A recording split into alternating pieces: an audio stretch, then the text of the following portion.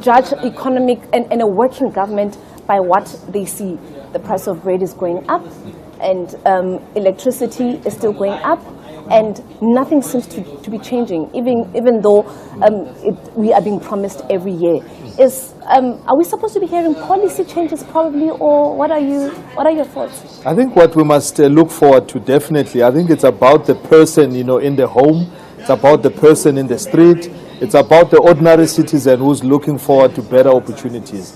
One of the key things that I would say is that, at least, we are seeing that, there are green shoots on the economic side. The slight, growth that is being projected.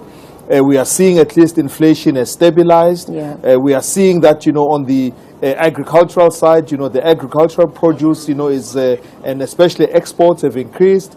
So we're looking at, all of those things, together, and how they translate into jobs, how they translate into better livelihoods, and how they translate into sustainability for the country. So we're looking at the president, talking about, how they are going to continue to drive the economy so that it grows. They are continuing to support businesses, continuing to support even the individuals who are supposed to go into business.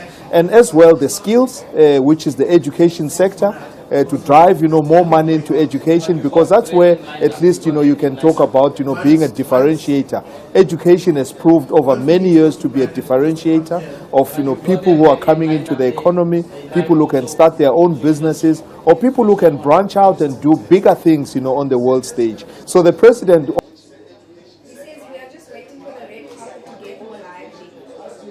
That's fine.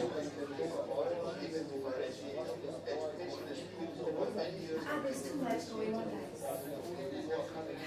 Yeah, I'm being muted now. Like I'm hearing it way too many times. But at least we know it's working. Yeah, but we often look for a national policy. What's it? Does not? Which mic did we pause here? There's a mic that's paused. These two. Oh, it's these two. Local government issues instead of just being And this one is polyfeed. You've put it well, because growth is local. Yes. There's no growth, That means in the sky and so on. And I think the intent of what we've seen, even from this January 8th statement, even from the previous, and the what do you have as resume? There is a focus on local government. Stream will resume shortly.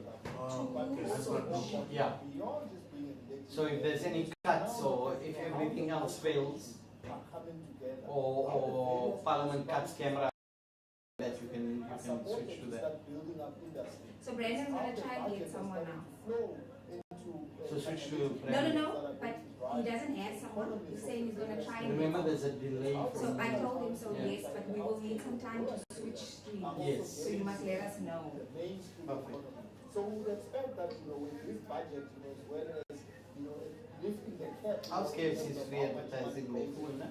government, which we hope it will be beyond On the SONA stream. time. We then start signaling Your KFC signaling will the be change nice now, ne? as to how we want to get involved, nice pocket. attracting local investment, attracting Or a lunchbox from Chicken Bacon. businesses. When they set, That's my their jam. rates, in a particular area. Get the blood pumping with all the smoke. What did I have the other day? Pedro's now is like a two-piece thing. Yes. Tariff, setting point of view, from a cost, of doing business, point of view, and that would mean that, the roads must be up to Yes. good conditions. The electricity, obviously, nationally, ESCOM is doing is hard at work. The big So whose stream am I looking at now? No, it's our stream. The trendy stream. It's like the cost, of doing business, point of view, and that would mean that, the roads must be up to Is that live? electricity, obviously, nationally, ESCOM is doing is hard at work. The big Keep it on. Keep your sound on.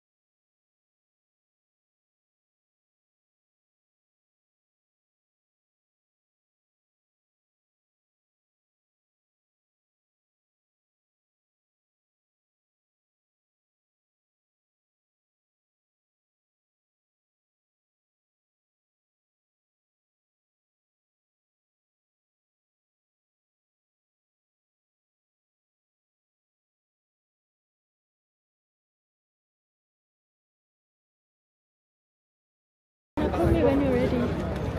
When you start filming.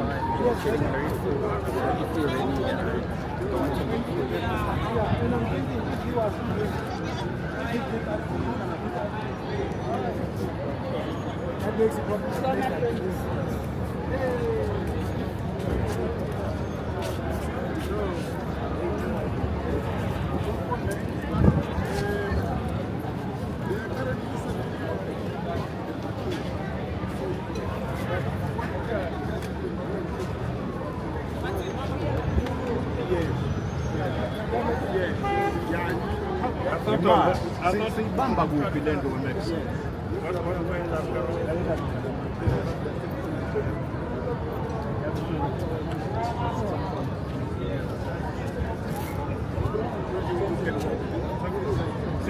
Cesar, what are you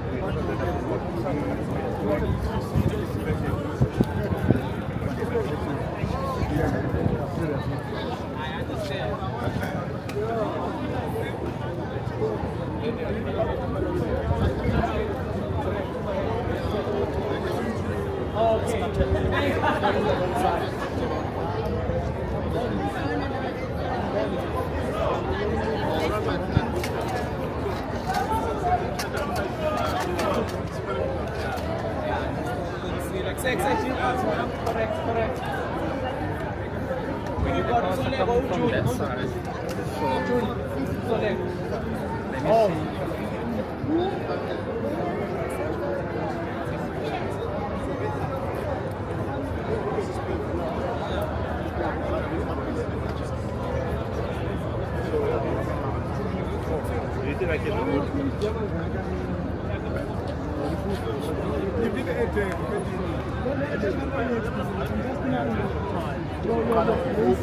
Hey, eventually, yeah.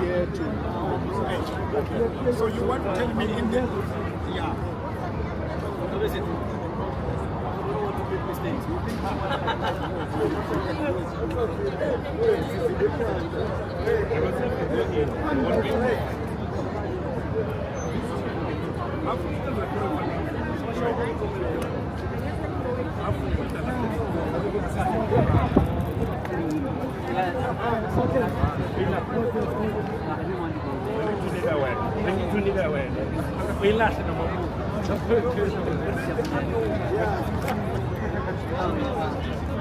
Studio. Someone and John. I can hear you, sir. I can hear you. Umbani when it was Umbani.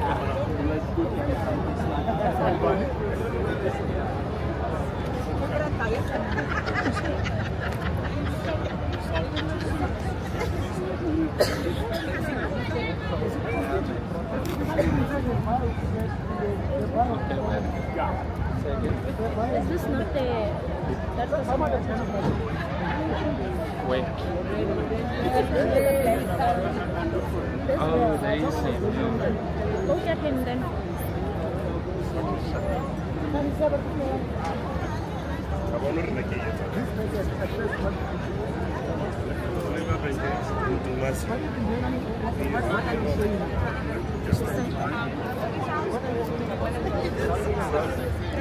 Please come this side.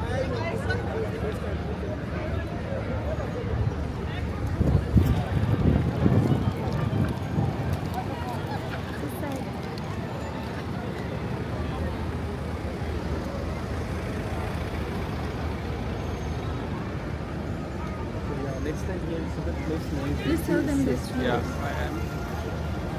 Just gonna inform her quickly. Just give us 5 minutes. We're on it.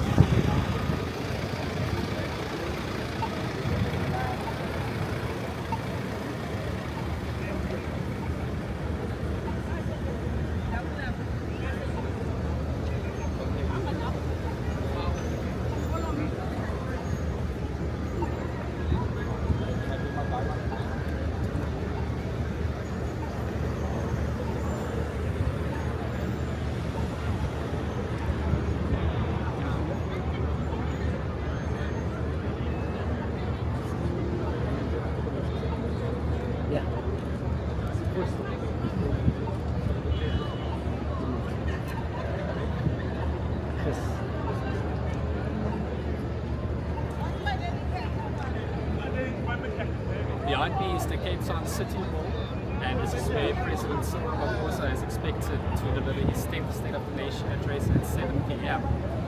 And like previous years, there are many demands from political parties, lobby groups, and South Africans at large wanting change. And some of the burning issues that the country has been grappling with includes the water crisis. It's particularly bad in Johannesburg, where residents now on almost a daily basis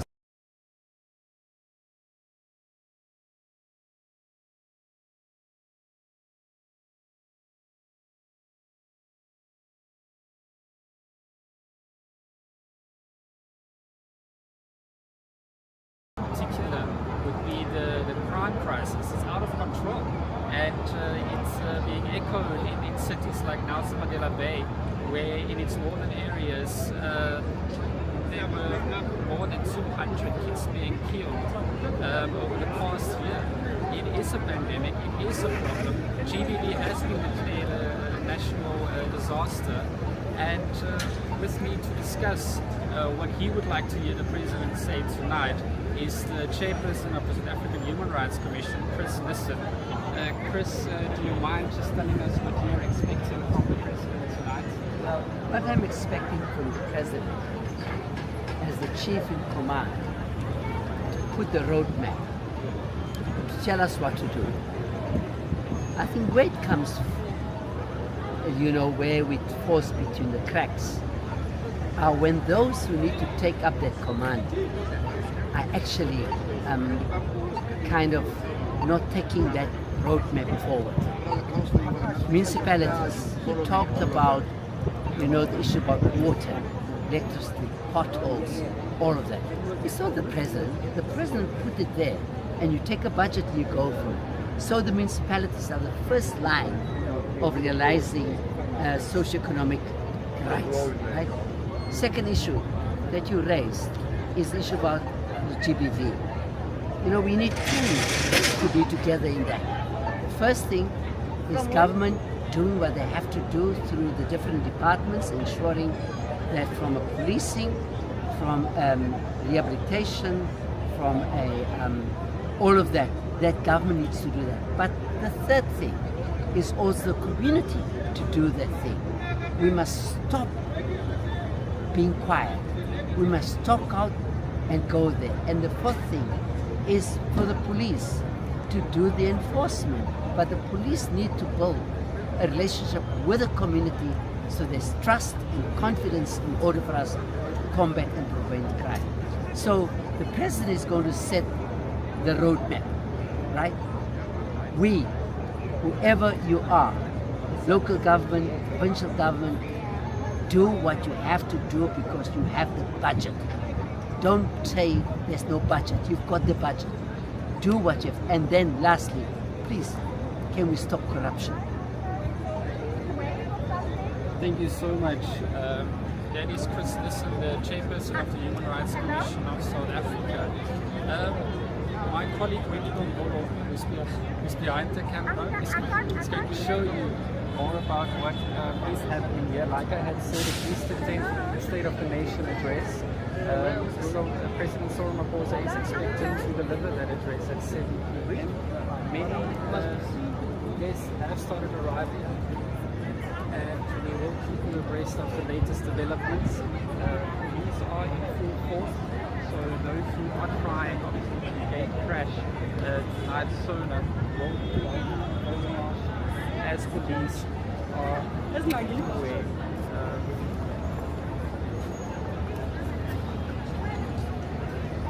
My colleague is just showing you some scenes.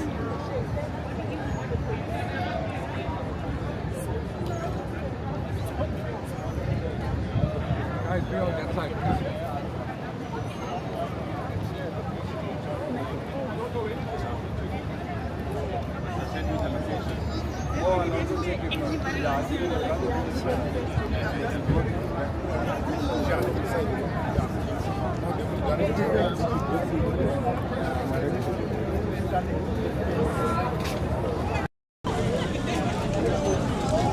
Alaman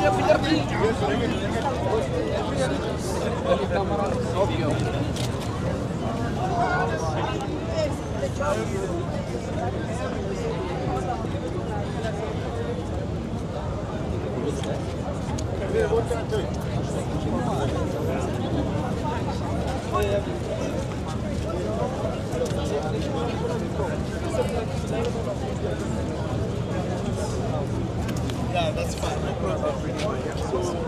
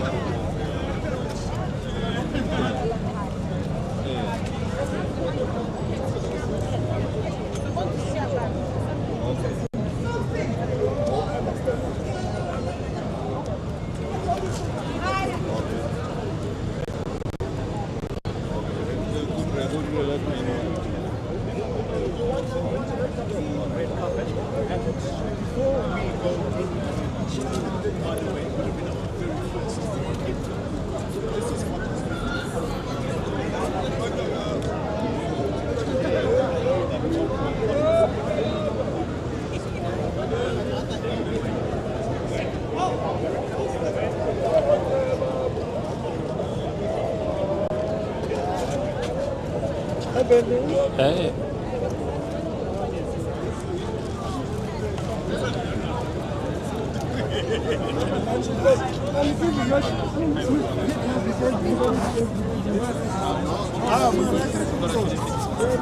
It's off. Yeah. Hey. There's no battery.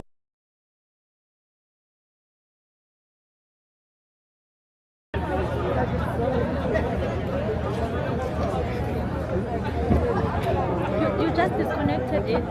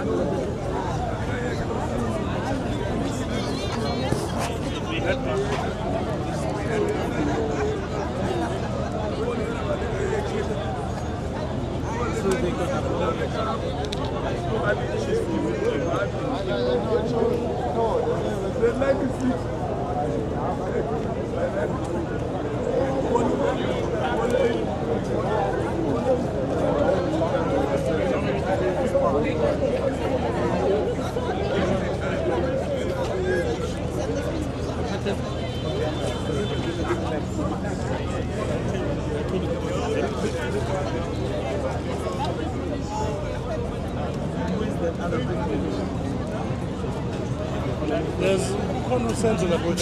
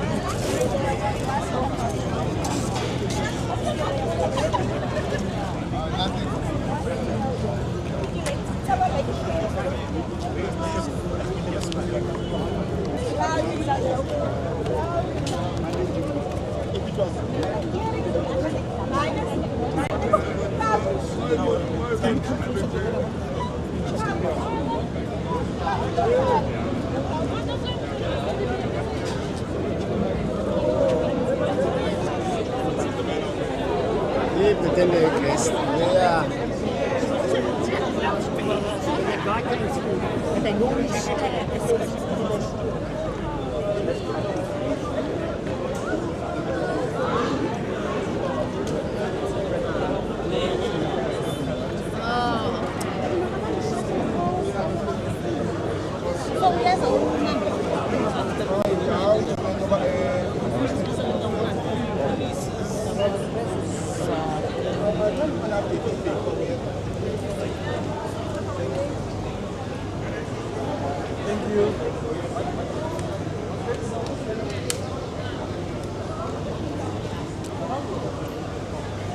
The visuals you are seeing on your screen right now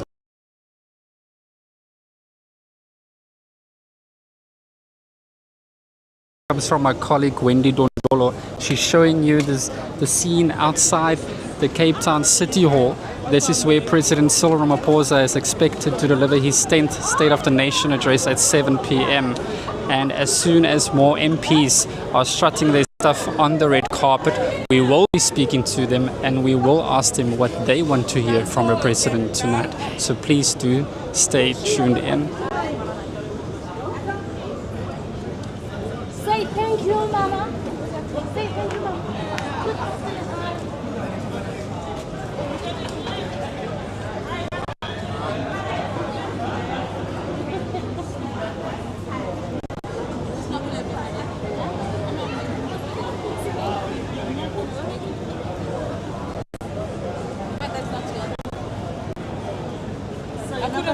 I'm saying I'm not going to make this. I'm not going to make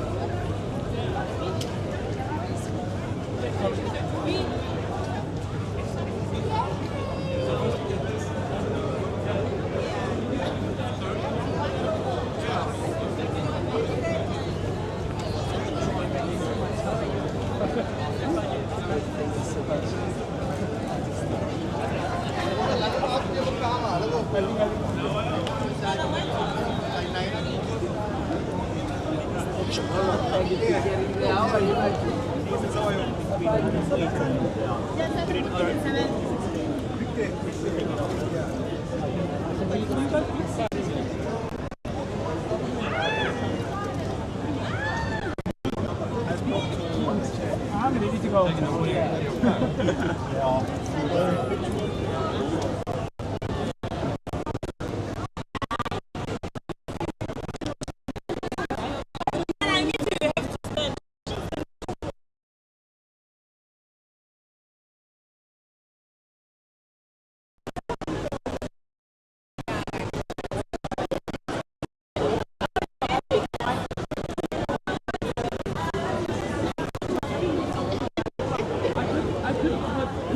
I searched before I came, but then some people saw that I was coming.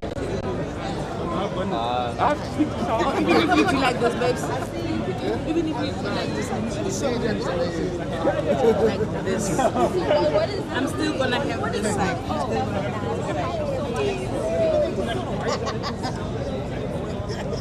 The babes know that's going to be time.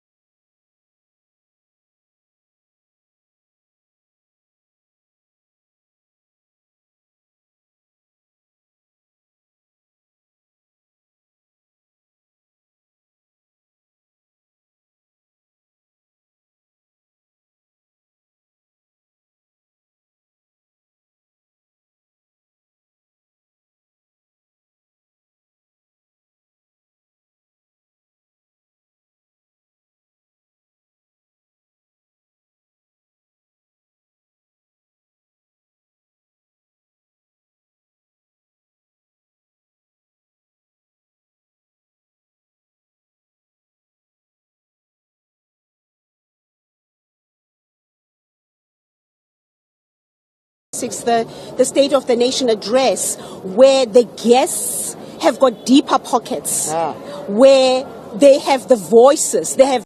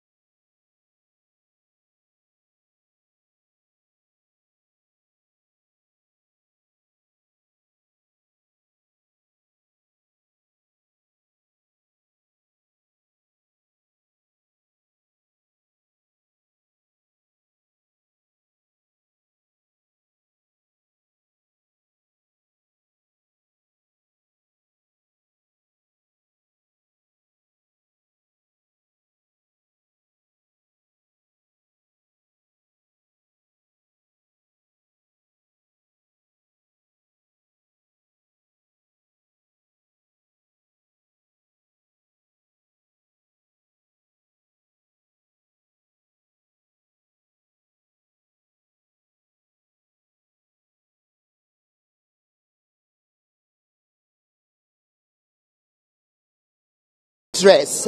Can I get the marker? So I want everybody who's going to walk today to actually pledge to wearing literally local, but also to remember that it's loved here and made here. So, but you know, we've been asking everybody every time we do this, and our local fashion police experts who are sitting in the room are guarding everyone, and they actually are saying, hey, how far is your Randela or Mandela stretching? So we've got our first pledge from the CMO. Pull it. Don't worry. It's long enough. Don't stress. There we go. She's writing, loved here, made here. Proudly. Loved here and made here. And can I just say that the guests who are showing up today at the red carpet, they can't say they did not know. Because before we got here a couple of weeks ago, we threw it out there, showcasing local designers, big and small, known and not so well known, to say this is where you can buy from. The fashion police are here. We've got Malondi here today. Yes. We've got Craig Jacobs. Come on. We've got Stephen van Heerden. Come on. We have got Nomkosi, who are our fashion police today and are looking out for what you are wearing. And if you are not wearing local, we will call you out. We're not shy. Can we charge them? We are proud. We will fine you. Shall we fine them? We still have to figure out what the fine is going to be, but we are fining you. We can't make this effort and then you do nothing about it. Yeah, so people actually go out and they look forward to an evening like this because of you. It's been 4 years. How do you feel? I feel incredibly happy, pun intended. When we started 4 years ago, it was, many people thought we were smoking cheap socks. Right. The embrace was lukewarm. It was not make sure. Yeah. 4 years later, we get calls that says, don't close the red carpet before I step on it. Right. Yeah, the mind shift change is happening slowly but surely, but it's a beautiful space to look back and see how far we've come as proudly, because local is like a Muslim. Listen, local is like, and I can attest to that. I am local and you are local, and you and I just got married. Yes, can you guys believe it? We absolutely got married. Yes, this is our absolute perfect wedding. Okay, cool. So we've got pearls. Yes. And we're celebrating our lives. So guys, please stay tuned. The environment here is looking beautiful. It's looking crazy. If we actually just move around, you can see guests have already started arriving, looking absolutely stylish, and they're in their colors. And I can't wait what our fashion police has to say about them. Guys, what are the trends saying?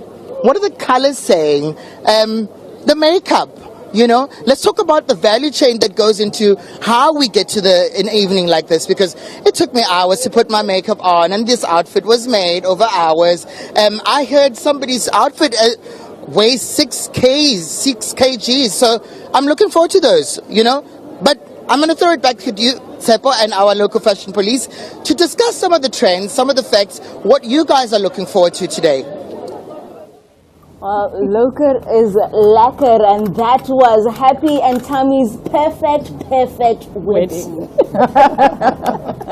And of course, that was a beautiful sentiment that Tammy is doing there, where people will pledge and write their little pledges with regards to supporting local designers and, of course, supporting the design industry at large. We're talking textile, we're talking fabrics, and we're talking the very people that even sweep the factories when all of this work is being done.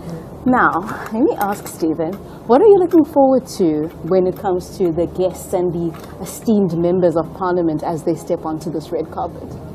I think a platform like this, like State of the Nation and being a parliamentarian, it is the perfect way to showcase what South African creatives have got to offer. I think in terms of trends, I feel like when you're doing a red carpet, you need to transcend a trend. You can't be trend focused. Obviously, you want to have a moment. You want to be memorable, but memorable for the right reasons. A beautifully made garment that's well fitted, I always think is exquisite. It can be very simple.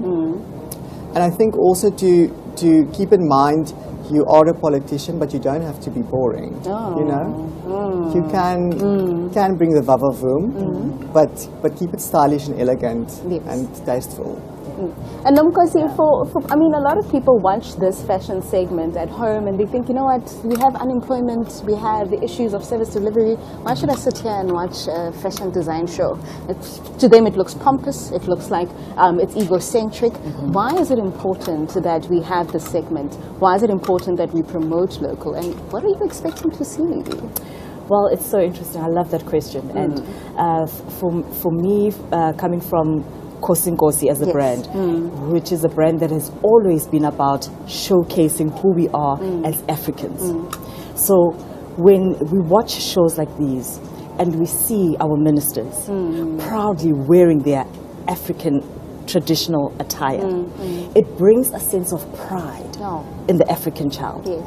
Every single year I would sit and watch the SONA. I can sit and look at the fashion and look at some of the esteemed guests, like really looking incredible in their traditional attire. And for me, the trend, because you're absolutely right, you must just exceed the trends. But for me, the trend is authenticity. Like, let's stay true to who we are.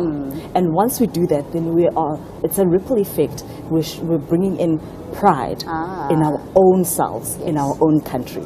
Beautiful. I hear that Tammy has the Premier of Limpopo. Let's see what authenticity she has to bring when it comes to the red carpet. Tammy, let's see. And you're right there, Tsepo. You know, I'm standing right next to the Premier of Limpopo, and she's looking absolutely gorgeous. One would expect that for somebody who's got such rich wealth of like tradition, she would come looking multicolored and super colorful, but she's got a different look today. Good afternoon. Afternoon to you. You also look stunning today, very proud. I don't know who's getting married, but you look stunning. You and I are getting married. We're getting married in Limpopo, you know. I can call Limpopo Ranyadis. Yeah. But we asked the big question. Are you wearing local? Yes, my seamstress, the lady who designed all my dresses, it's Azwi from Polokwane. And I always believe in the talent that we have, not just in the country, but in my province, in my home province. Everything that I wear, you must look at it. You'll see that the ladies around Polokwane are empowered. They always make sure that their premier look good. Okay, so let's talk about fashion. How important is fashion? Fashion it's quite important because it's a statement on its own.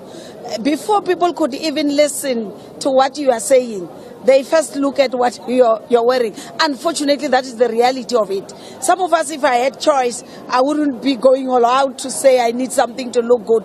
But the reality is that if you don't look good, no matter how good the message is, nobody listens to your message. They begin to focus on such. Therefore, if you do not look good, you then detract, and you give your detractors more of the airtime to talk about you, not to talk about the work that you do, not to talk about it's quite much more important. And to the economy.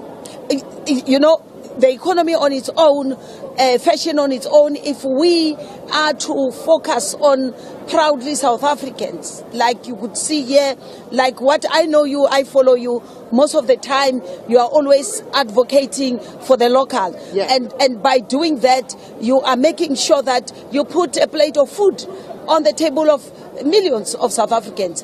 I think that is one industry, if we really want to grow our economy, if we really want to grow, let's focus on fashion. I don't want to mention, but this whole thing of people saying they will get the sheen of the day, the temu, and the all. For me, I'm not supporting that. Yeah. I'm fully saying, let's deal with our own. The textile industry needs us, especially those of us who are public figures, whom, like I'm saying to you, if wherever we go, we need to also look good. And for us to look good, somebody else would have helped them to be able to support their families. So fashion on its own, it's one of the biggest drivers of economy. If as a country, we focus on that. Do you think you want to have Limpopo as the fashion hub? I definitely will, because Limpopo, you know, that's where you would find the true different cultures in our country. The only province, by the way. Yes. If you want to see a province where you will find the Bavenda, the Batsonga, the Bapedi, Balobedu, Batlokwa, Batswana, Mandebele, Baswati, you will find them. The original, true, you will find them in the province. Therefore, if you are to bring all their fashion, like I'm saying, when I invite you next month on the 6th of March, I want you to be dressed in a manner which will reflect each and every one of them. When they look at you, they must be able to identify themselves with you. No, ambara satellite dishi, ya usumedzori bachi kunda marema, imbale a bit of shibelani shitikombisa, uaperinya na yele, inchi vonchaka kwa urawa, wena umuthaluha kwa wahamulot, kuri uaperi ukaru waskukune kwa. So we want you to look like that, so that our people can look at you and say, wow, there goes the true reflection of South Africa, because we are a rainbow nation. Amazing. And we are, our cultural diversity is the one that makes us to be proud of who we are. Looking beautiful, and of course I'm going to go there on the 6th of March, looking amazing. I love your look. If you could just turn around for us and show South Africa how you look. It looks very gorgeous. The colors are beautiful. Thank you for joining us, and thank you for wearing local. You get a high five from me, but also pledge. Make a pledge. Pledge. Can I have that marker? Pledge to always support local. There we go. By signing that, you're pledging to always support local designers. All support local designers. Charity begins at home. Before you think about somebody else somewhere else, think about the girl next door who can make even a better outfit than someone from outside. Those ones have made their name because they are local people supported them. If we don't support our own, who is going to make a name of their own? You can't expect people from overseas to support ours. We start, we show pride, and we market them. Even the entire global community will follow suit. Thank you so much. Thank you so much for joining us. I mean, she's looking absolutely amazing. I was thinking, she was going to wear green, like avocado colors, the olives, because they're quite rich also, every time I go there, I'm looking for lychee or mango and all of those things. And there are many intersections there, When people talk about sustainability, they talk about having to dye or to color your fabrics with various fruits, So I don't know what you guys think. Can we talk about that outfit, Tsepo? Talk about that outfit, Tammy. Of course, Stephen Nomkosi, that was the premiere of Limpopo. So we're talking, one, the occasion, right? Secondly, we're talking texture. We're talking fit, like you said, Stephen. And then we will give out of 10. What were your thoughts? I think it was a beautiful balance. Tammy was expecting color and vibrancy, but I think she brought it with her personality. So there's a beautiful the juxtaposition, a vibrant personality, but a more classical fit. And the color I couldn't really see on. It's like a grey, charcoalish. But I mean, I thought it was beautiful, very elegant, and I like the way she thinks, because the thing is, you feel as good. You feel as good as you look. As you look, of course. I like that message. No, because you agree. I agree. Okay, I must say though, she looks stunning for the event of the day, but she comes from Limpopo. I'm married to a Venda tribe, and the Venda tribe are very vibrant. I'm Mukwebo, so I mean, I'll represent her. I've got more than enough colors to, but her mind and the way that she thinks, it's so communal. It's build what we have, focus on what we have, let it thrive, and then it will just grow from there. Let's talk makeup, accessories. Were you satisfied? Like what I said, I was expecting more something that's more vibrant because of the nature of where she comes from. But for the business of the day, I would give her a 7. Not a pass. It's a pass. It's a pass. Stephen? I'm also on a 7. Is it? Beautifully polished. Like I said, I think the garment is beautifully made, beautifully fitted. And what I really liked is that she supported a local seamstress. It wasn't a well-known designer. And the thing is, it is like she said, how do you expect somebody to build a name if you do not support them first? And that was for me just beautiful. I think that elevated the outfit even more. Yes. So that is a 7 out of 10 for the Premier of Limpopo in her beautiful garment for the SONA 2026. Now let's continue our discussion, especially around employment, but also let's talk about designers. Let's talk about how the very young designer who is sewing or has a little top shop of sorts in the back room or at her mother's house. How does she ensure that her work is recognized, and how does she grow into the industry? Does she go to school?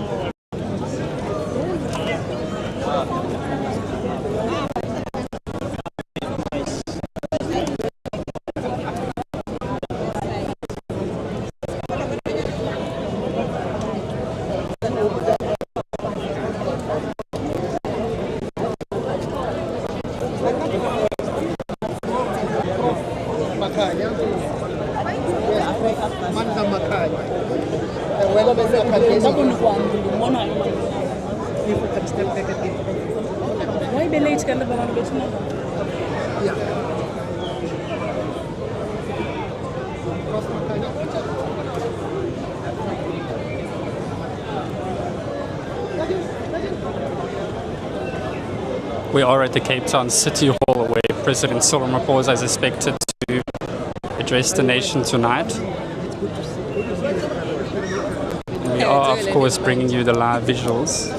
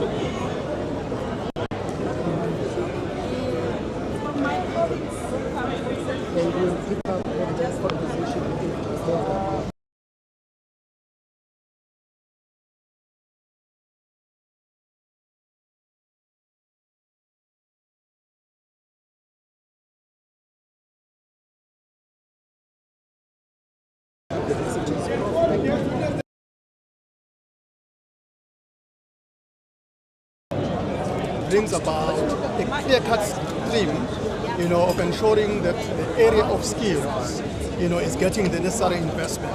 Because if you look at the rate of unemployment in our country, it becomes very clear that unless that problem is addressed in an earnest kind of fashion, we are unlikely to unlock it.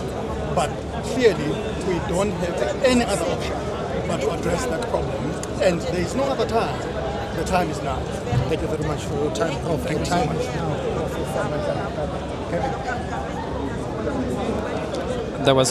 That was of course Professor Mandla Makanyana.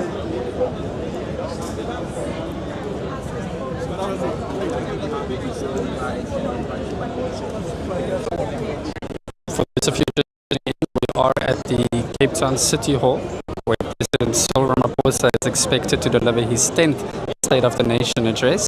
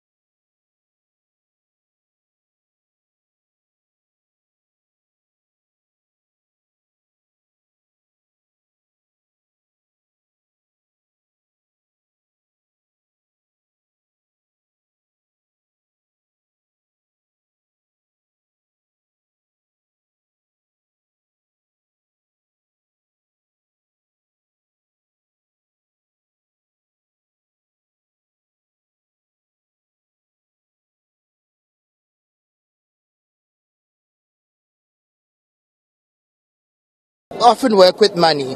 How important is it, or is fashion and the economy in this country? Well, fashion is one of the biggest economies in our country, and it actually unlocks the artistic nature of South Africans. We are creatives. The creative industry is one of the biggest, and it's best to wear local South African and also export our local talent. Very important. And what I also like about our South African artists and also designers is that it's a range. You see, today I'm dressed the way I'm dressed. You know me, I always dressed in working clothing. They said no for a change. Go and, dress like one of the glamorous people. And I said, I'm not a person of glamour. But I am also giving a message that we've got a lot of talent. South Africa is full of talent, not only in arts, but in sport, in science and technology, in business, and so forth. Thank you so much. You look absolutely stunning. And yes, it is true that we contribute a lot as the creative industry, but also the clothing, textile, leather, footwear industry. You look absolutely, even the jewelry, it looks absolutely, I'm seeing the pearls. I also see the pearls on you. So we've matched today. We might as well get married. Okay, so it seems that we're getting married again, and we've just done that. This is our perfect wedding.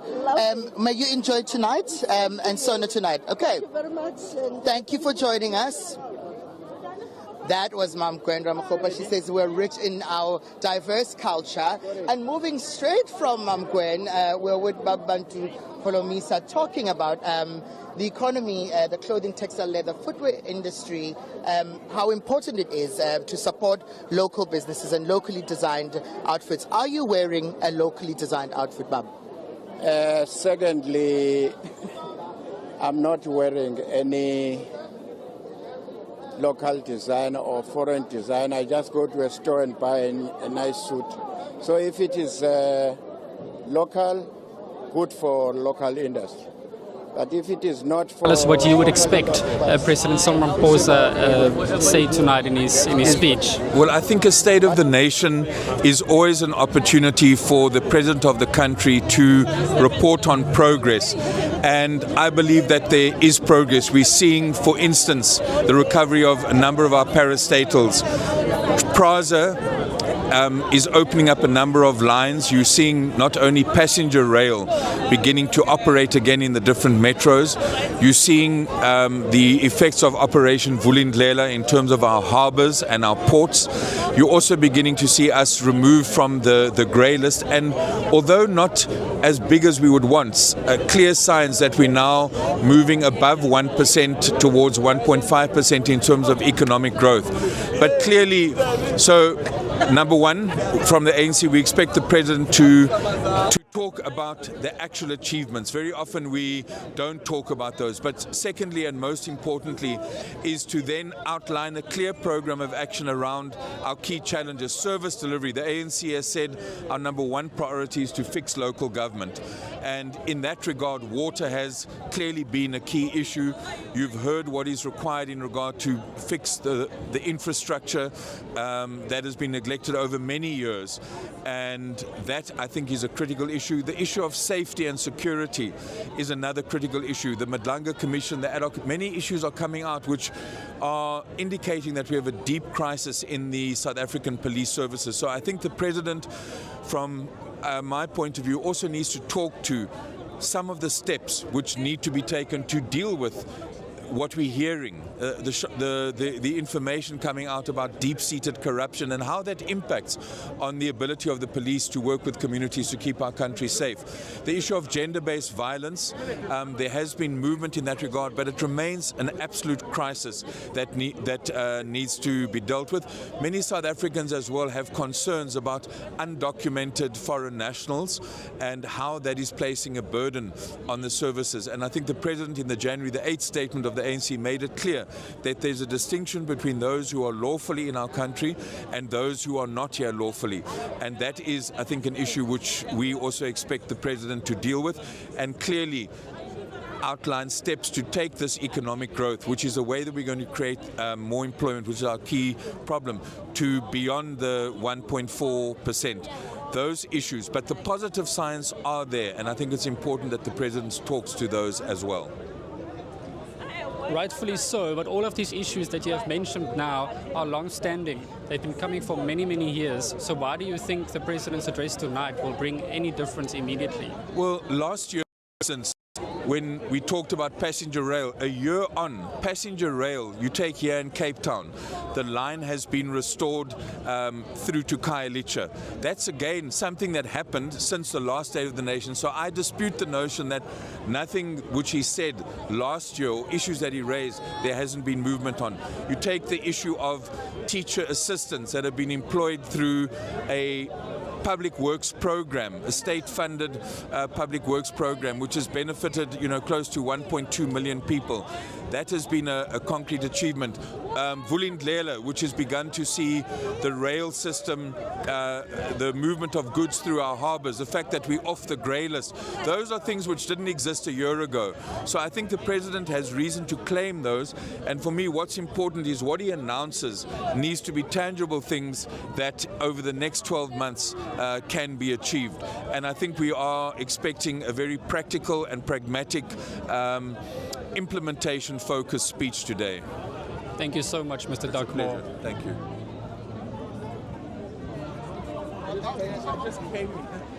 That was ANC MP Mr. Duckmore. He was speaking about what he expected from President Cyril Ramaphosa's 10th State of the Nation address. We are at the Cape Town City Hall and we are bringing you live visuals as things are unfolding here on the red carpet. My colleague Weni Dondolo is behind the camera.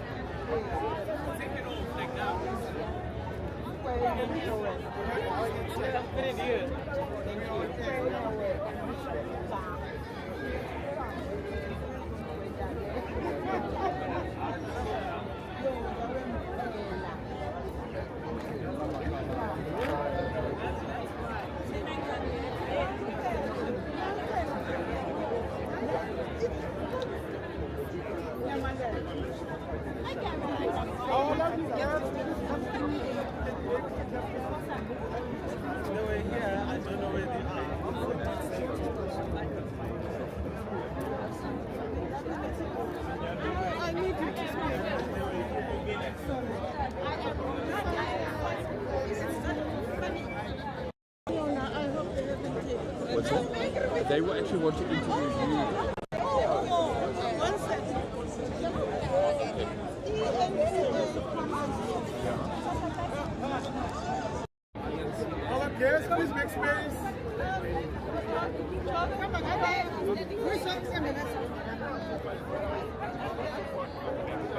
Yes, I know you. Yes.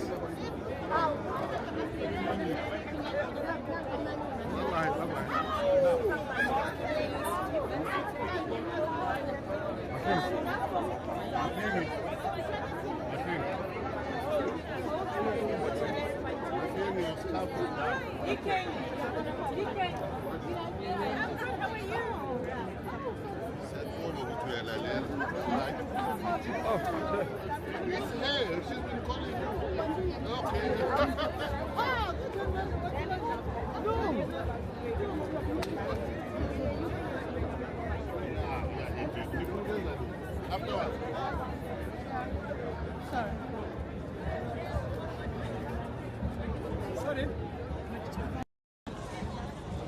My phone is not with me. I can't have my phone with me. We are still bringing you live visuals at the Cape Town City Hall ahead of President Cyril Ramaphosa's 10th State of the Nation address. With us is the ANC National Spokesperson, Mahlengi Bengbo. Good evening, ma'am. How are you? I'm very well. Good evening. What are you wearing tonight? You look absolutely stunning. Oh, thank you.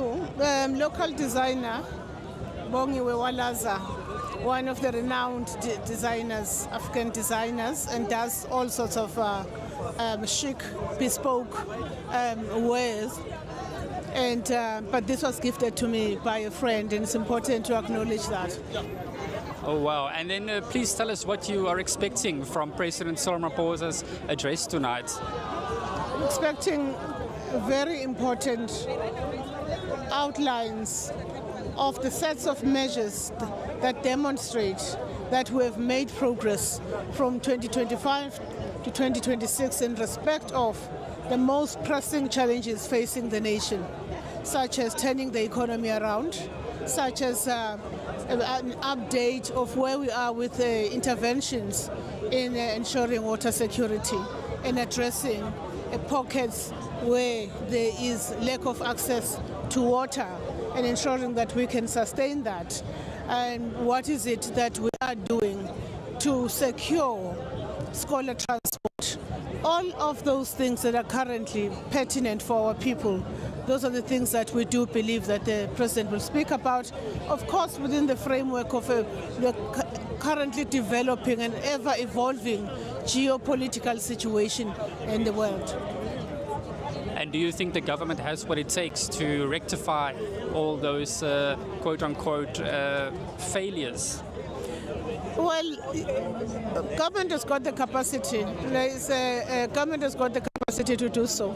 Nobody has has got the experience and the competence of government to be able to find these solutions, both within the context of the ANC's collective experience, historical experience.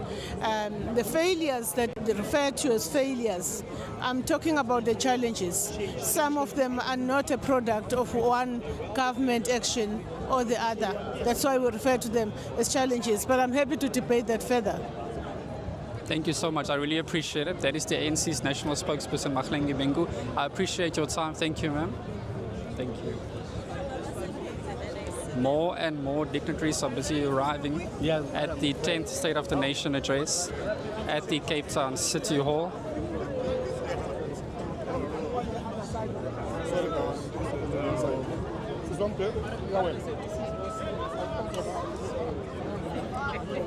There is strict security at the Cape Town City Hall, so for those wanting to gate crash the address will be dealt with very harshly as the police are out in full force. The media have been asked to just move a little bit inward to allow those arriving free access.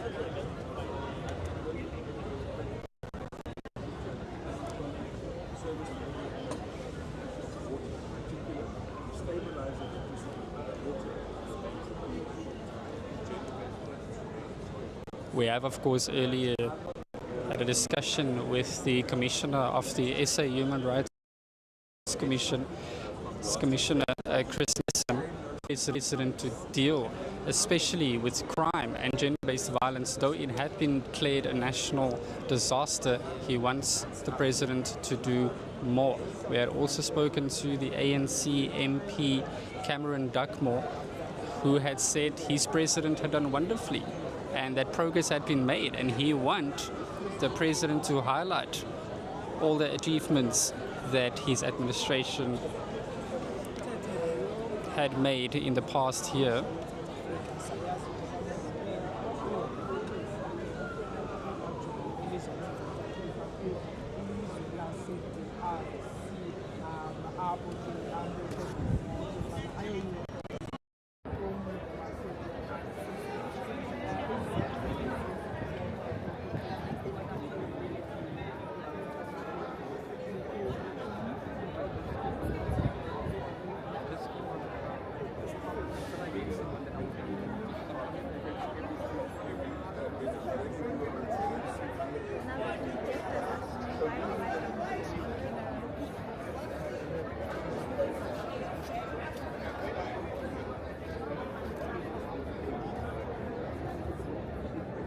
It's surprising, very surprising that an African, a world-class African city would have this type of a problem, which has been increasing over the years. So that is an expectation that one would have, that national government will come full force.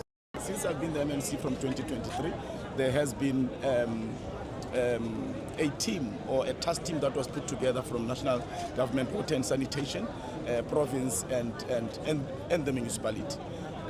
But we haven't seen any major movement with that, except to understand the crisis and its magnitude. I think this is the time to commit money to resolving the problem of water in Johannesburg. Minister, one question. With local government elections coming up later this year, how confident is the Patriotic Alliance about the campaigning here in the Cape Town and in the Western Cape? I think evidence shows that the Patriotic Alliance is the fastest growing political party in South Africa. Since 2014, when we started to contest elections, we have been going up. We have never went down. And you would have seen that even yesterday or today, when you woke up, you saw that the PA has won another ward in George. This is the fourth ward being won in George from the Democratic Alliance and the ANC. This one is from the Democratic Alliance. So we are doing well. We are going to do well in the Western Cape. We are going to do well in Cape Town. We've got a very vibrant young man in Cape Town that is standing as our mayoral candidate. So we are going to do very, very well. We might just unseat the DA in Cape Town, but we are definitely taking many municipalities outright. We are not many municipalities in the Western Cape. We will run them outright as the Patriotic Alliance, and we will show the DA and those who came before us that it can be done. It is possible, and municipalities can be turned around. Thank you very much. That was the PA Deputy Leader Kenny Kunene speaking on what he would want the President to say tonight in his address. It's fine. I just want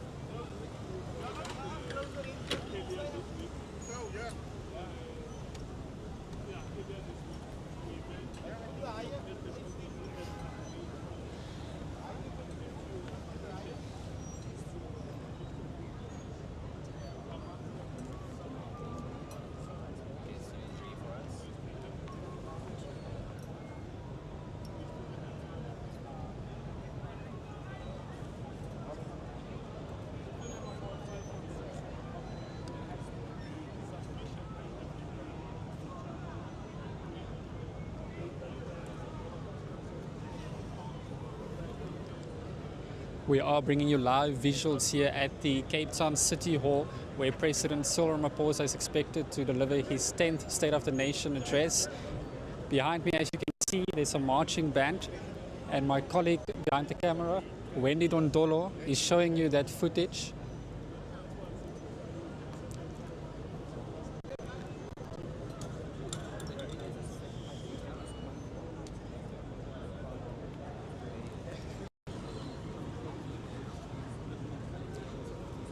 Here is the good MP Brett Heron.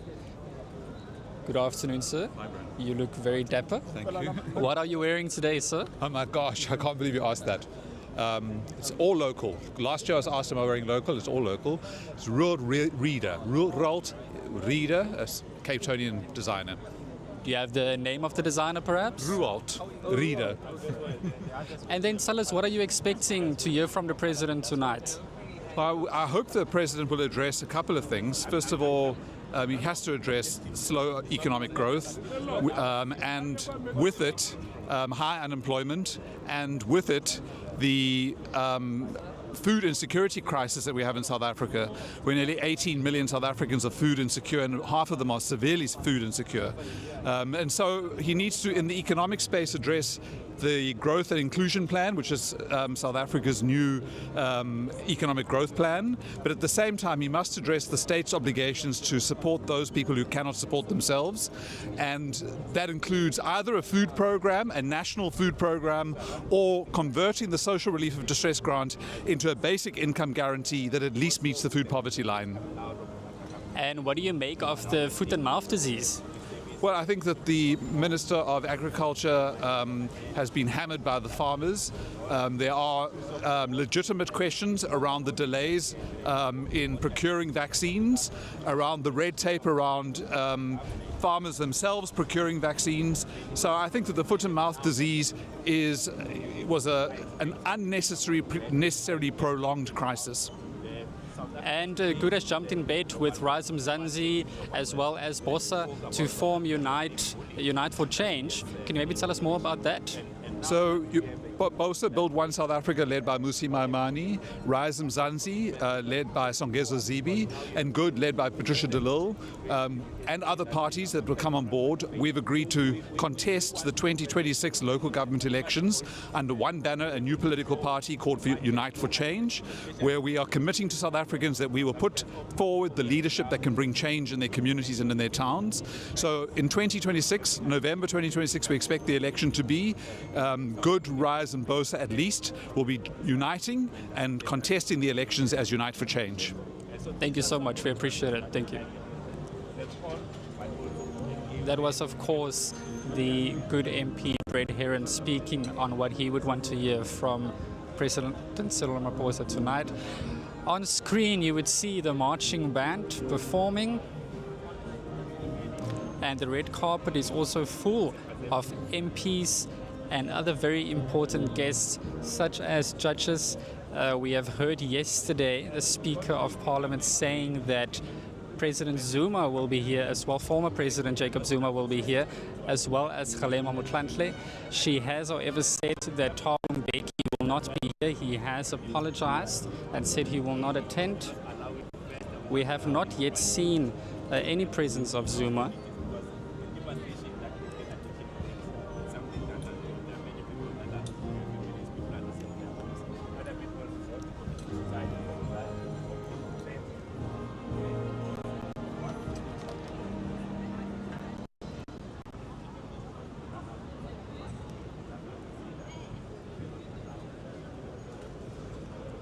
And as we have said earlier, there is a very large police presence.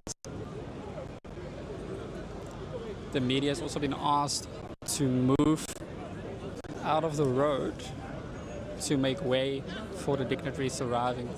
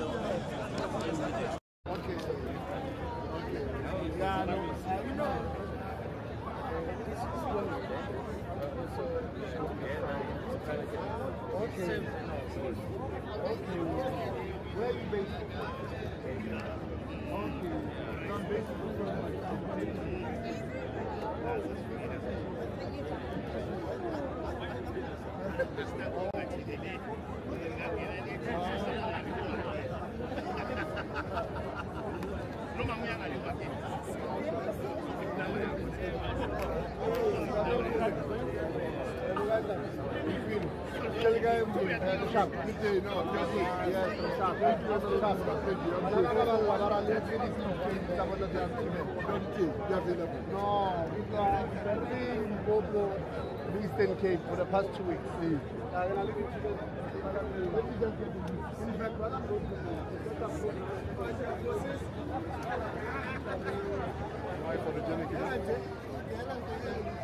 So what's your TV or radio? No problem. You should smile when you're watching TV. That's better. Give me another. We are at the Cape Town City Hall, and with me is the ambassador from Uganda to South Africa, Kintu Nyago. Mr. Nyago, tell us, how are you experiencing South Africa, and tell us what you are wearing. I'm wearing my traditional dress. It's called the kanzu from East Africa, Uganda. It has its origins, well, from the East African coast. But about South Africa, I think it's a great country. And we are happy, I'm happy, as a representative from Uganda, to be here today, to witness the SONA. And what do you want the president to say tonight?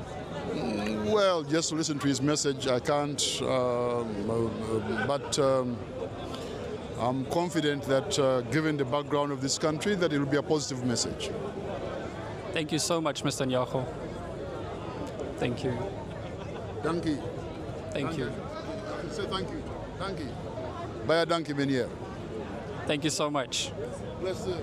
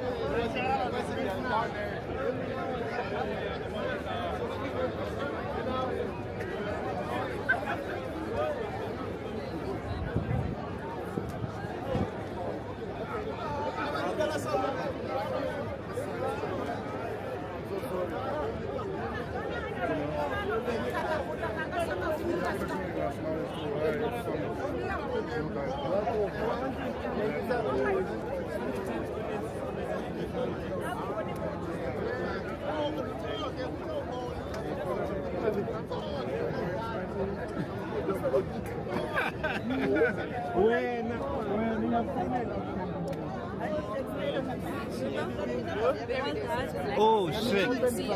Oh shit.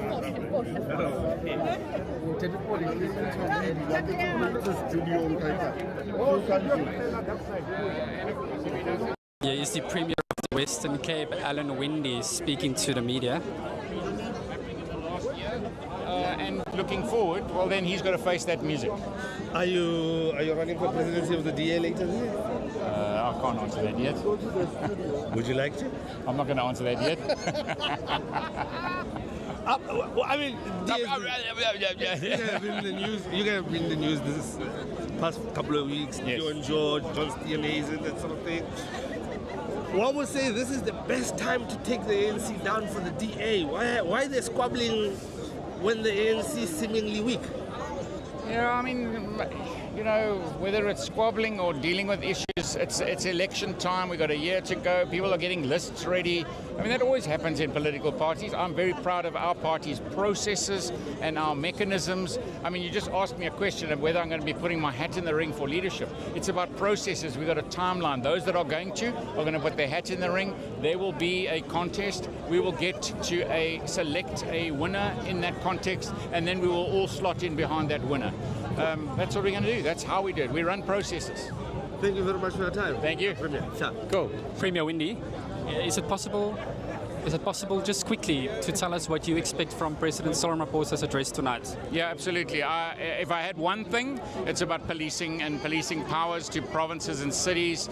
It's about letting us help solve this problem. 345 people were killed in our province, shot in our province, murdered in our province just in January. We've got to change things. We can't keep saying the same thing without doing something different. We're putting solutions on the table. Let's act on those solutions. Of course, if I had to say a second thing, then it's about the economy and jobs. Nothing stops a bullet like a job, nothing puts food on your table like a job, and nothing gives you dignity like a job. And of course, the water crisis is quite a big one in the Western Cape, especially on the Garden Route, such as Knysna, Plettenberg Bay. I mean, they have level 4 water restrictions in place. How are you dealing with that problem? Okay, so obviously our engineers are in place. The pressure is relieving in Knysna specifically, which was the hardest hit. We're seeing the Akkerkloof Dam raising now almost to 25%. That makes a big difference, gives you a bit more longevity while more pumps are coming on, more boreholes are coming on, fixing the system between the top dam, the glebe dam, and the holding dam, making sure that when rain does come, we pump as much as possible. We've packed sandbags on the walls, etc. So we're relieving the pressure there. Of course, over the mountain in the Karoo, also pressure there in the Kannaland region. And it's about making sure that we're investing long-term into the infrastructure, into the management of water. And I think that's probably the biggest problem. Because you mentioned Plettenberg Bay, but management was put in place, the desalination plant up and running. That relieved the pressure during the holiday season. We got permission to do extra extraction out of the river. That put more water into the dam. That's about management. So you can see where it happens, it relieves the pressure. We're not out of the woods. There's a probability that we can have 3 years of dry years. Climate change is a reality. Floods 1 minute, droughts and fire the next. We have to be preparing. And you'll see our municipalities are putting billions and billions into infrastructure investment. New reservoirs have been built. New sewage systems have been built. More tenders are going out. We've got to make sure that we are just staying ahead, keeping a bow wave ahead of us across all municipalities in the province as we kind of fight climate change, put more capability, water, sewage. That is a basic infrastructure that has to be invested in. Just one last question from my end. Are you going to join the national DA leadership race? Why am I always getting asked that question? I don't know yet. Thank you so much, Premier. That's, of course, the Western Cape Premier, Alan Winnie. Look, I mean, I think it's different for various reasons. One, I think it's ceremonial, and I think Parliament actually did quite a decent job of explaining why the 21 gun salute and all of that. And so maybe an email and a WhatsApp. On your screen, you are seeing the Education Minister, Cyril Ramaphosa.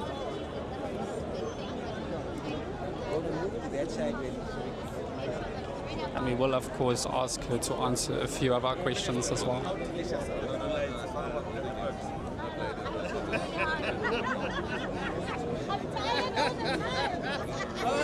Thank you very much for the time. Hopefully enjoy. Hi, Minister. How are you this evening? I'm good, thank you. How are you? Good, thank you. You are looking stunning this evening. What are you wearing? I'm wearing a garment from House of Ole. He's a local designer. And like I said, just said to someone now, my view is that this shouldn't be a platform for ballroom gowns.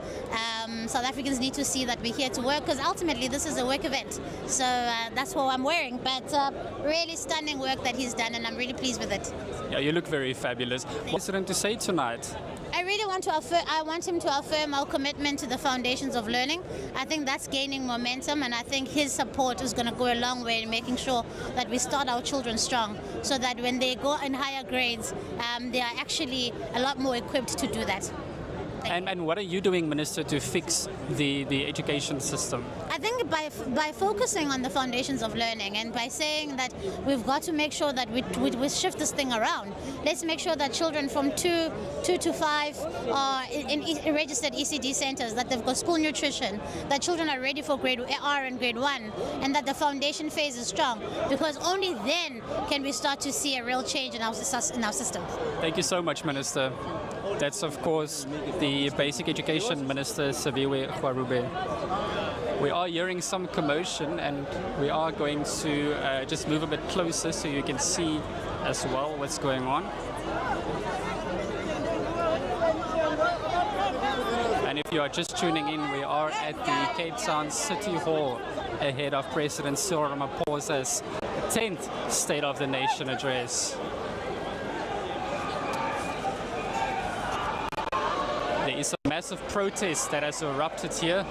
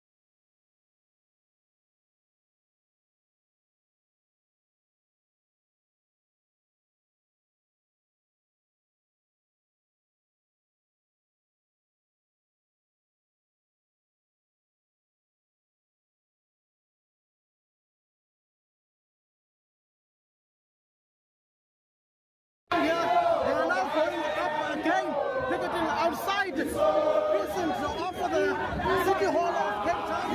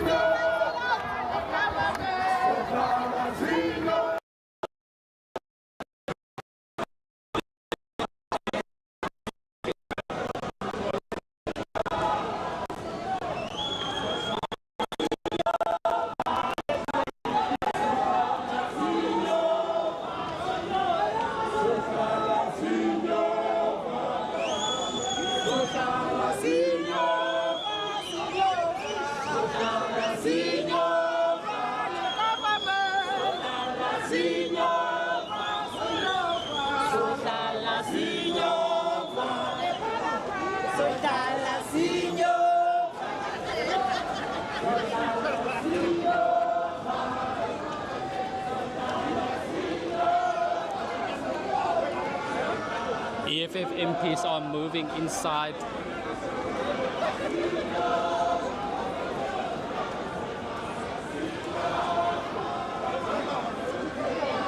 Like I had said earlier, some of their demands are that the Israeli embassy be shut down, for unemployment to be addressed and taken seriously.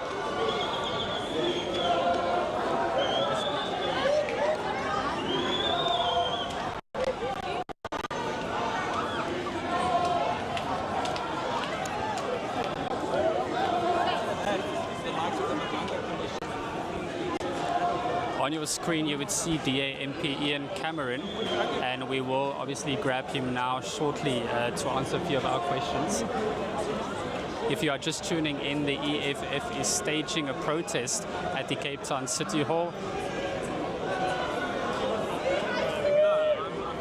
They are asking for the Israeli embassy to be shut down. They're also asking for the unemployment crisis to be taken seriously and finally be addressed by President Cyril Ramaphosa.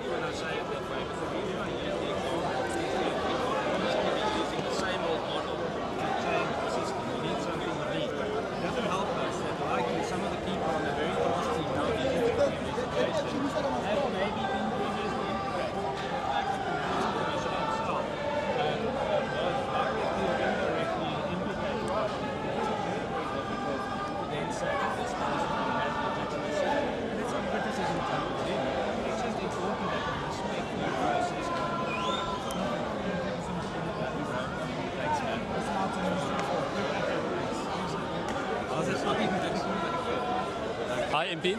How's it? How are you doing tonight? Good, and you? Good, good, thank you. We just want to ask you a few questions. What are you expecting the President to say tonight? So in terms of policing, obviously my focus is police. I want to understand if there's any kind of a national approach, a national intervention approach regarding policing and violent crime. Obviously the Cape Flats is a significant example of that. And we need to ask the question, why wouldn't he expand policing powers? Why wouldn't he give more policing powers to, for example, the City of Cape Town or provincial government? It doesn't need to be one against the other. It can be an immediate force multiplier, and it could significantly change the reality on the ground. And then you talked about crime now, and as in the Western Cape it's especially bad. In Nelson Mandela Bay it's also very bad, with gangsterism being out of control. Do you think LEAP is also doing enough to bring their part? Who's doing? LEAP, the LEAP officers. Yeah, so first of all, you mentioned the other places. I don't think it should be the Western Cape in isolation. We need to look at organised crime from the top right down to the bottom. If you look at gang violence, whether it's in Nelson Mandela Bay, in the Cape Flats, or in the southern parts of Johannesburg, regardless, it touches, for example, on extortion, which has reached a point of no return in some areas, or at least it feels that way. So obviously that's why I call it a national intervention. Doesn't help that it's just one group of people that needs to go and fix it. We actually need a solid plan and strategy, which I don't think needs to be very complicated, to assist with that. LEAP definitely has made a difference in some parts. There are some parts where LEAP has been deployed where we have seen a decrease, where they've launched with the South African Police Service hotspot policing programs, which are majorly successful. So why can't we expand on that? And then lastly, what do you make of the EFF's protests that erupted just now? Oh, it's the same old, doesn't, it's what they do. So in my opinion, it's not constructive, but they have the full right to do that if they want. Thank you so much, sir. Thank you. That was, of course, DA MP Ian Cameron.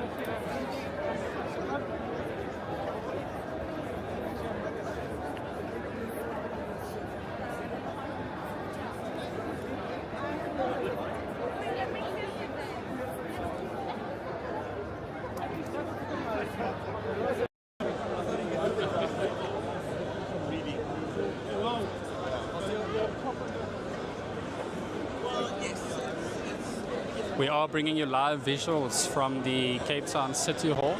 This is here where President Cyril Ramaphosa is expected to address the nation at 7 p.m.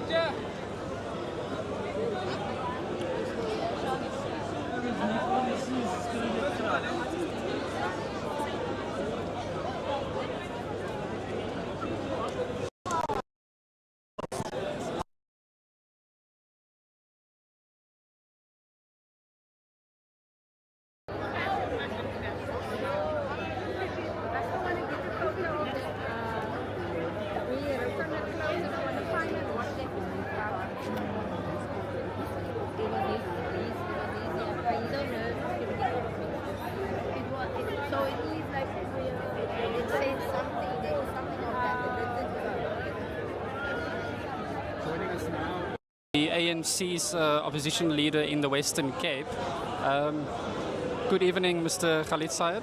How are you this evening? Good evening, Brandon. You're looking Brandon, dapper. Thank you very much. The suit is locally made, House of Monatic in Salt River. Looking very supporting the local industry. Looking very snazzy, sir. Thank you very much. What are you expecting from your president this evening? So we're expecting most certainly a progress report on the commitments that were made last year. And most certainly, while there have been challenges, there have most certainly been quite a bit of progress based on what the president had committed to.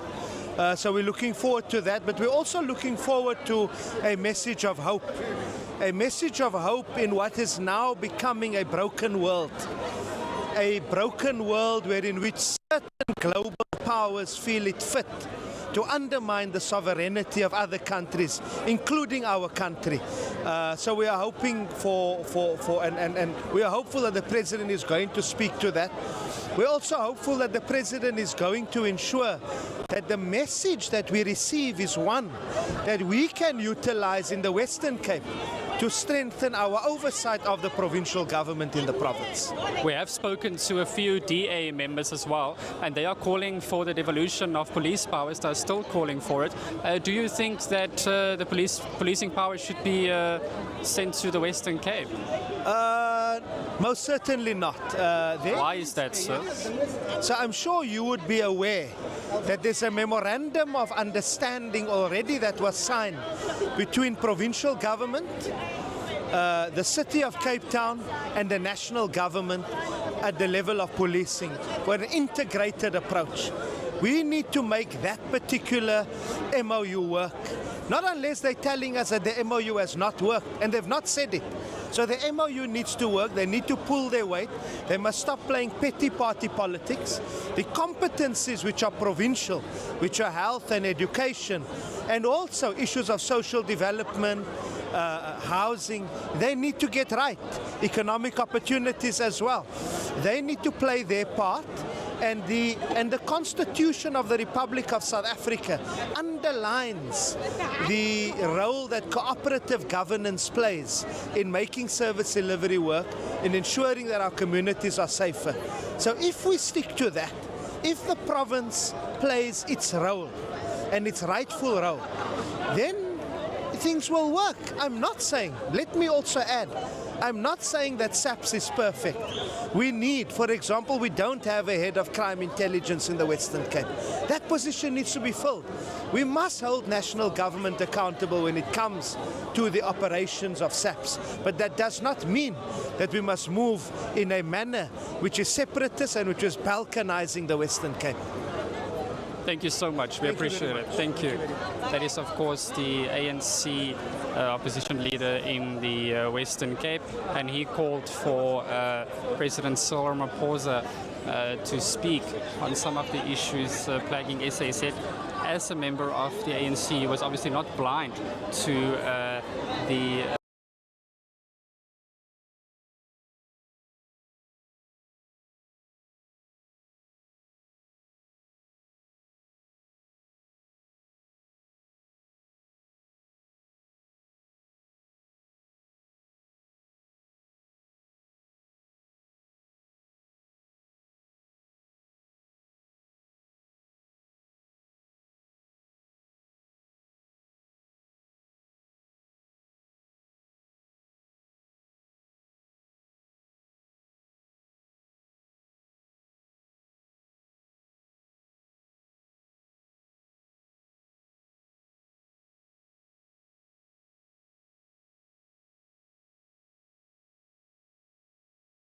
little bit of fun with corporate. I mean, I make a lot of corporate outfits all the time, and you can have a little bit of, it is corporate ceremony. Yes, I was saying don't dress like over the top. Yes. But dress a little bit more than what you're going to do when going to the office. Yes. Yeah. And Ole, yes, absolutely, the craftsman look. If you're going to go for tailoring, you go to House of Ole. Yes, I mean, he understands implicitly in terms of Definitely. how things need to be done. But it's not, it just, for me, it didn't work. It's I would not for even today. maybe even go lower. You said, what did you say? 6. 6. I think 6 might be a little bit too kind. Okay. Maybe a 5. Yeah. Okay. Now, talking about not being too modest, but also not being over the top.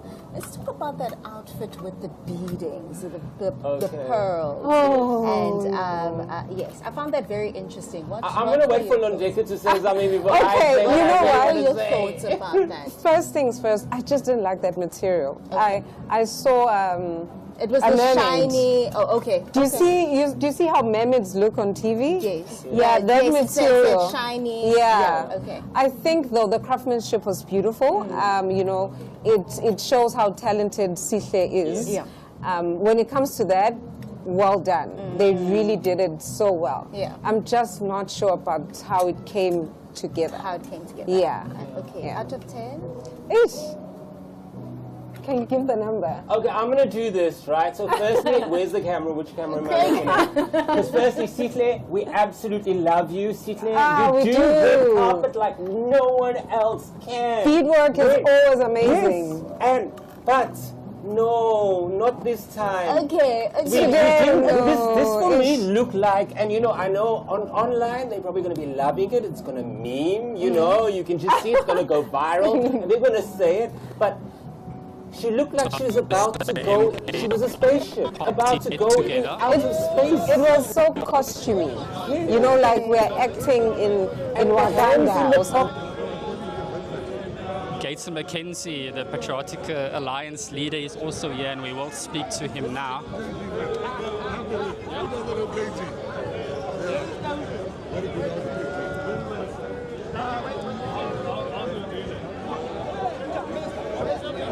We will obviously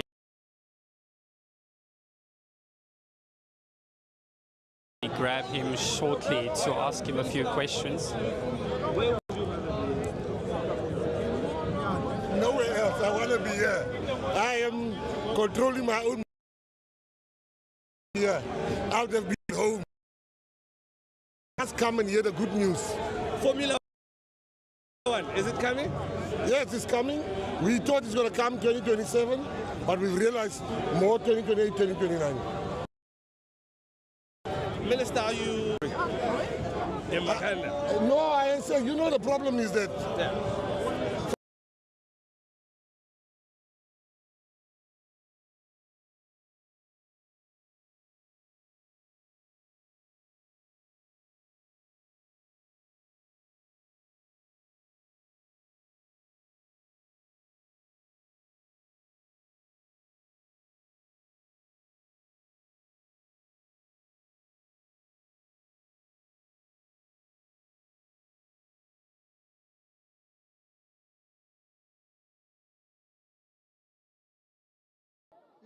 A lot of people talk about, like, you know, the textile industry not being properly professionalized, and there are a lot of labor issues around it.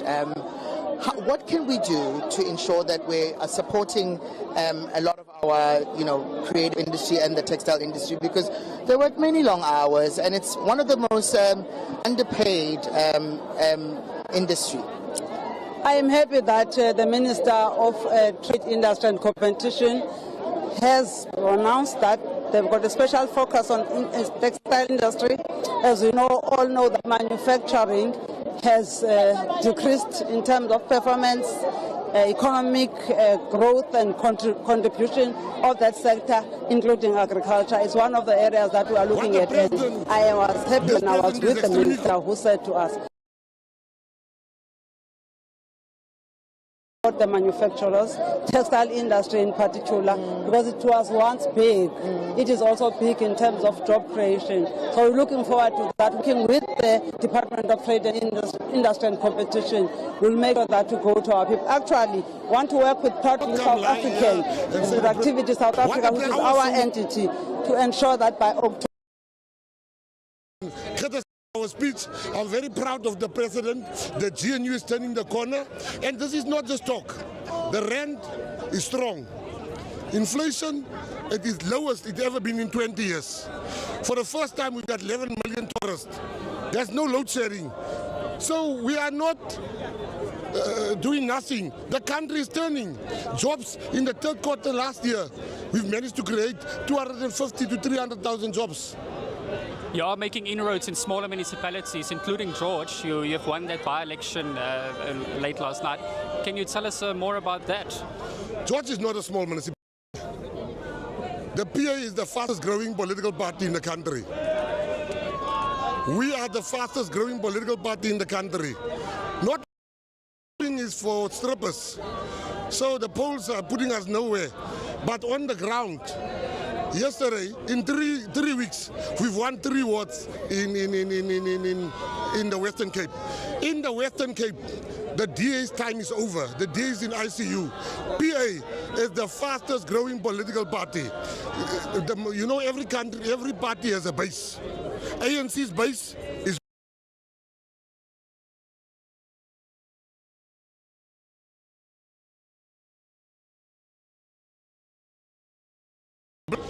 Freedom Front base is white.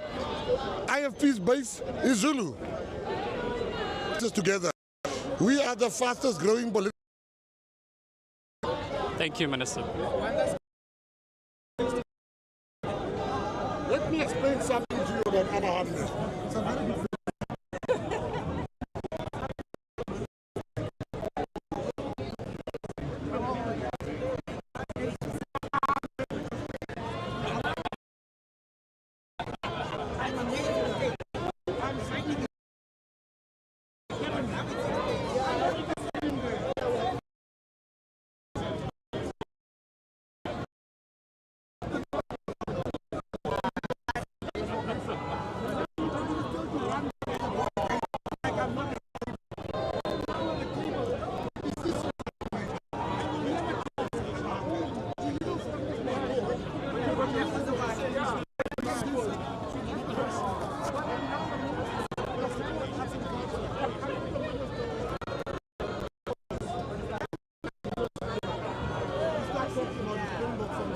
Speaking now is Sports, Arts and Culture Minister Gates McKenzie. He is also the leader of the Patriotic Alliance. We have asked him a few questions, specifically surrounding what he would want to hear from the President tonight. And he has said that the GNU had a meeting where they had discussed the SONA speech, and they're very proud of Ramaphosa, apparently, well, according to Gates McKenzie.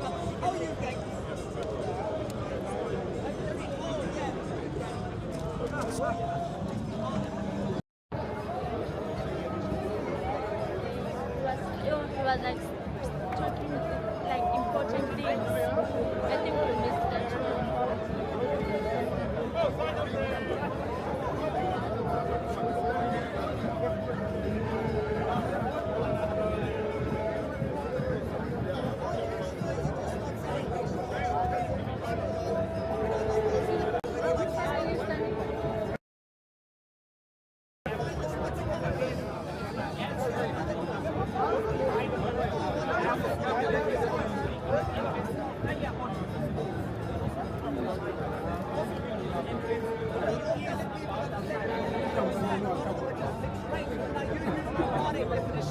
South Africans, that's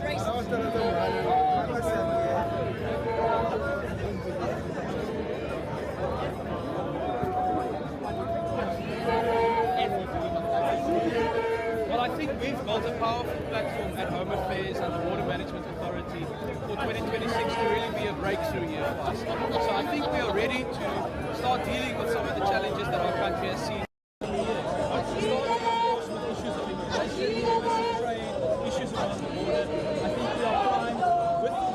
On your screen right now is Home Affairs Minister Leon Schreiber, and we will grab him shortly to answer a few of our questions. We know that Home Affairs has been criticized a lot as of late, especially due to maladministration, alleged corruption plaguing his department. He has, however, made some progress when it comes to online bookings, get more banks involved.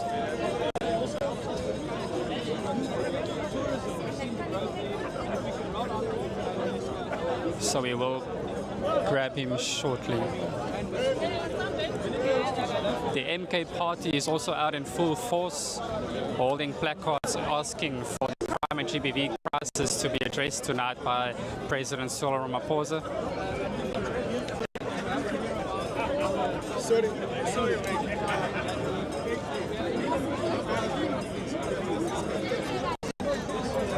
Sorry, do you want to speak to the minister afterwards? Spokesperson, we'll have a minute. His spokesperson, of course, saying that we may have a minute with him just now. Thank you so much. As the bell day is being rung, we're speaking to the Minister of Home Affairs, just speaking about some of the successes that they've made. Hi, Minister. Good evening. Hi. We just want to ask you very quickly, I know you're in a rush and that the security is very strict. We just want to ask you, what do you want to hear from the President tonight? I think we've built a powerful platform at Home Affairs and the BMA over the past 12 to 18 months. We've built a lot of the digital tools that we need going forward. We would love to see a scale up of that now. Really, we are primed for a breakthrough year at Home Affairs, dealing with issues of immigration, dealing with issues of civic services, and I think most excitingly, to bring your smart ID onto your smartphone.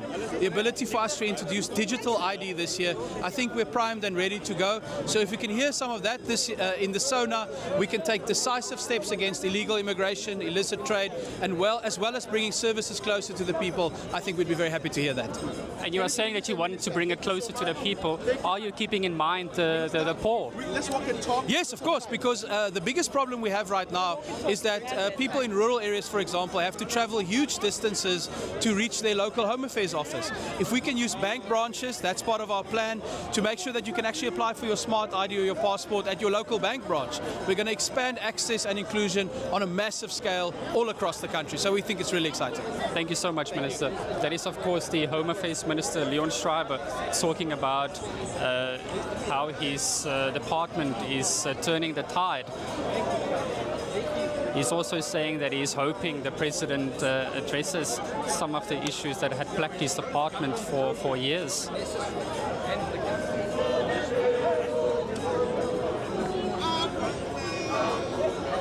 The MK party is still at it. They are asking for the transformation fund to be addressed. They're also asking for the water security crisis to be resolved.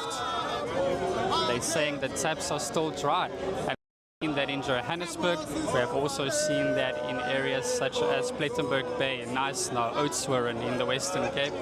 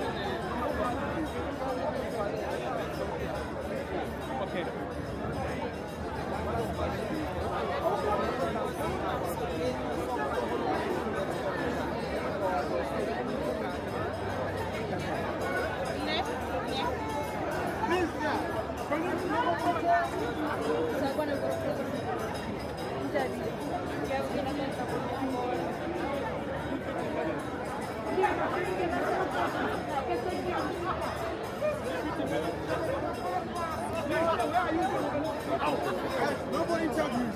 Can you please go?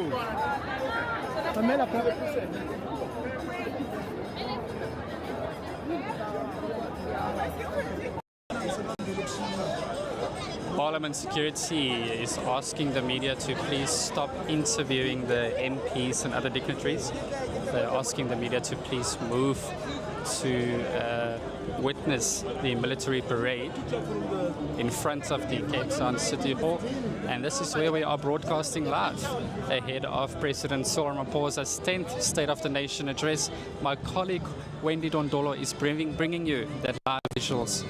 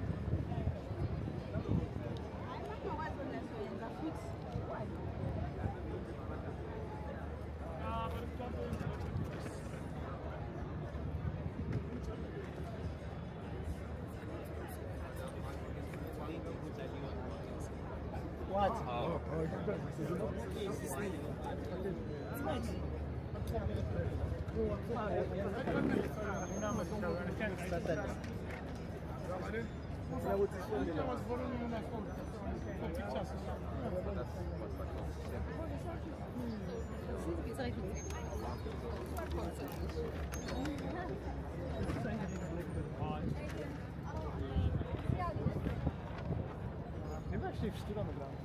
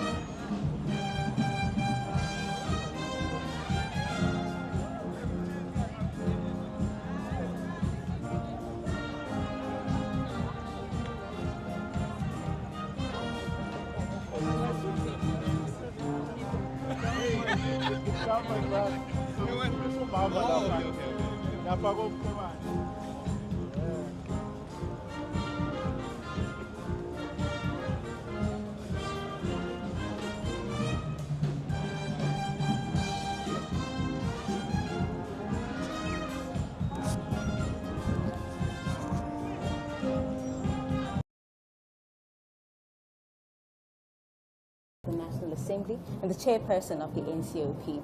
There are military honors provided by the South African National Defence Force, underscoring the national significance of this occasion. And of course, when the Deputy President arrives, Mr. Paul Mashatile, he will be welcomed by the Deputy Speaker of the National Assembly, Dr. Lotridge, as well as the Deputy Chairperson of the National Council of Provinces, Mr. Les Governor, together with the Secretary to the National Assembly that we also spoke to earlier, Mr. Masibulele Kasha. Yes.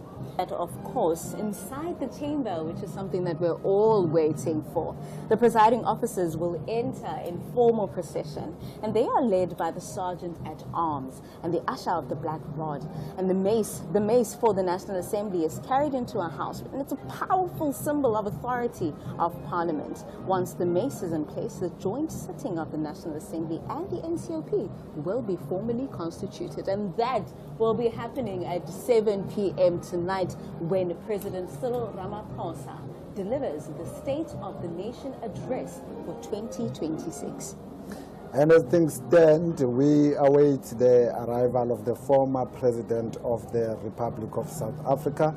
He served for a short while when President Thabo Mbeki was recalled in September 2008, and that will be Mr. Kgalema Motlanthe. Will be arriving, of course, with his wife, Mrs. Motlanthe, and they will be received by one of the members of Parliament, Mr. Khadebe, as well as the Secretary to Parliament. Then conduct Mr. Motlanthe and guests from the foyer to the roping room on the second floor, where he will be waiting. And as I say, as we discussed in the morning, that This State of the Nation is held at the City Hall. The City Hall, which was constructed in the 1900s, and it was designed by the architects Harry Austin Reid and Frederick Green in a Victorian Edwardian architectural style. One of the iconic buildings in Cape Town that have been standing for years. And its iconic clock tower houses a bell modeled on London's Big Ben. And as you can see there on your screen, the Speaker of the National Assembly and the Chairperson of the National Council of Provinces, they are waiting for the arrival of the acting Chief Justice of South Africa. And in this instance, that would be Justice Mlambo. And as soon as he arrives there, they will be ushering him into the holding room. And for those asking, well, why do we need to have a State of the Nation address? State of the Nation address is not optional. It is a constitutional obligation. And of course, it takes place in a joint sitting of the National Assembly and the NCOP.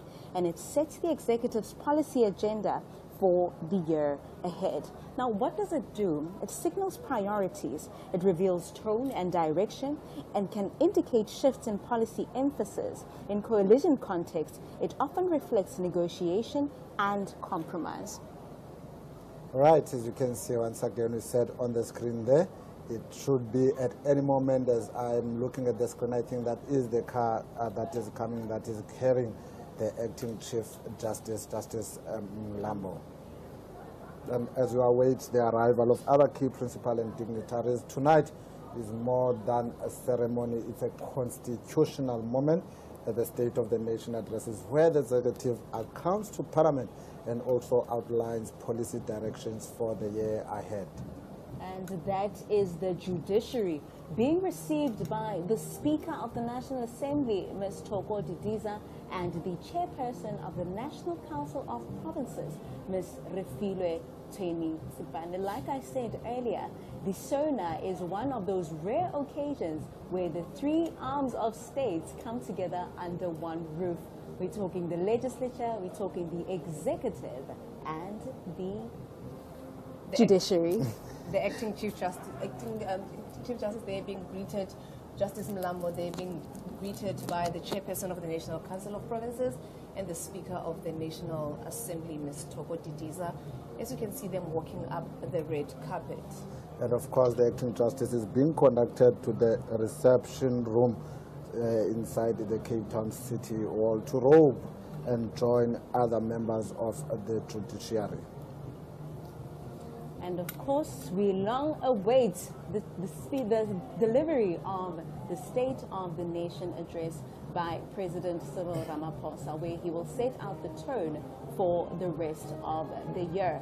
He will reflect on some of the commitments that he made last year, some of the shortfalls and some of the achievements thereof. And then he will probably make some commitments with regards to some key priorities that have been identified for the year 2026. And as the Speaker and the Chairperson of the NCOP are ushering in the acting Chief Justice, the only time you will see them again now when they return is when they are to receive His Excellency, President Ramaphosa. Yes, and now he's been walked in to go and robe, and he will also be received by Mr. Moimang, whom we heard earlier on, who's the Chief Whip of the National Council of Provinces, and Advocate Pindela, who is the Secretary to the National Council of Provinces.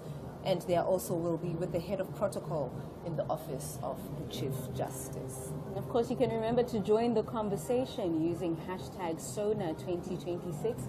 Use our handle at Parliament of RSA and let us know what some of your expectations are with regards to the State of the Nation Address 2026. And just a reminder that SONA is a formal address delivered to the joint sitting of the National Assembly and the National Council of Provinces. It reflects the principle that the executive is accountable to Parliament. Furthermore, the President outlines government's program of action, giving Parliament a framework against which to exercise oversight during the year. Simply put, it sets the national agenda within a constitutional space. And of course, that affects you directly as a South African. And the address will also be followed by a debate of the State of the Nation address, which will be held at the New Nesta Dome, which has recently been handed over to Parliament by the Department of Public Works, and the President will also reply to the State of the Nation address debate after 2 days where political parties will engage and debate on what the President has set as priorities for this year. Of course, Masiko, you are correct right there, but as we are sitting and waiting, we are still coming to you live from the Cape Town City Hall, like this, the State of the Nation Address 2026. And as my colleagues have outlined, we're waiting for the President to outline government's priorities for the year ahead, and that will be happening at 7 o'clock, and that is exactly 55 minutes from now on. And thereafter, as Mashiko have just outlined, debates will take place, scheduled for Tuesday and Wednesday, and the President will be expected to respond to all the issues that would have been raised by the members over those 2 days on Thursday next week. And then the following week will, of course, be the Minister of Finance, who will then put a budget to the commitments that have been made by the President. And it will also be held at the City Hall. And during our interview earlier on with the Secretary of Parliament, he made a commitment that the rebuilding of Parliament is underway, and they are hopeful that next year the State of the Nation Address 2027 will be held in the new Parliament that is currently under construction. As you might know, that since the fire that broke out in 2022, the State of the Nation Address has been held at the City Hall in Cape Town. And unfortunately, Tsepo missed out. I did. But we are hoping that next year, Tsepo, you will be hosting the State of the Nation Address in the new National Assembly building. But just to look at some of the tweets that would have came in from Tsepo's hashtag, which is hashtag SONA 2025. Just lost it now. Tsepo, I look for it. If you can just talk to us. No worries. And of course, there is other flags of the Republic of South Africa as we await the President of the Republic to deliver the State of the Nation Address 2026. This is an annual event. It is a joint sitting where both houses of Parliament, the National Assembly and the National Council of Provinces come under one roof, and the President provides his priorities for that year. The President will also take his salute right in front of the statue, the Nelson Mandela statue there in front of the City Hall, as it has been the tradition since the State of the Nation Address has been held at the City Hall. And also we just saw earlier on visuals of one of the 7 wonders of the world, the Table Mountain, also showing off on this beautiful summer day in Cape Town on occasion of the State of the Nation Address. And what we can expect to see now coming on will be the military band, the State Guard, and the ceremonial guard who will be marching up to Darling Street from the Castle of Good Hope. We should expect to see them making their way as they march through to the Cape Town City Wall, whilst we await the arrival of some of the guests, which will then include the speakers of the provincial legislatures. Will, after that march by the State Guard, Ceremonial Guard will then also start making their way to the City Hall, and they will be followed by the premiers of the provincial legislatures, as well as then the Acting Chief Justice and the Judiciary. We saw the Acting Chief Justice arriving. We explained that he's being taken to a reception room where he will be robed and then join other members of the Judiciary, and then we can expect to see him leading the Judiciary around 6:15. Of course, some of you might be asking yourselves, well, why is there so much military presence here? And the ceremonial elements of SONA are deliberate and symbolic. They underscore that this is not an ordinary parliamentary sitting, but a constitutionally significant national event. Now, firstly, let's talk about the military honors. The South African National Defence Force plays a central ceremonial role. A ceremonial guard is mounted outside of Parliament. The President is formally received with military honors. A 21-gun salute is traditionally rendered in honor of the head of state. And of course, the national anthem is performed. Now, these elements affirm the President's role as the head of state and commander-in-chief and signal the gravity of the occasion. And also following the State of the Nation address, it is expected that in the provinces, they will also hold, different provinces will also hold their State of the Province addresses and also have their provincial budget speeches also delivered. This is so that they ensure that the commitments that are made by the President at national level also get to be implemented at provincial level. Each province will make a commitment of its own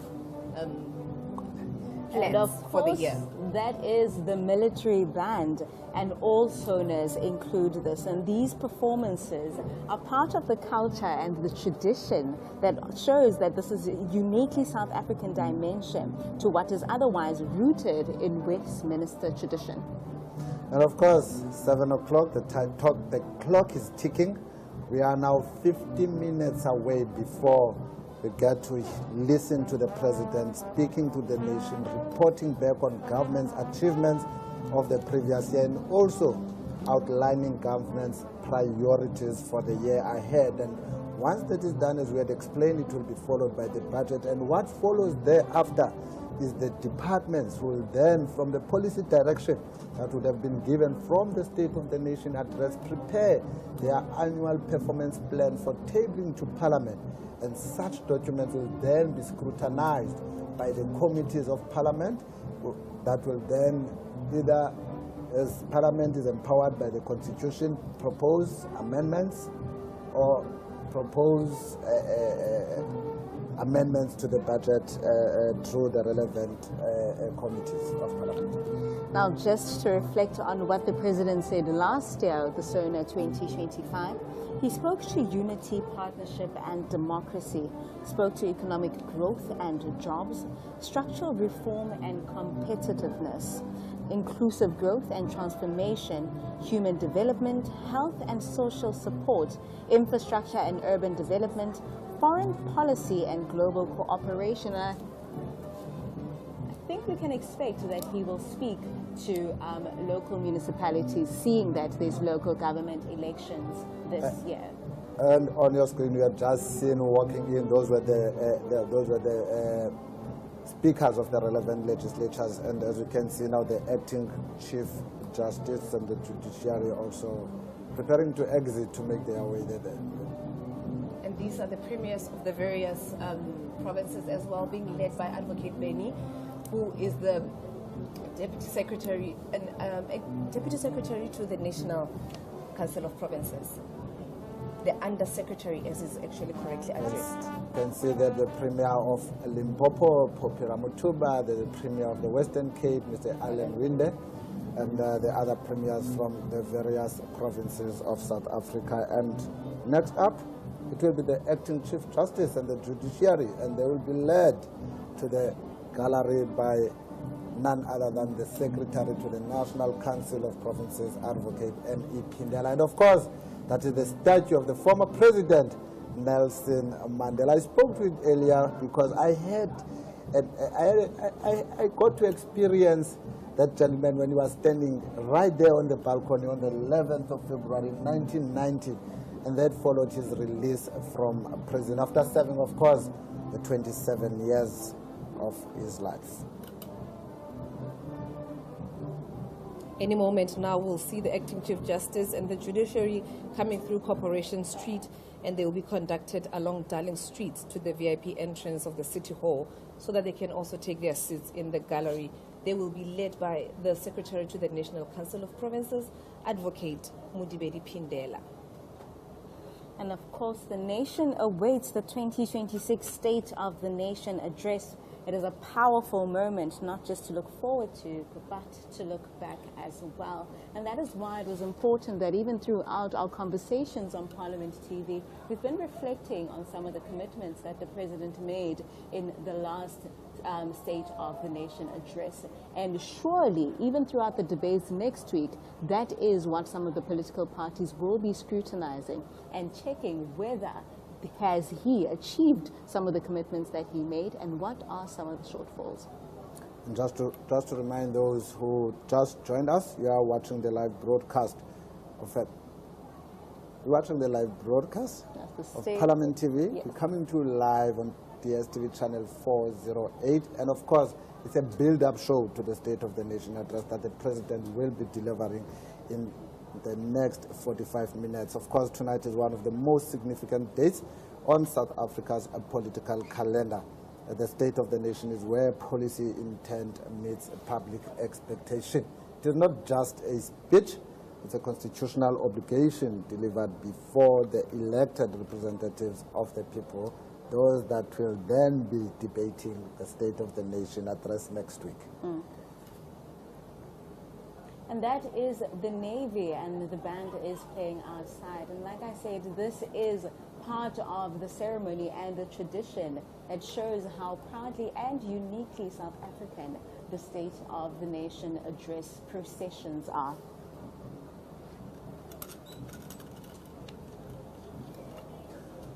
And of course, as you can see there on your screen, the military band, we're hoping that we'll get an opportunity to have to listen to that music. It's playing very good music, but as soon as our mics have been connected, we will afford you an opportunity to listen to that music that is, of course, being played by the South African National Defence Force band.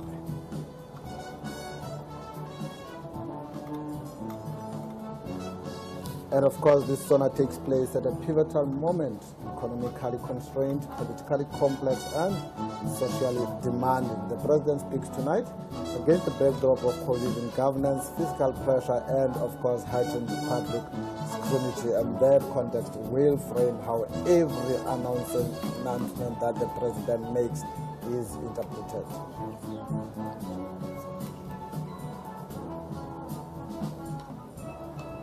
And of course, the country will also be listening for the three key themes that are likely to feature in the State of the Nation address, which amongst others include growth, governance, as well as delivery. And we do know that South Africans are not only looking for commitment, they are also looking for timeline, targets, as well as tangible outcomes.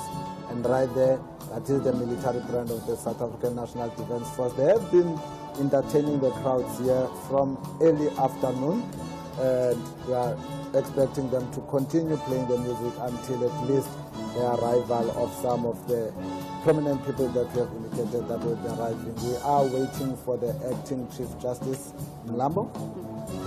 South Africans, let's listen in to the Navy.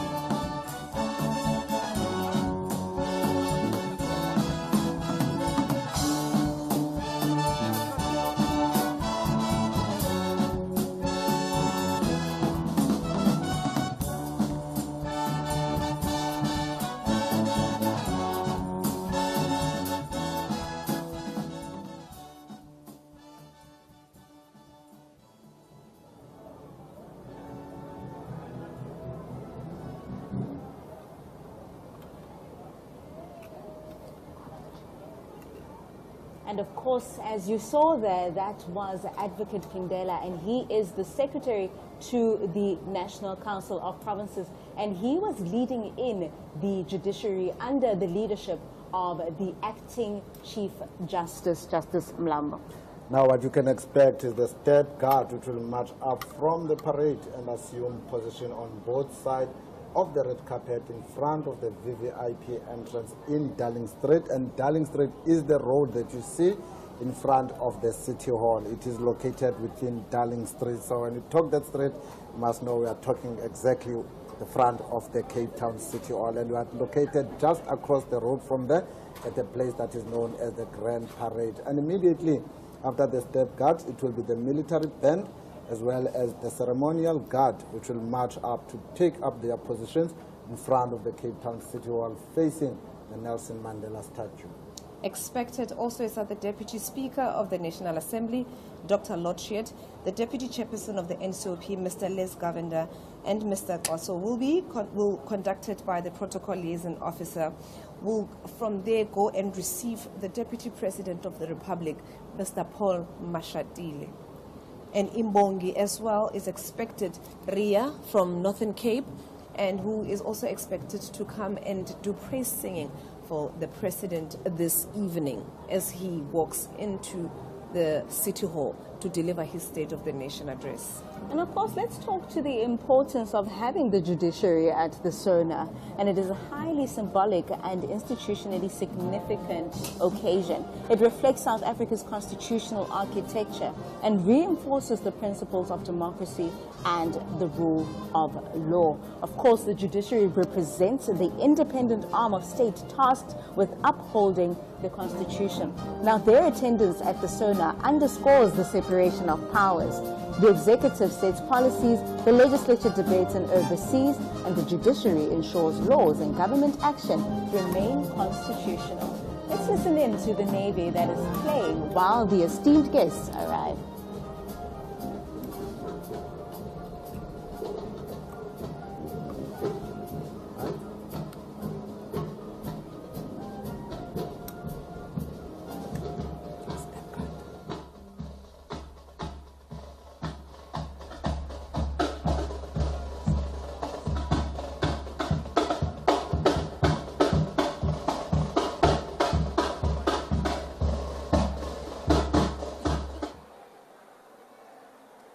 Testing 1 2.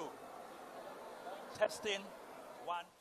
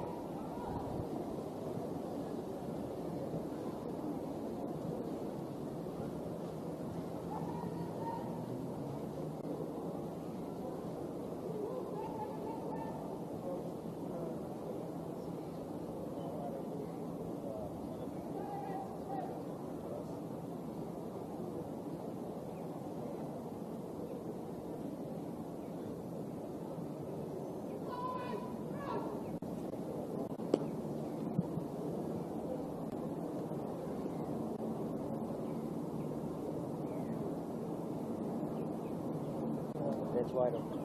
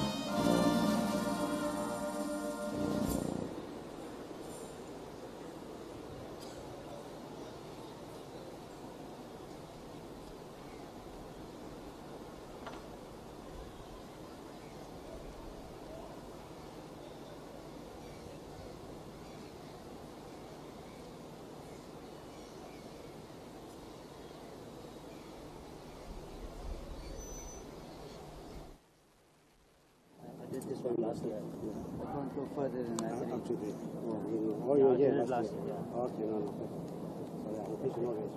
But there are the dots that are missing for us not to go beyond. Yeah. So if you do this thing, yeah.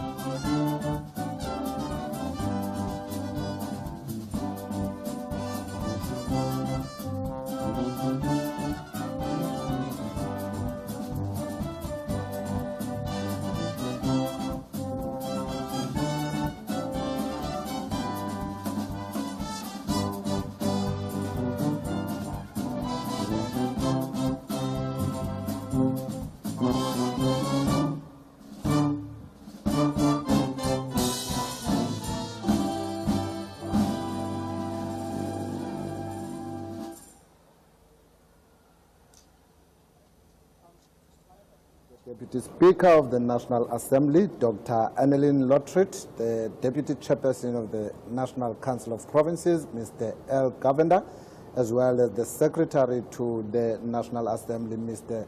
Masibulele Xaso. Of course, they are conducted by a protocol liaison officer, Mr. Mandel. He's been doing this work for quite a while, and he's conducted them from the holding room, and they are now waiting the arrival of the Deputy President and his wife, Mr. and Mrs. Mashatile. We wait the arrival of the Deputy President, who will also be then ushered into the House. And after him, it's expected that the President will also follow. And the Imbongi, as the President walks in, will also do praise singing in Khoisan. And in Parliament, every year, a different language is chosen on rotational basis on the language that will be used for praise singing. And this year, it is the Khoisan. And the Ria, who is from Northern Cape, is the one who will be delivering the praise singing. As you can see, the Mrs. Mashatile and the Deputy President coming out of their car and being ushered, walking down the red carpet and walking towards the City Hall, the entrance of the City Hall, to be seated, being greeted by the Deputy Speaker and the Deputy Chairperson of the National Council of Provinces. And of course, this is how tradition is. And of course, after this, after the Deputy Speaker, Dr. Annelien Lotriet, and the Deputy Chairperson of the National Council of Provinces, Mr. Les Govender, have led the Deputy President of the Republic, Mr. Paul Mashatile, into the chamber, we await the President of the Republic of South Africa, Mr. Ramaphosa. And it's important that the procession proceeds to the chamber along the red carpet. That to just talk to the order, you can see in front is the Secretary to the National Assembly, Mr. Xaso, and then behind him is the Deputy Speaker and the Deputy President, and right behind them is the Deputy Chairperson and the spouse of the Deputy President, Mr. Paul Mashatile. And of course, as you can see, after they have been led in, the band is about to resume as we await the President of the Republic of South Africa, Mr. Cyril Ramaphosa, to deliver the State of the Nation address for 2026. Of course, that is South African Navy band. That's been entertaining us. You can see there. You can see them there in that corner, all dressed in white. We all know the colors of the Navy. And during the event, the band also joined other military units, including the Military Guard of Honor, in showcasing national pride and tradition, and safe to say that the band was established in 1954 and is a premier band in the South African National Defence Force, known for its exceptional talent and experience. The Deputy Speaker of the National Assembly, the Deputy Chairperson of the...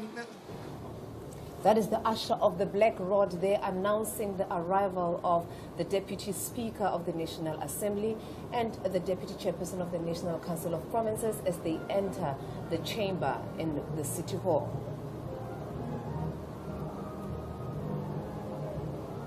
All right, and what we can expect now is to see the Speaker of the National Assembly as well as the National Council of Provinces being conducted from their holding room by the same protocolizing officer, Mr. Mandel, to receive the President of the Republic of South Africa, and the Secretary of Parliament will also be in attendance.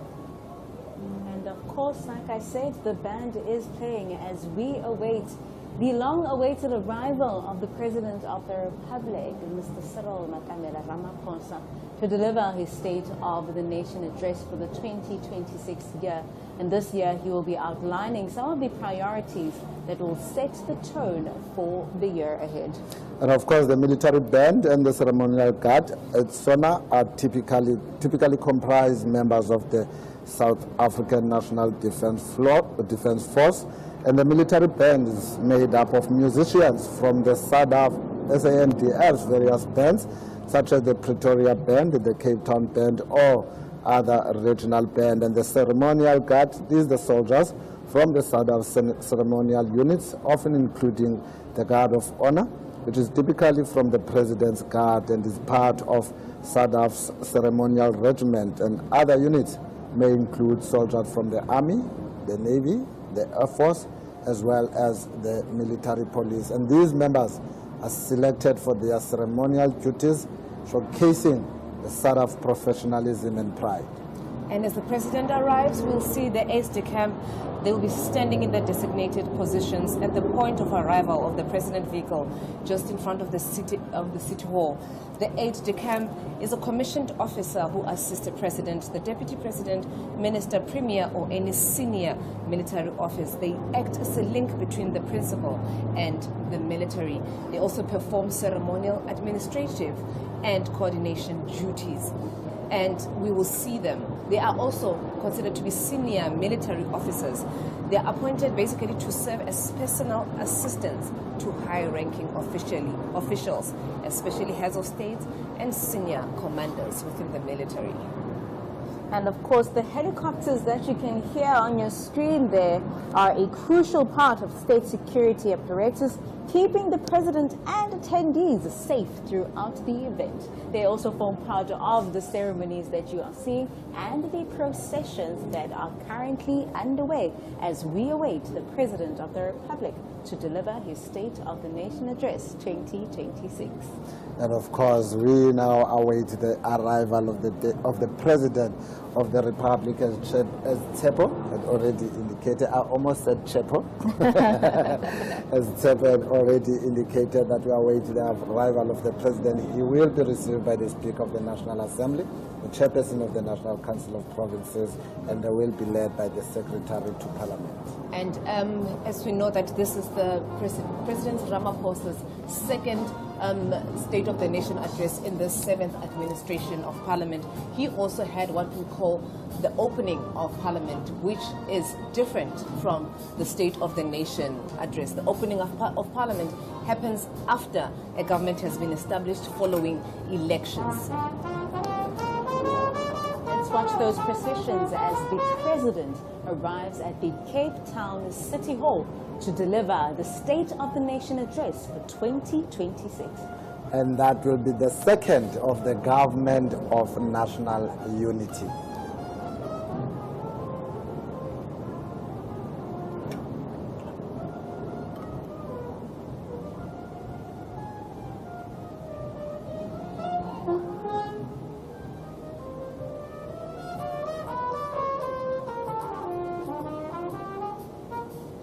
And there you have it, and that is the Speaker of the National Assembly, and she is accompanied, or she is with, the Chairperson of the National Council of Provinces, Ms. Refile Mtweni-Tsipane, together with the Secretary to Parliament, Mr. Kolile George, as they are about to receive the President of the Republic, Mr. Cyril Ramaphosa.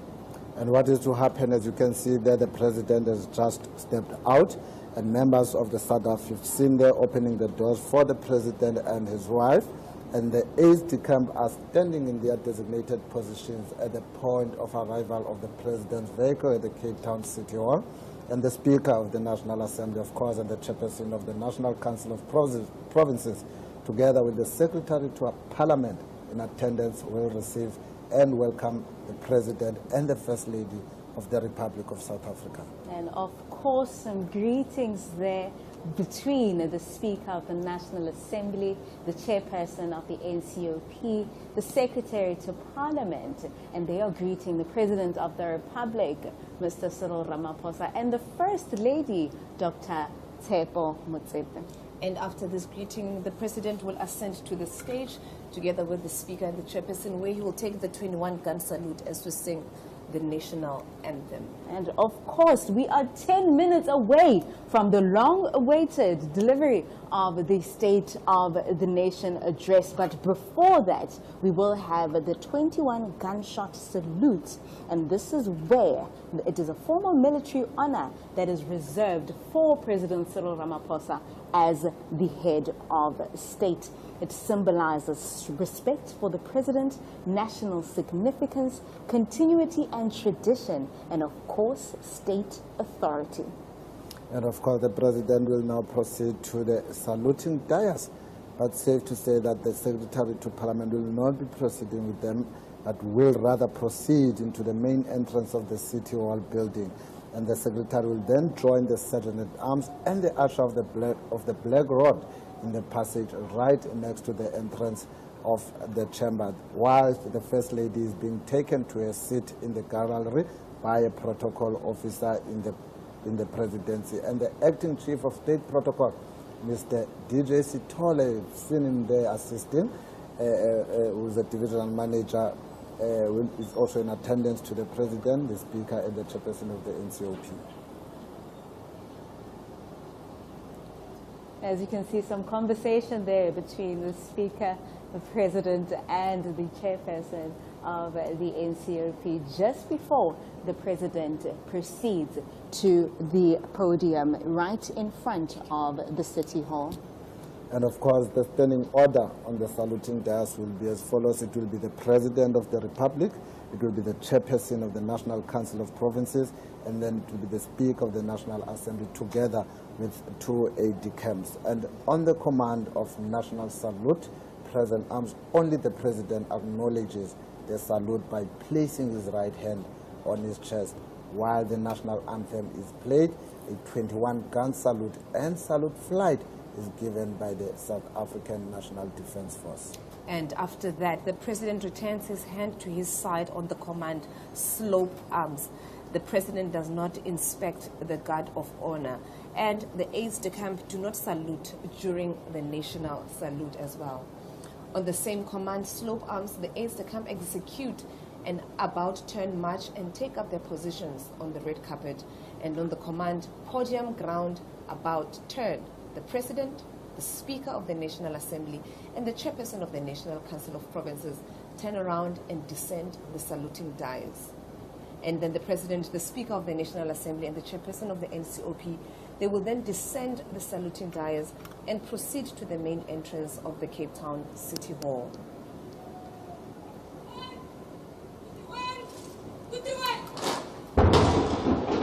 Hi.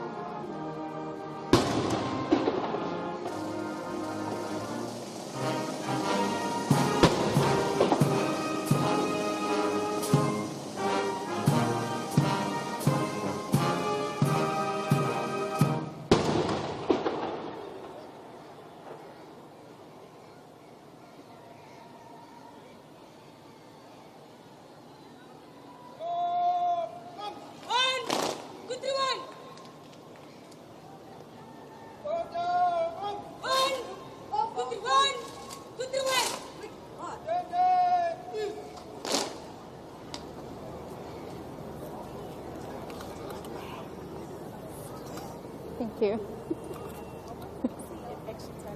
Yeah, it did.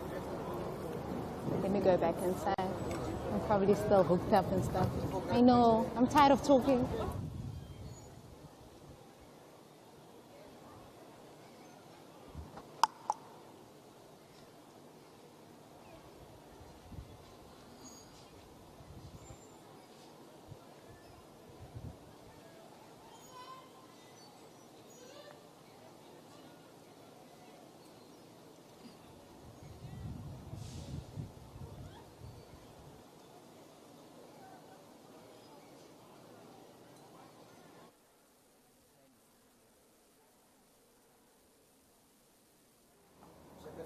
National Council of Provinces as well as the Secretary to Parliament into the chamber. And of course, you would have seen there the President acknowledging the salute of the third guard with a nod as the procession passes at the VIP entrance of the City Hall and proceeds together with the Speaker of the National Assembly, as I've just outlined, the Chairperson of the National Council of Provinces, and they were led by the two aides-de-camp to the passageway to join the Sergeant at Arms, the Usher of the Black Rod, and the Secretary to Parliament to form up the parliamentary procession, which will proceed into the chamber. And of course, what you have just witnessed is a public recognition of the President's office. It signals to citizens that this is a major state event, and it links South Africa to global ceremonial norms while maintaining a local identity. And in the chamber, members are awaiting the arrival of the President, the Speaker of the National Assembly, and the Chairperson of the National Council of Provinces. And of course, we are waiting the Sergeant at Arms to announce the Speaker of the National Assembly, the Chairperson of the National Council. But let's listen into the House.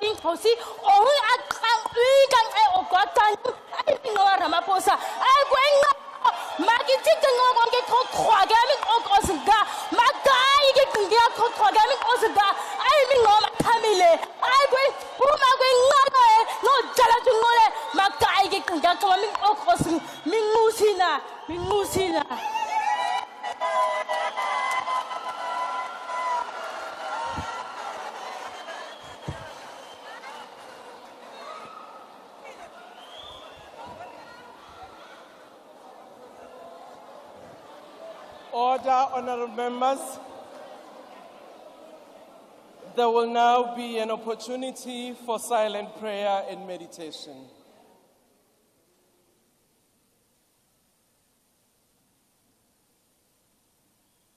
Please be seated.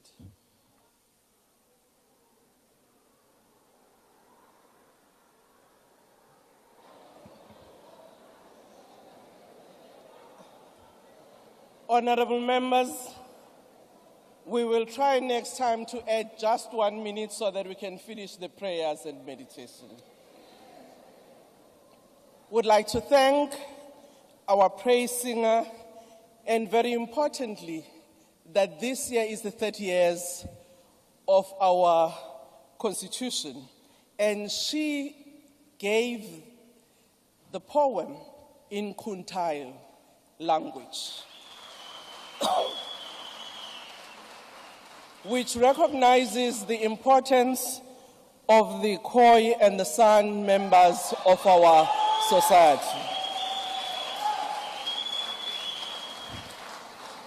Honorable members, the leaders of our political parties who are here present with us in the gallery, our former heads of state, our former presiding officers who are here, our First Lady, the Judiciary, the premiers of our provinces, the speakers, and all honored guests that have been invited by Parliament to grace this important occasion where we would be listening to the State of the Nation address. Would like also to acknowledge our members at home who are watching these proceedings online. Honorable members, the President has called this joint sitting of the National Assembly and the National Council of Provinces in terms of Section 84, subsection 2D of the Constitution of the Republic of South Africa, read with Joint Rule 13, subsection 1, subsection A, to deliver his State of the Nation address to Parliament. I now call on the Honorable the President, His Excellency Matamela Cyril Ramaphosa, to address the joint sitting. Honorable President.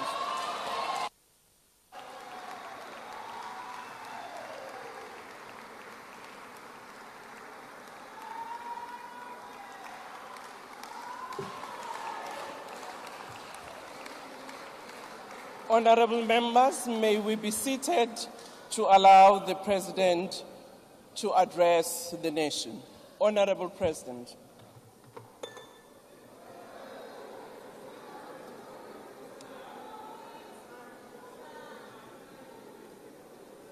Speaker of the National Assembly, Mr. Didiza, the Chairperson of the National Council of Provinces, Ms. Refile Mtsweni-Tsipane, former President Kgalema Motlanthe, former Chairperson of the NCOP, Mr. Amos Masondo, former Chairperson of the NCOP, Dr. Naledi Pandor, Mayor of Cape Town, Alderman Jordan Hill-Lewis,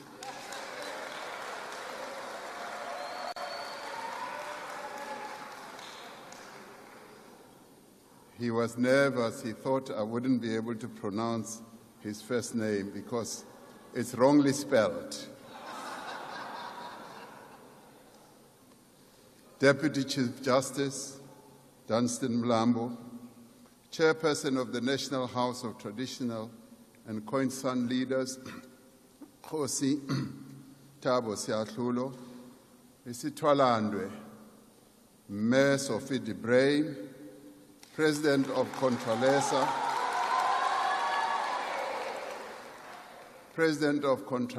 Khoshi Mutupa Mukwena, members of Parliament, premiers of our provinces, fellow South Africans. 70 years ago, thousands of women of all races marched to the Union buildings, their hearts beating with a common purpose.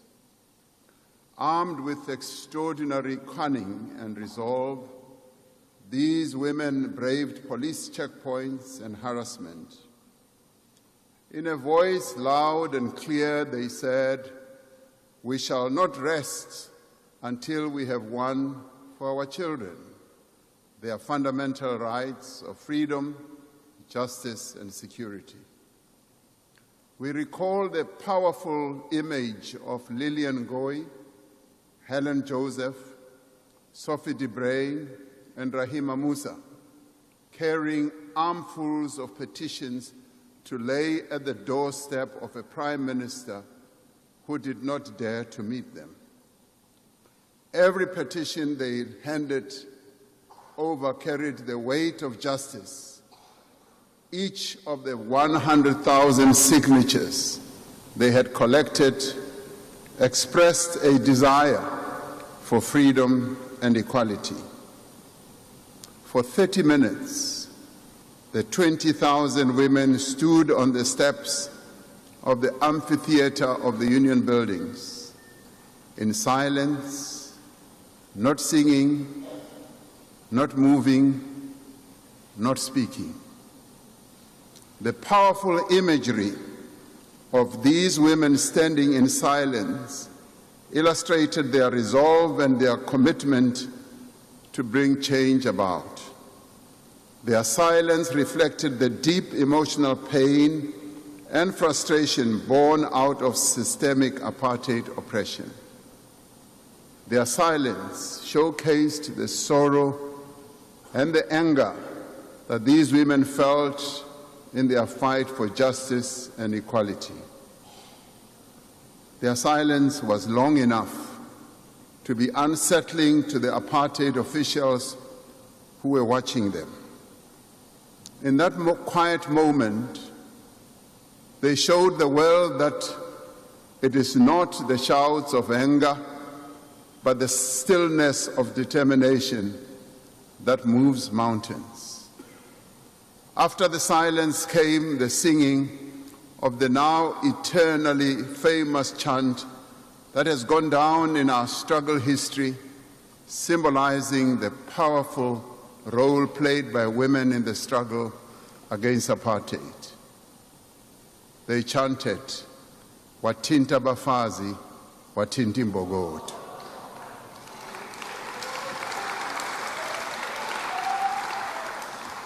Translated, it means you strike a woman, you strike a rock.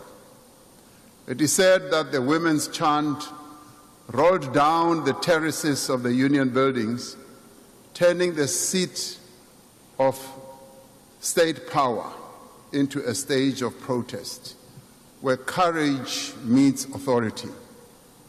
This evening we are honored to have amongst us Mam Sophie de Bruyn, one of the leaders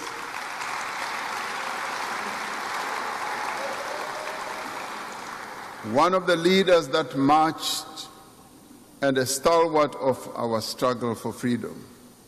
She and many other women who have made enormous sacrifices in our struggle for freedom remind us that women have always been at the forefront of change, ready to stand up, to be counted, to speak out, and never back down in the fight for justice. To mark this anniversary, I'd like to ask you to rise and give a standing ovation to the women of South Africa who marched on the Union buildings in 1956.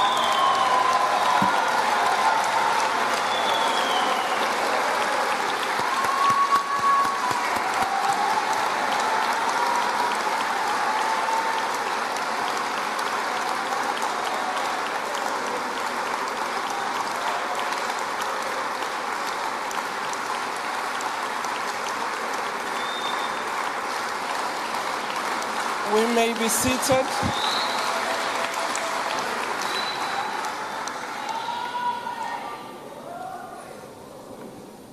Mam Sophie de Bruyn, I can see where you are seated. Please stand up so that we can see you.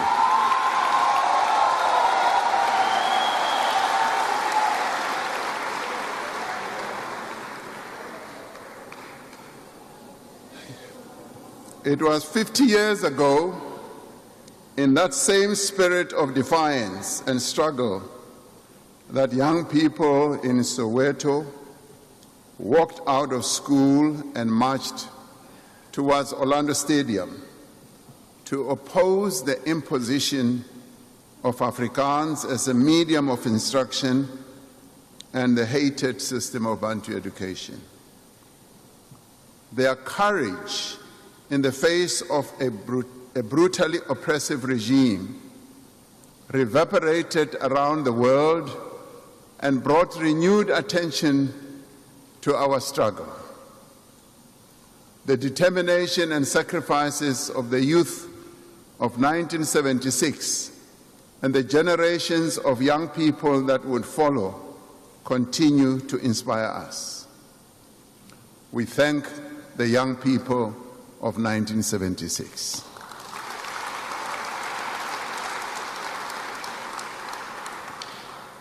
"30 years ago, in 1996, in this very precinct, in the Houses of Parliament, the Constitutional Assembly adopted the text on which our democratic nation is founded.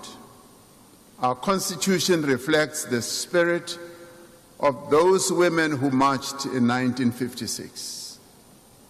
and the young people of 1976, and the many South Africans from all walks of life who fought for our freedom. It is a constitution that reflects the aspirations of the people of South Africa for a nation that is united and at peace, a nation that has thrown off the shackles of oppression and a divided past.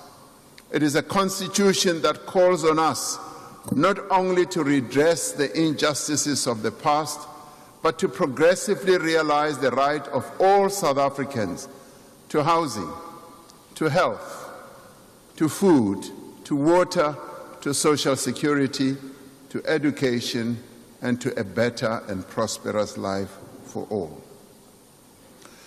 Today, we must realize these aspirations in a world that is rapidly changing, a world in which narrow self-interest has replaced the common good, a world in which trade is used as an instrument of cohesion, a world in which might is right and the powerful impose themselves on the weak. To navigate this new world, we must draw on our strength as a nation. Our strength comes from our values, as articulated in our Constitution. The values of dignity, of equality, of non-racialism, non-sexism, diversity, and of the inherent worth of every person. It comes from our people. Our strength comes from our people, from our tolerance, from our generosity, kindness, and solidarity. It comes from our steadfast commitment to upholding the rights and affirming the dignity of people in our society who face prejudice and discrimination, including persons with disabilities and members of the LGBTQIA+ community. Our strength comes from our determination and resolve. It comes from our creativity and inspiration. As we navigate this new world, we must rely on that strength, the strength that comes from our natural endowments, from the minerals in our earth and the richness of our soil, from the beauty of our mountains and shores. Our strength comes from our institutions, which are robust, independent, and from the spirit of democracy and freedom that lives deep within all of us. Our strength and power comes from one another. It comes from what we can achieve when we work together. Our strength also comes from our respect for one another, even as we may differ on various issues. Our strength also comes from our sporting men and women who continue to lift the South African flag on the world stage and bring glory to our nation. Now, as we reflect on the state of our nation, we can say that we are stronger today than we were a year ago. Our economy is growing again, and this growth is gathering pace.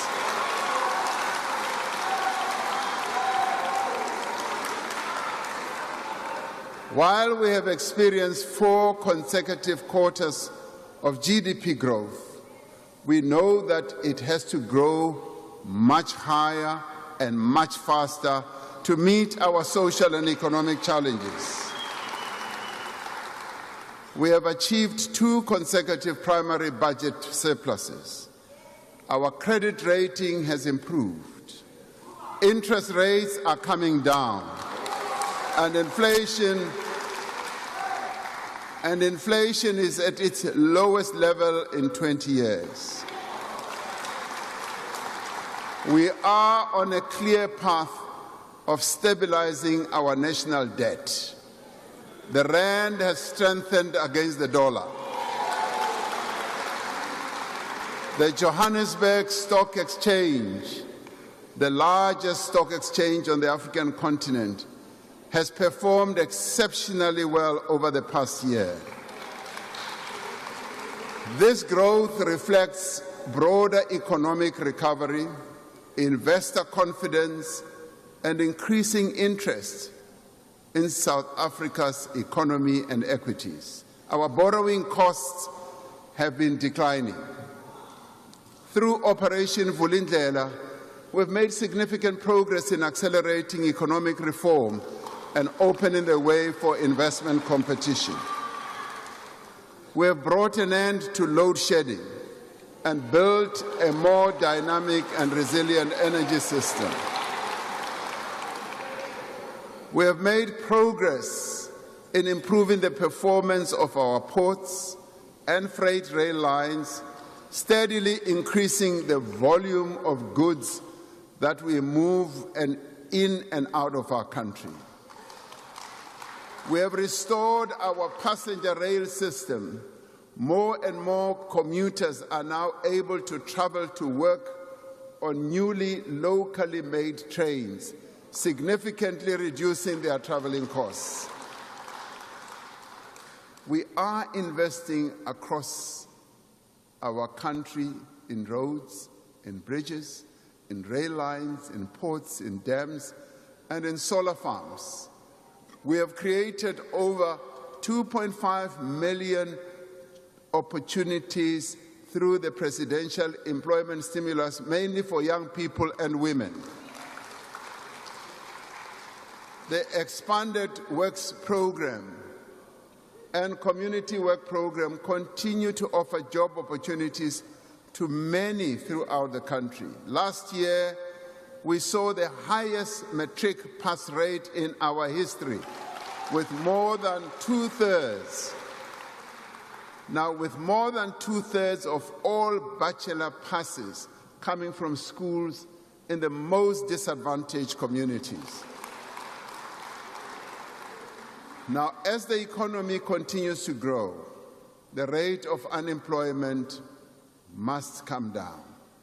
By expanding our social protection system through the SRD grant, we have reduced the number of people living in food poverty.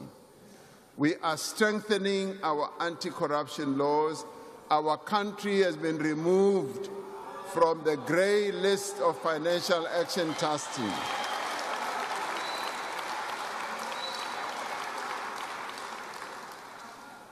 We continue to make the progress that was difficult to make in previous years. The work we have done to rebuild key institutions from state capture is showing results. The South African Revenue Service is once again a world-class tax authority. The investigating directorate continues with its work and is making progress in the prosecution of those who need to be prosecuted. Most importantly, our democratic system is maturing. Our democratic system is maturing and growing stronger. The government of national unity, you will love this, has shown that it is possible for South Africans to come together from across the political spectrum to work on a common agenda for growth and progress. Last year, we hosted the leaders of the world for a successful G20 summit, which showcased our country's strength on the global stage. Confidence is rising amongst investors, business people, and consumers. Now, these improvements are the result of a determined effort across government and across society. They show what is possible when we work in unity and we work with unity of purpose. Now we have a unique window of opportunity to translate these gains into sustained growth. Despite this progress, we must be honest about the challenges that we still face. Although we are moving forward, we must not claim any easy victories. We are still far from where we need to be. For too many people, life remains hard. Jobs are scarce and opportunity is out of reach. South Africans are worried about violent crime and corruption. They are concerned at the state of local government and its inability to deliver basic services in many parts of the country. Above all, they are desperate for work and for an income to support their families. We can only be strong when we are equal, when the progress we have made is shared by all South Africans. The Constitution calls on us to work towards a society in which every South African has a fair chance to make a better life for themselves, in which every child receives a decent education and an opportunity to work and to thrive, a society in which we reclaim our public spaces and meet one another in the streets as equals, in which the state works for the people and the corrupt face consequences. This State of the Nation address outlines the actions that we have taken since last year and the steps we will take this year to advance the strategic priorities of the Government of National Unity. And these priorities, to remind ourselves, are firstly, to drive inclusive growth and job creation. Secondly, to reduce poverty and tackle the high cost of living. And thirdly, to build a capable, ethical, and developmental state. This evening, we outline the work we must do, work that we must do together to build stronger communities and a stronger nation. We outline the work we must do together to build a South Africa that is more prosperous, more inclusive, and more peaceful, more united, and ultimately more equal. A stronger South Africa must be safe and secure. The cost of crime is measured in lives that are lost and futures that are cut short.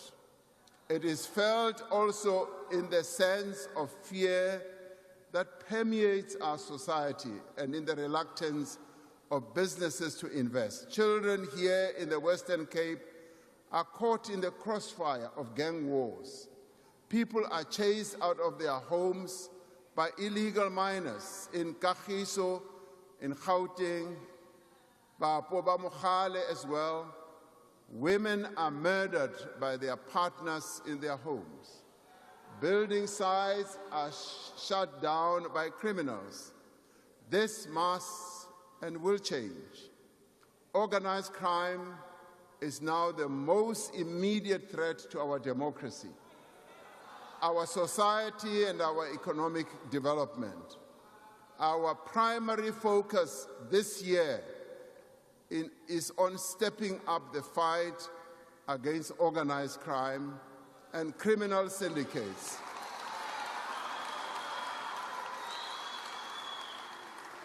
And we will do so using technology, intelligence, and integrated law enforcement. We will tackle organized crime by consolidating intelligence at national level, identifying priority syndicates, and deploying hand-picked multidisciplinary intervention teams focused on dismantling criminal networks. To strengthen our fight, against gang violence, I will be deploying the South African National Defence Force to support the police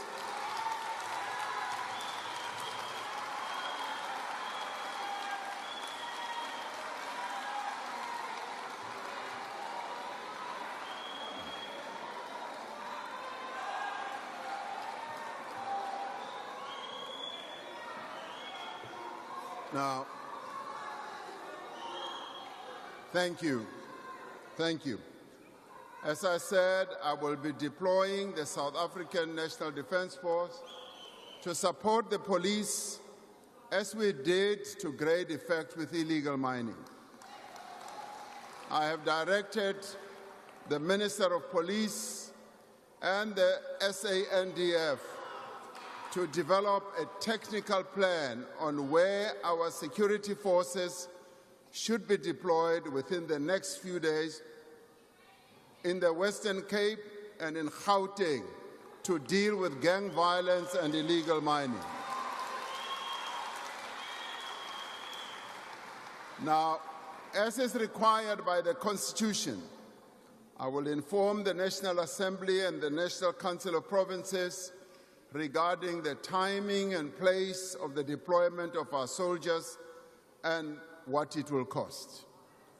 We have to act to rid our country of gang violence. At the same time,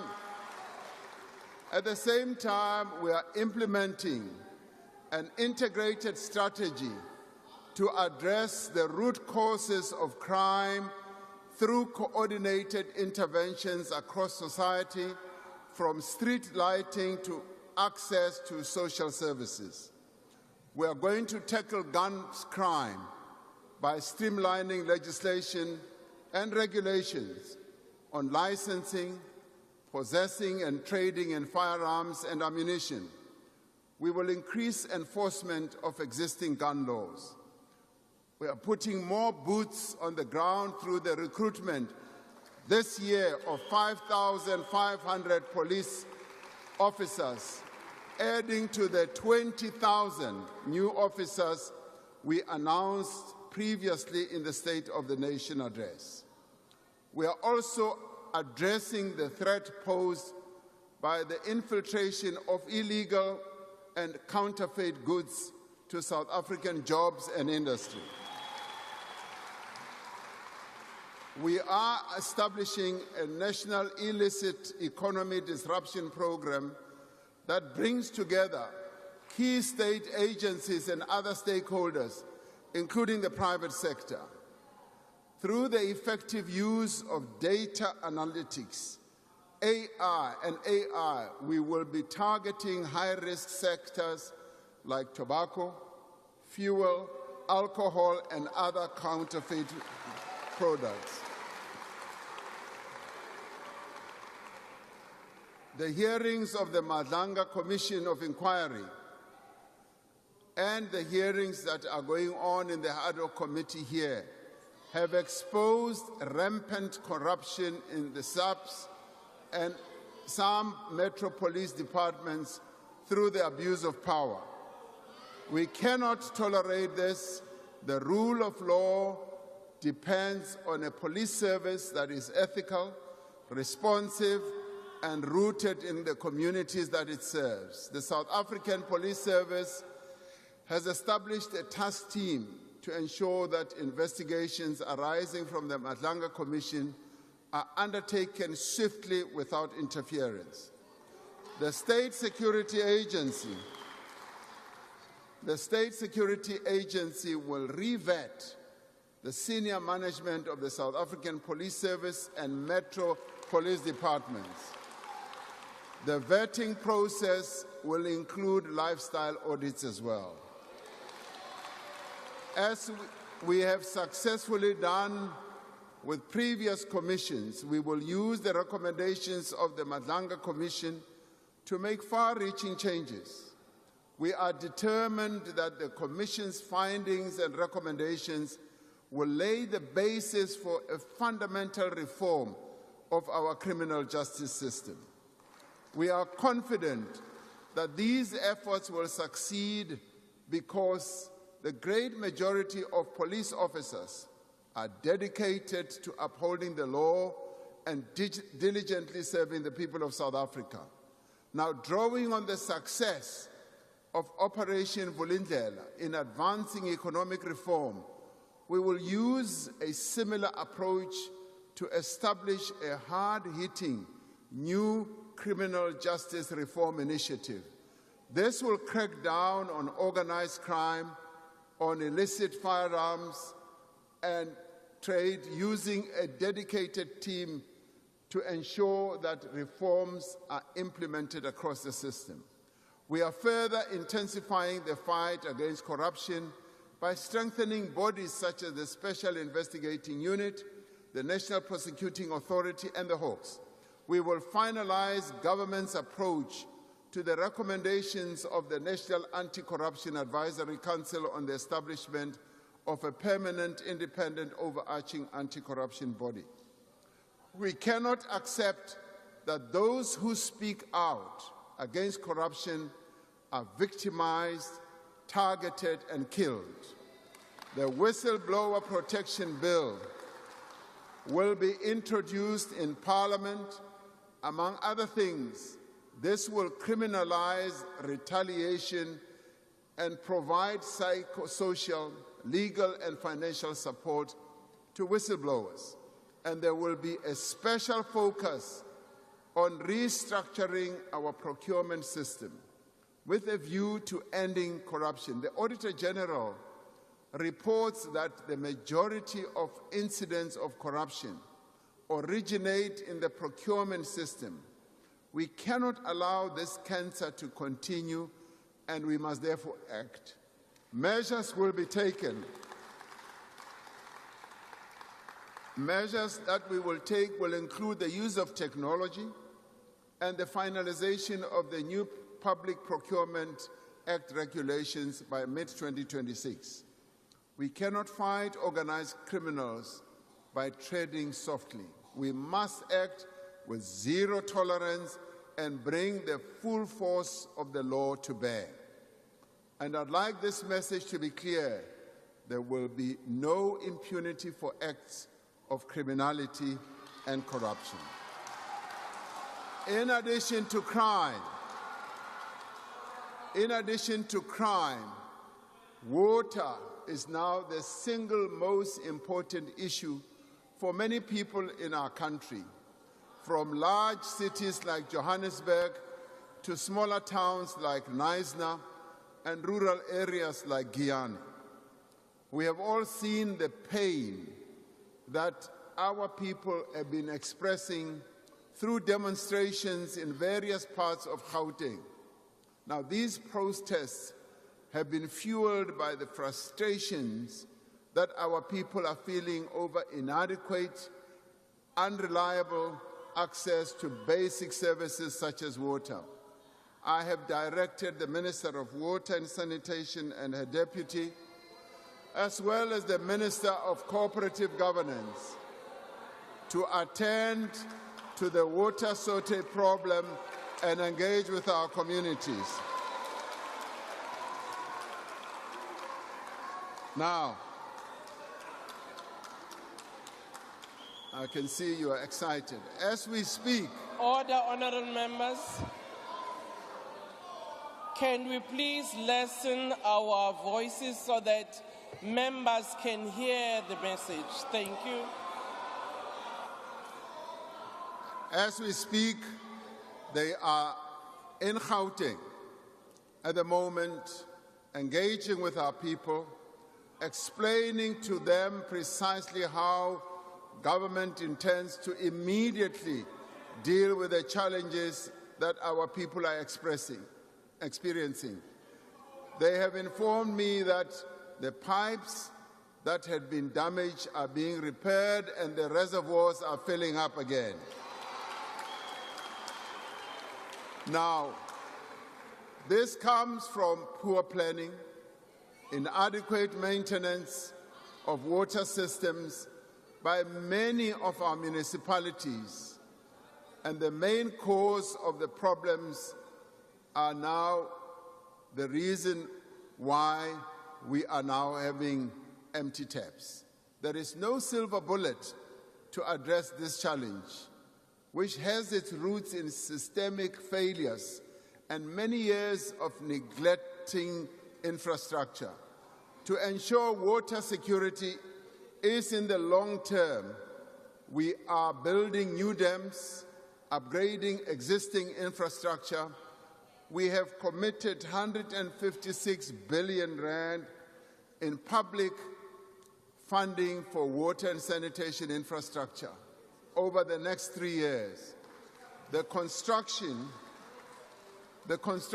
of the Lesotho Highlands Water Project and other large-scale projects like the Ntabelanga Dam, part of the Umzimvubu Water Project in the Eastern Cape, is advancing.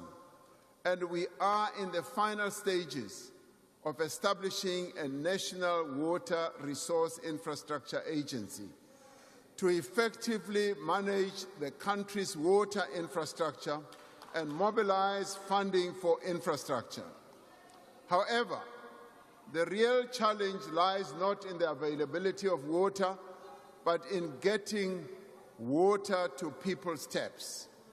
The Water Services Amendment Act, or bill, will enable us to hold water service providers accountable for their performance, and if they don't perform, to be able to withdraw their licenses if they do not deliver. If a municipality is not willing or able to provide a service to its residents, then it must be done by another structure that can do so. Now, these reforms will address the root causes of the water crisis. In the short term, we need to address the immediate crisis where water outages are being experienced right now. 3 years ago, when we were experiencing daily power cuts, we established the National Energy Crisis Committee to enable a focused national response. We overcame what seemed like an insurmountable challenge by adopting a clear plan and delivering on it. Using the same approach, we will now elevate our response to water crisis to a National Water Crisis Committee, which I will chair. The structure will bring together all existing efforts into a single coordinating body. The Deputy President has been working with a number of water authorities in the country, and we will coordinate all that to make sure that we address this problem. It will deploy technical experts and resources from national government to municipalities facing water challenges. It will ensure that action is taken swiftly and effectively to address the problem. To address the challenges effectively, we will not hesitate to use the powers that are enshrined in our Constitution and in the Water Services Act to intervene in municipalities where necessary. National government cannot stand by and believe that local government will be able to solve the problem which they are not able to solve. National government will therefore intervene.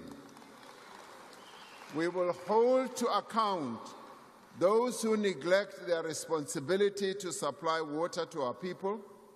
Government has already laid criminal charges against 56 municipalities that have failed to meet their obligations.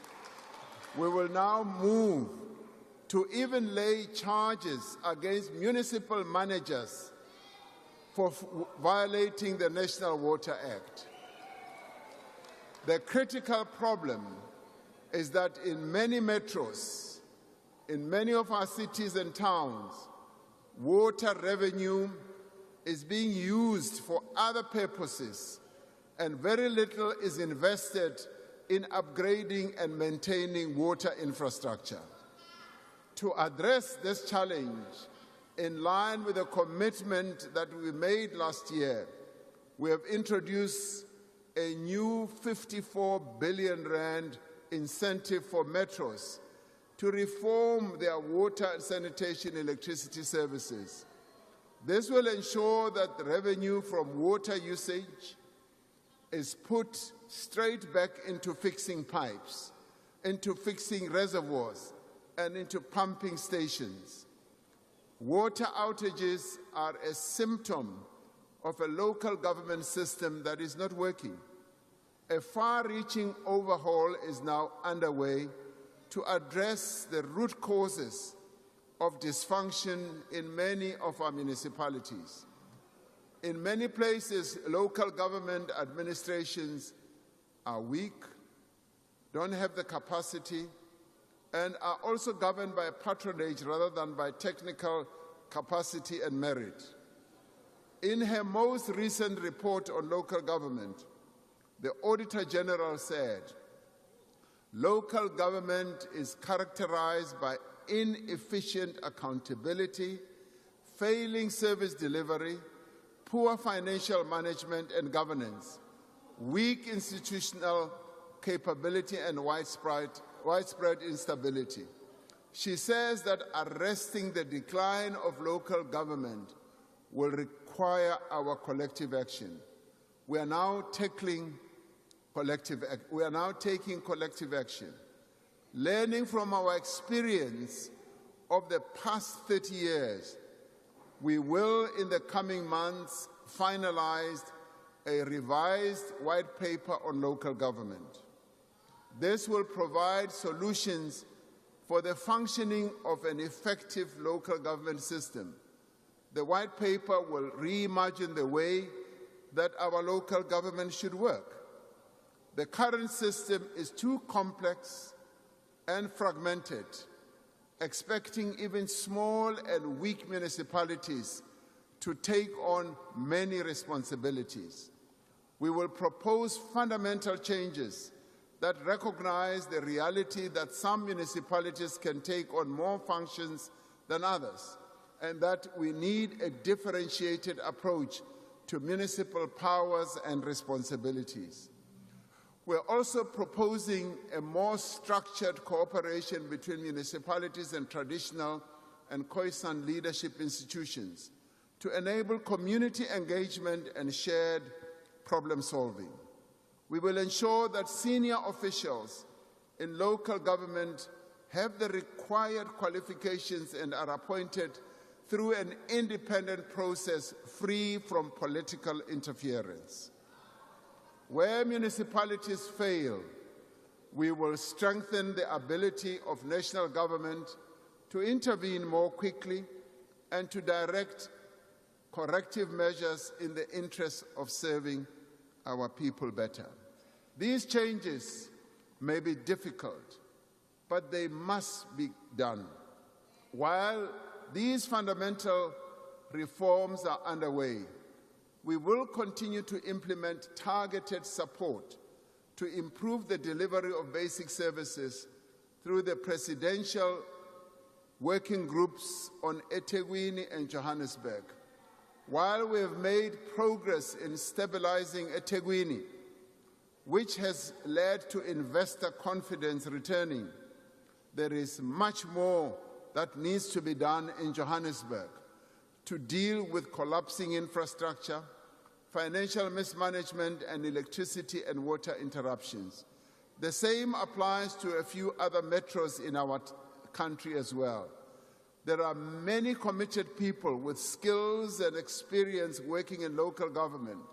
It is our responsibility to remake, reorganize, and better resource municipalities so that they can continue doing their work. As a country, we're increasingly vulnerable to extreme weather conditions.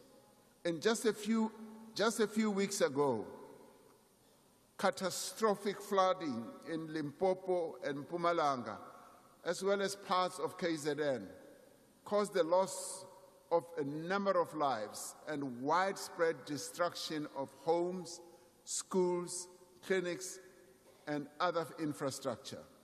I visited Giyani, and where there were 16 houses, nicely built houses, as we arrived, it was just an open field. The houses had been washed away. It was like there were no houses ever before. The foundations, the roofs, and all that had been washed away. The classification of floods as a national disaster has enabled national and provincial government to prioritize funding to address the most pressing needs of the people who are affected. A stronger South Africa depends on a growing economy. For more than 15 years, our economy has experienced low growth. All our actions are now driven by the need for rapid and inclusive economic growth to create more jobs and to create, for that matter, better quality jobs. To give effect to the medium-term development plan, Cabinet has approved a comprehensive implementation plan to drive growth and inclusion. Through this plan, we are working to revive growth by creating conditions for firms or companies to invest by maintaining a clear and stable macroeconomic framework, investing in infrastructure that works, creating a conducive regulatory framework that supports growth and enables competition, and a focused and forward-looking industrial policy. The foundations of this plan is investment, particularly in public infrastructure, as well as labor-intensive growth sectors that are capable of future growth. Now, these include the digital and green economy, where young people will find employment opportunities. Infrastructure is much more than an investment in brick, mortar, concrete, and steel. It is an investment in jobs, in productivity, in growth. For many years, fixed investment has been declining. We are now changing all that.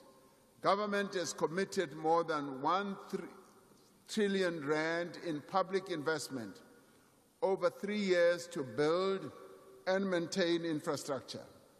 This is the largest allocation of its kind in our country's history, and it will be transformative.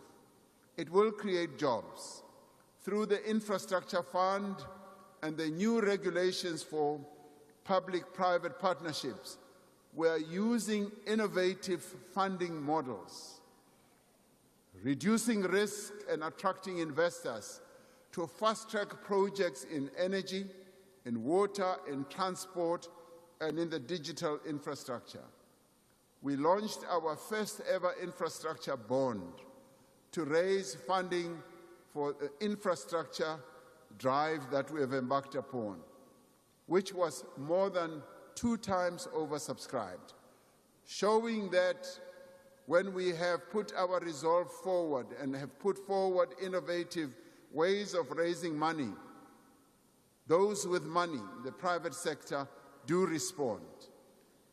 Disputes arising from implementation of tenders often delay the implementation of necessary infrastructure. We often find that when an infrastructure project is about to be embarked upon, competitors start taking each other to court, and waiting for the long court process always delays the start of those projects. To prevent undue delays in critical projects, we will establish specialized courts for commercial matters with dedicated judges and dedicated court roles to ensure faster outcomes in matters that have a bearing on the economy and development. This will speed up the development of our infrastructure. This year, we will begin the work to establish a professional state property company to transform the 88,000 buildings and 5 million hectares of land owned by the state into professionally managed engines of growth and development. I see you like this one very much. I will repeat it. Now, through Operation Vulindlela, we are working to transform the structure of our economy, to fix our infrastructure, and make our electricity, water, and logistics sectors more competitive and more efficient. Having put load shedding behind us, we must now transform our energy system to ensure long-term energy security. For decades, our economy grew on the back of cheap electricity. But then state capture, mismanagement, inadequate maintenance, and inflated mega projects drove up the cost of electricity to businesses and to ordinary citizens. Now, with the far-reaching changes that we are making to the sector, and with our abundant solar and wind resources, we will be able to drive down the cost of electricity. Regulatory changes have enabled a massive and growing pipeline of investment in renewable energy. By 2030, more than 40% of our energy supply will be coming from cheap, clean, renewable energy sources. We are now establishing a level playing field for competition so that we are never again exposed to the risk of relying on a single supplier to meet our energy needs. We are restructuring ESCOM and establishing a fully independent state-owned transmission entity, as I have said before. This entity will have ownership and control of transmission assets and be responsible for operating the electricity market. Given the importance of this restructuring for the broader reform of the electricity sector, I have established a dedicated task team under the National Energy Crisis Committee to address the various issues relating to the restructuring process, including clear timeframes for its phased implementation. The Minister of Electricity and Energy, Minister of Finance, and the Minister of the Presidency, and other ministers will all work together to make sure that we come up with clear proposals and timelines and how this will be phased in terms of implementation. This task team will report to me within 3 months. In addition, we will this year commence the first round of independent transmission projects to enable private investment in expanding our national grid. There has been tremendous interest. There's been tremendous interest in investments in our transmission process. We will work in each province to address transformer overloading, illegal connections, and equipment failure with the objective of eradicating load reduction by next year. We are committed to the path that we have embarked upon to modernize our energy system. We have begun to turn around the performance of our rail system and ports so that our businesses can get their products to global markets. We have now enabled private rail operators to access our network on a concessionary basis, which will now allow different rail companies to compete to move volumes from road to rail. Later this year, we will initiate major public-private partnerships in our port terminals and rail corridors through a concession model that preserves public ownership by the state while mobilizing private investment and expertise. Last month, we concluded a partnership with an international port operator to manage the Durban Pier 2 container terminal, the largest in our country. Pier, you're right. This partnership, something good also comes from your side. This partnership will result in new investment in equipment and infrastructure at the port and will bring it back to world-class standards. We continue preparations for the introduction of high-speed rail in South Africa.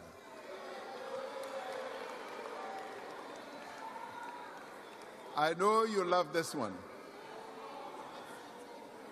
Now this, I've been saying that we would like this to cover initially routes such as Johannesburg and Musina and eThekwini to Johannesburg. Now, it often takes, high-speed trains are happening in many parts of the world. They have cut down the time of travel, and in my book, it should no longer take 5 to 6 hours to travel from eThekwini or Durban to Johannesburg, 4.5 hours from Johannesburg to Messina, when it can be done in a much shorter space of time. Our people want it, and progress is now being made. Nearly 30 companies indicated their willingness to participate in high-speed rail corridors when we put out the request for information last year. We are preparing to send out a request for proposals which will introduce a new era of long-distance rail travel in South Africa at a faster pace. We are determined to compete in a rapidly changing global economy. Our industrial policy focuses on areas where we have competitive advantage, where we can create jobs, and where we can drive up exports. Our trade policy is aimed at promoting sustainable development, growth, and strengthening our international partnerships. In a world where countries are looking to diversify their supply chains, we have an opportunity to ramp up our exports across the globe. We have a diverse economy, high-quality manufacturing facilities, and strong regulatory frameworks. We are strengthening our capacity for trade negotiations and expanding our missions abroad to drive economic diplomacy. Amid the turmoil in the global economy, we are supporting our established industries in the face of strong headwinds. We have moved to revive our ferrochrome industry and to protect jobs in our steel industry, in our automotive and other sectors which employ hundreds of thousands of South Africans in good quality jobs. Ministers are crunching the numbers on a daily basis, seeking to protect the jobs that could be lost through the decline of these industries that are now facing fierce competition. We are working with businesses and workers to close loopholes in our tariff structure and develop additional measures to protect and grow our manufacturing base.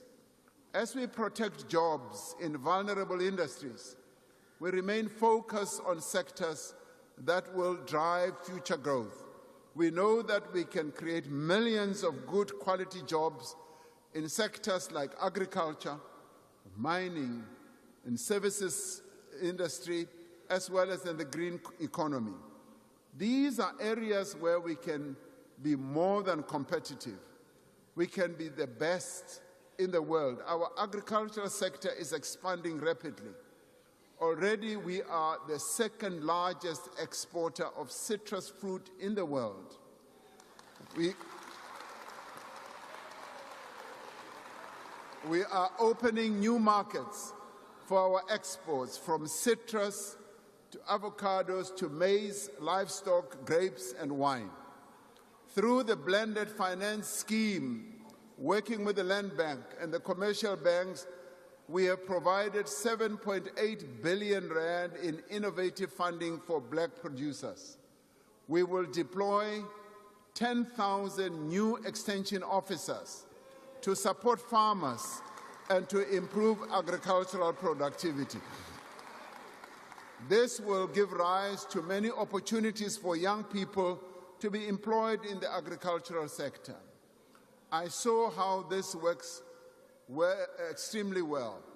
In Ethiopia, in the agricultural sector, which was really the worst sector, they employed 40,000 or so extension officers who support farmers.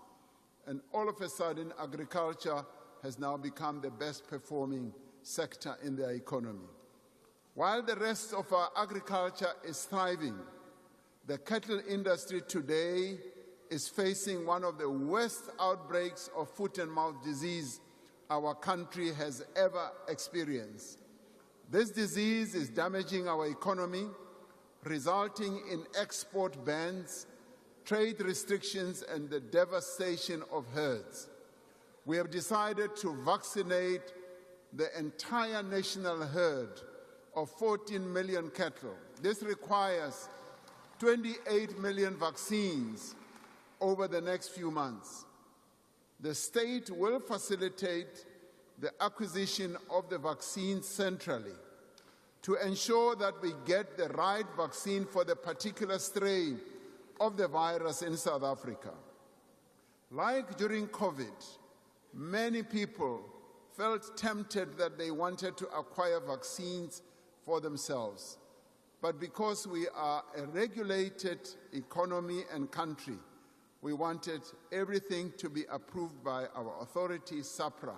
Similarly, in this case, with cattle vaccines, SAPRA, our authority, will be the one single organization that will give approval. We will work closely with the private sector to enable an efficient rollout, and most importantly, we will ensure that commercial, private, and communal farmers have immediate access to vaccines. Now, I have established a task team made up of farming organizations,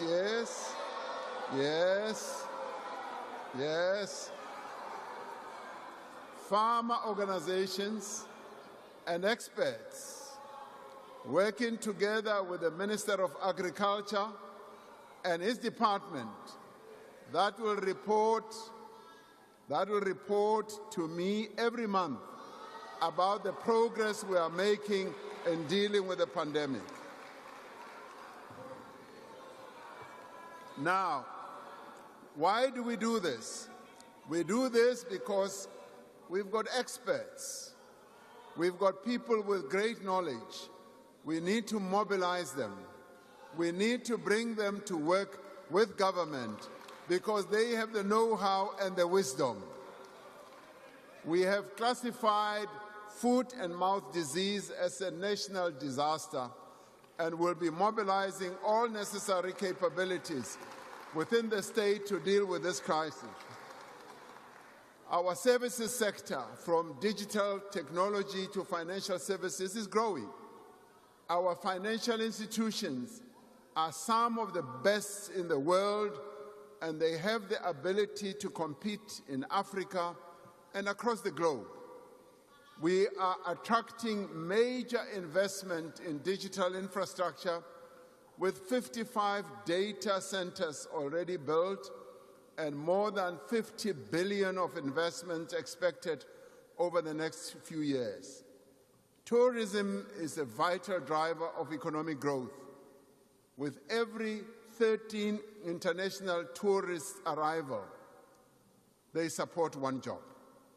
Our tourism sector made history last year, recording the arrival of 10.5 million visitors from overseas. We must now promote unique cultural, historical, and natural attractions of our country to reflect our country's identity. This can include traditional festivals, cultural areas in our country, local crafts, historical sites, and natural landscapes across the country in rural areas as well. As we strengthen our criminal justice system, we will make areas safer for tourists to visit. In the coming year, we will extend the electronic travel authorization system to all countries that require visas, enabling applications for tourists to be processed digitally within a 24-hour period. Now, the biggest opportunity of all lies in the green economy. We are pivoting our economy to be a leading supplier of products which the world will rely on in decades to come. We are expanding support for manufacturing of green products for global markets, from fertilizer to jet fuel, chemicals to steel. From March this year, we will introduce 150% tax deduction for investment in new energy vehicles, while supporting the local production of batteries as well. International pledges to the Just Energy Transition Investment Plan now stand at approximately 250 billion rand. This is financing large-scale investment in manufacturing, infrastructure, as well as skills. South Africa has become the world's largest reserve of critical minerals. Our ore reserves are valued at more than 40 trillion rand, making mining a sunrise industry. After many years of declining investment in exploration, we are dedicating funds towards geological mapping and exploration to harness our critical mineral reserves. Just this week, the Industrial Development Corporation announced more than 300 million rand in funding for the Frontier Rare Earths project in the Northern Cape. This has the potential to become one of the largest and lowest cost new producers of minerals that are needed for smartphones, lithium batteries, and other products. Confidence in the future of South African mining was very evident during the mining indaba this week here in Cape Town. New gold, copper, rare earths, platinum, and coal mines are being opened. And black people are players, serious players in this industry now of late. And we are happy about that. At the G20 Leaders Summit in November last year, the G20 countries supported our proposal to expand local beneficiation of critical minerals and the export of finished goods. Critical minerals beneficiation that should take place at the source of extraction, right where the minerals are found. Over the course of the first 5 South African investment conferences, we were able to raise 1.5 trillion rand in investment commitments.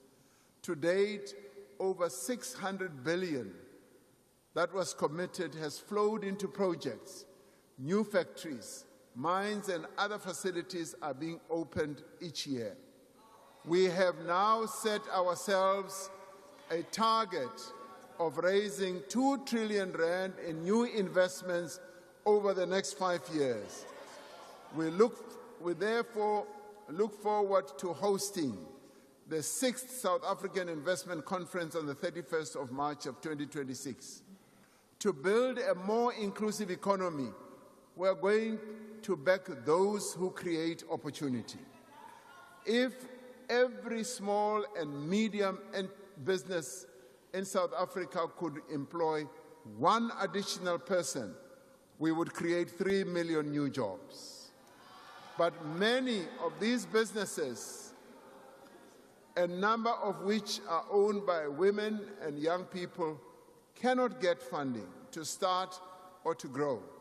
Many struggle to find markets for their goods and services, and nearly all small and medium enterprises have to contend with a multitude of regulations, of bylaws, of licensing requirements, and bureaucratic hurdles.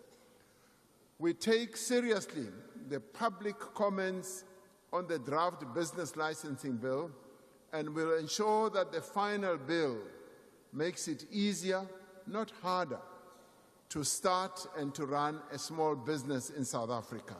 We will do that. This year, we will provide more than 2.5 billion in funding to over 180,000 small and medium enterprises and extend a further 1 billion in guarantees. Naturally, we will seek to also focus on women and youth-led businesses to foster their empowerment. And we will amend the National Credit Act regulations to make it easier to access credit at a lower cost. The transformation of our economy is necessary to drive sustained growth, to reduce inequality, and correct the injustices of the past. We are undertaking a review to refine, realign, and strengthen our broad-based Black economic empowerment framework to ensure that it supports greater transformation and inclusive growth. Now, all these actions will create a stronger economy and fix the foundations that were broken.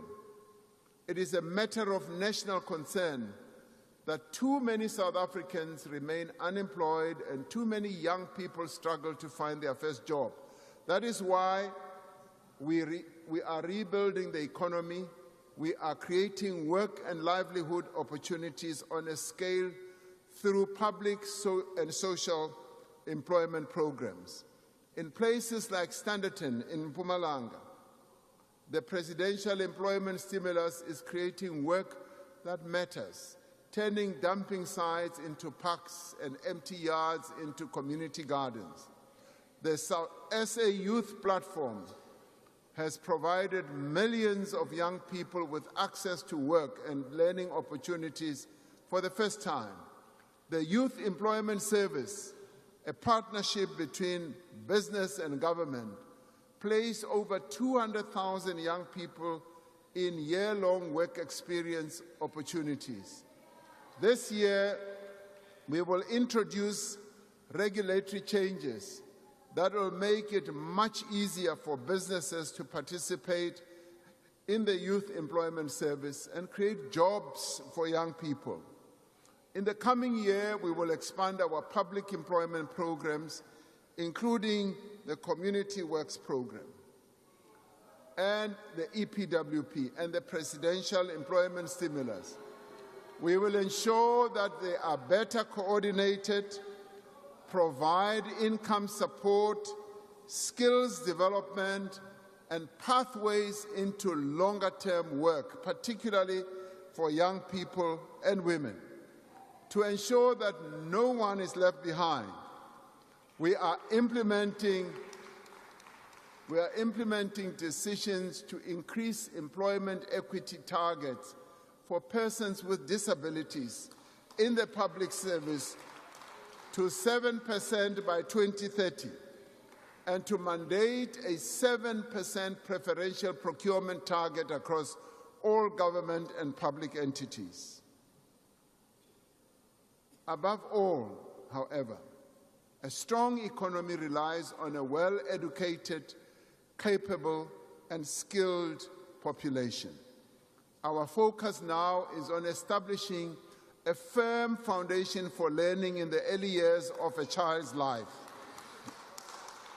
We are expanding access to early childhood development through the Bana Pele mass registration of ECD facilities and an increase in subsidies for ECD learners.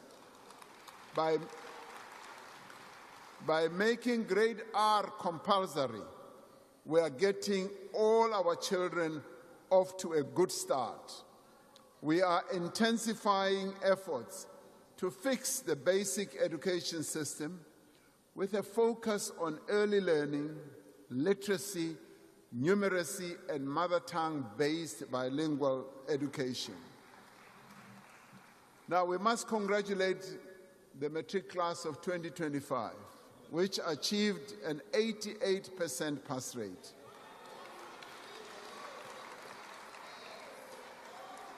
Now, this is the highest pass rate in our history, reflecting both commitment of the learners and the interventions we have made to improve learning, but we also congratulate them for the sacrifices they themselves have made to get where they are.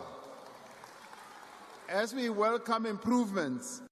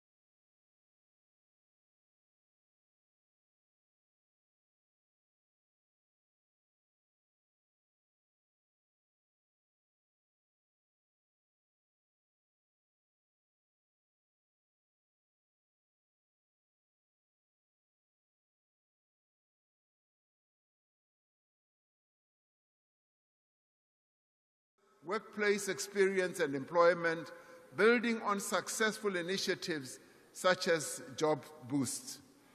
These reforms will ensure that various training programs that we have in government are a door to opportunity, not a dead end. To absorb the increasing number of young people passing matric, we will expand opportunities for young people to enter institutions of higher learning. I have directed the Ministers of Finance and Higher Education to work on a proposal for us to build more universities and TVET colleges for specialized areas of focus. An immediate problem is the great shortage of student accommodation at our institutions of learning.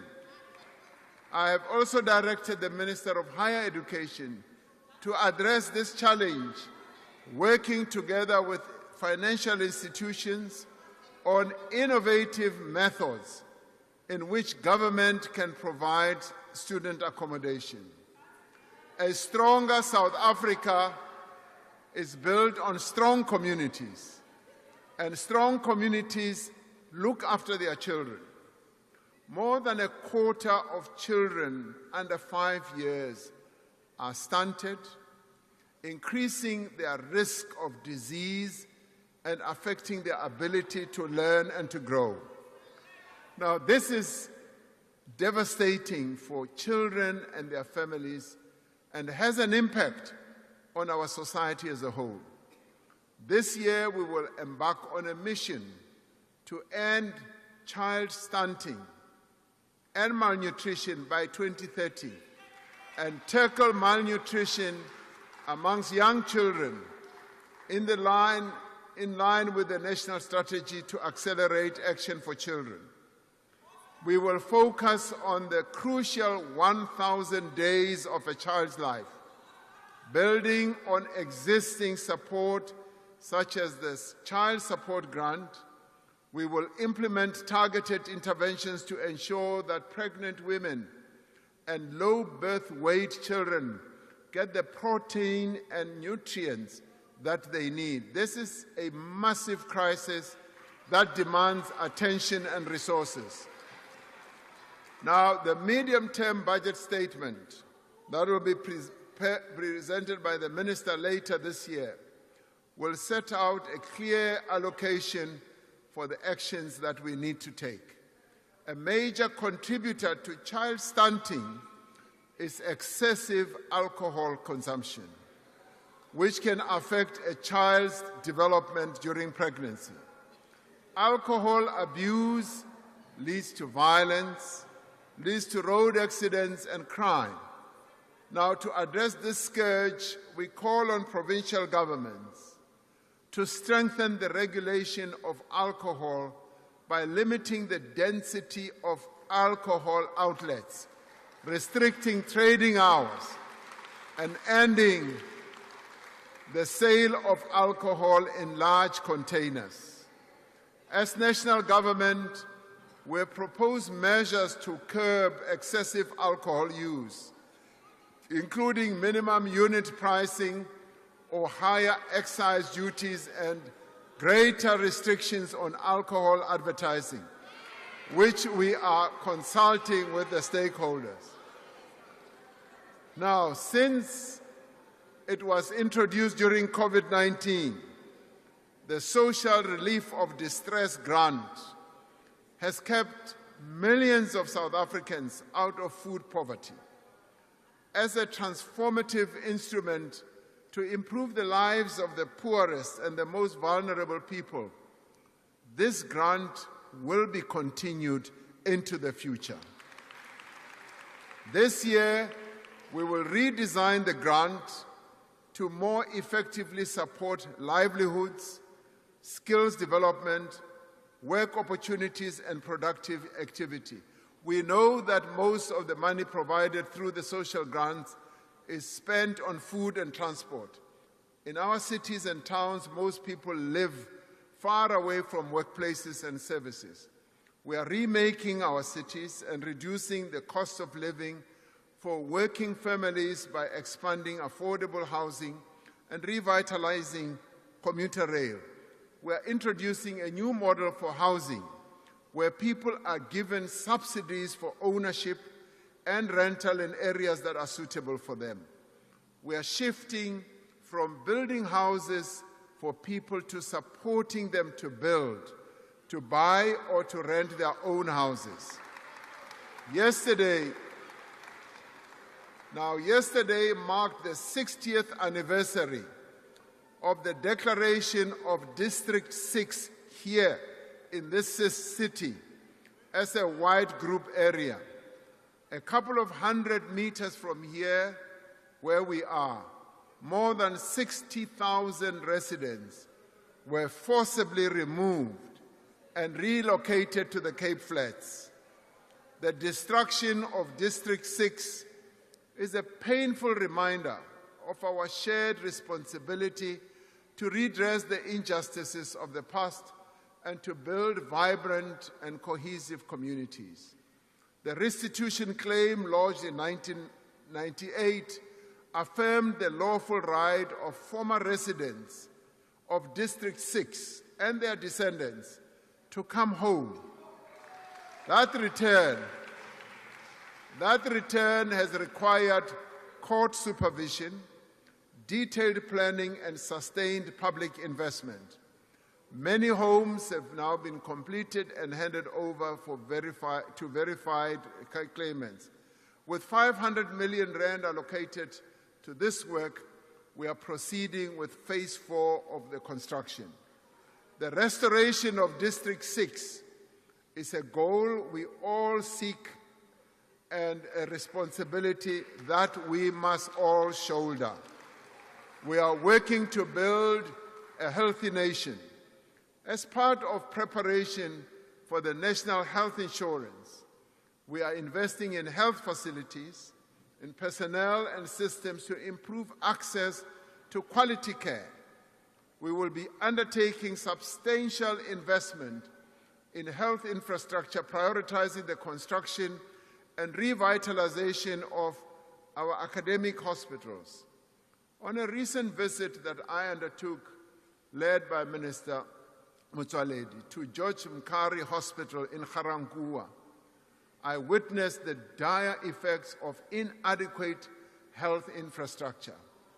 Starting with George Mkhari Hospital, we will be working with various public and private financing institutions to finance the building and revitalization of that hospital as well as other healthcare facilities.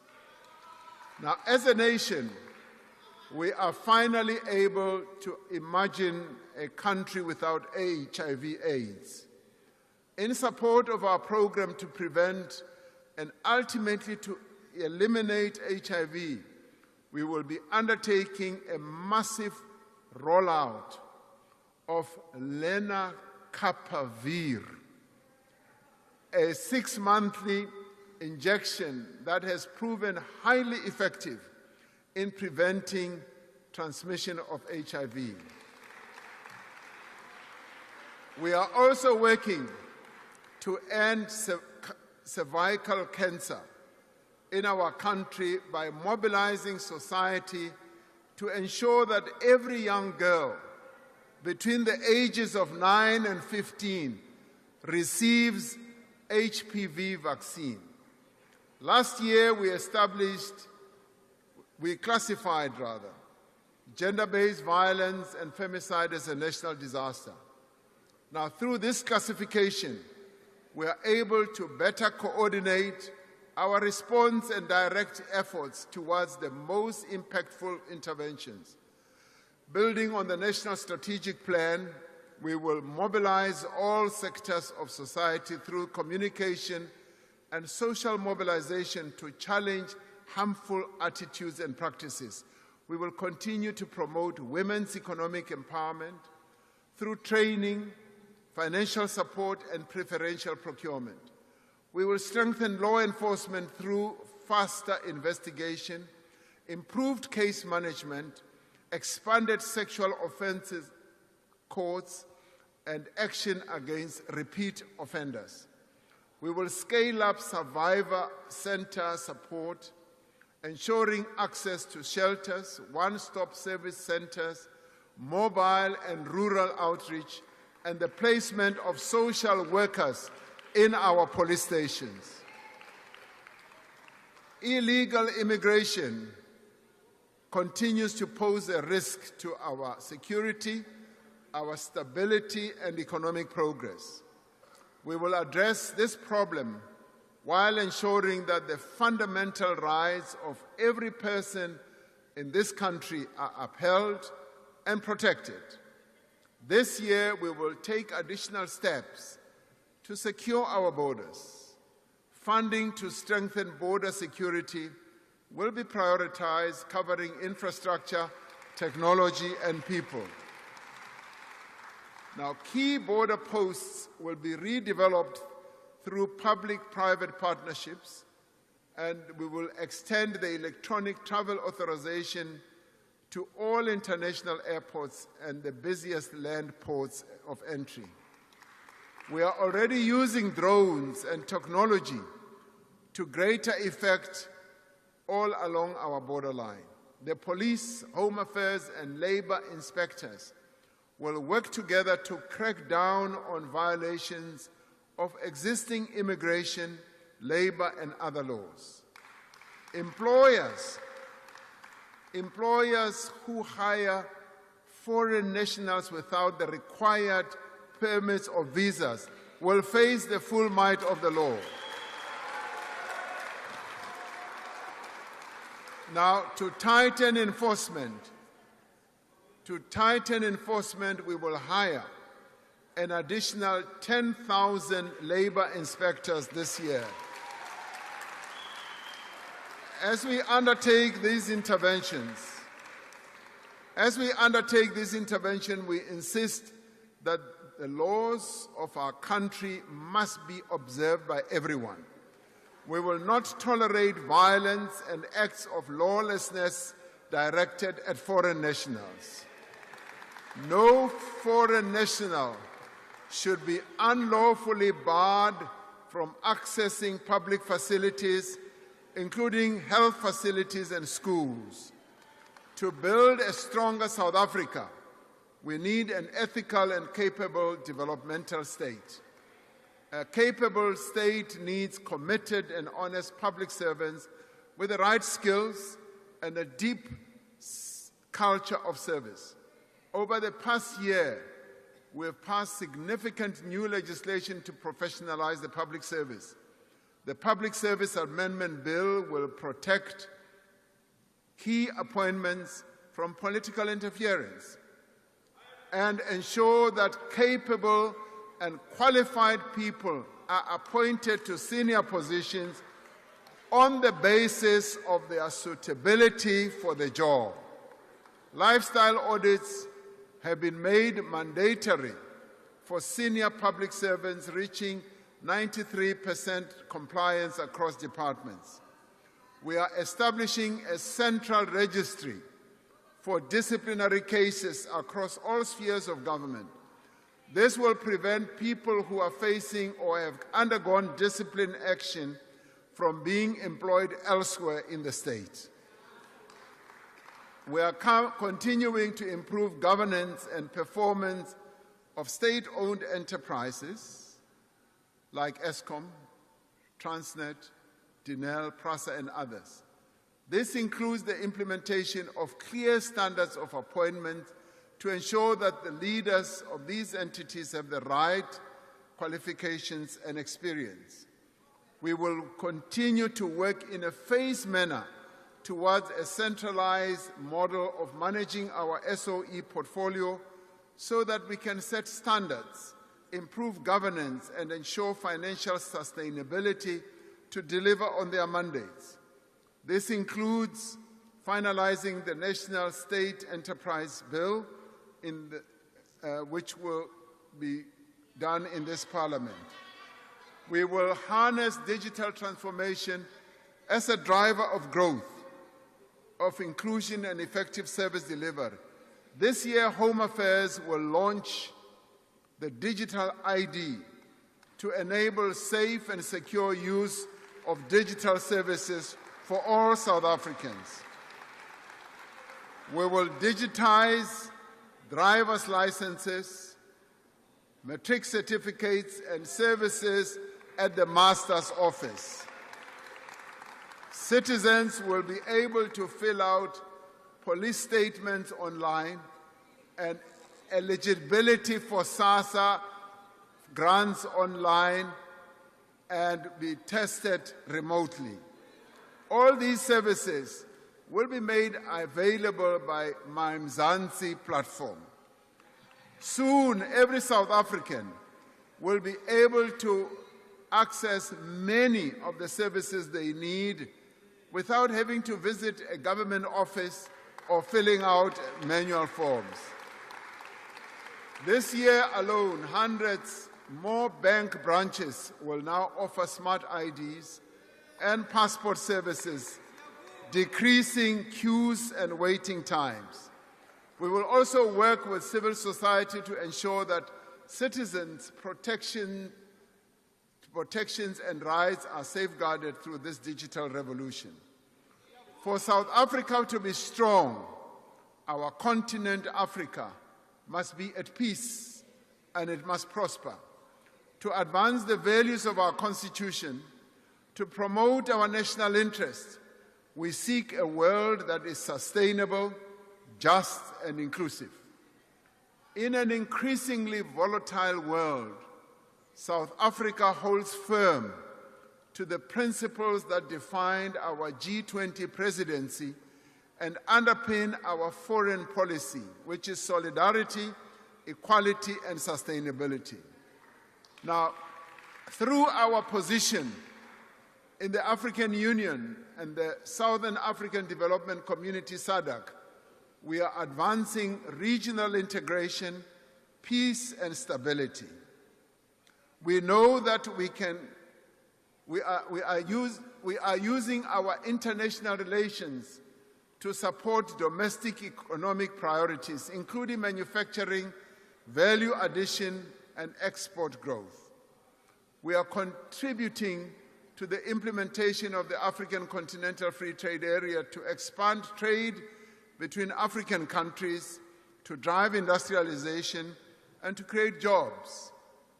South African firms, our banks, our farmers, our manufacturers will be leading suppliers to an African market of 1.4 billion people whose working age population will double in the next 25 years. We are building mutually beneficial relations with all countries on terms of equality and respect.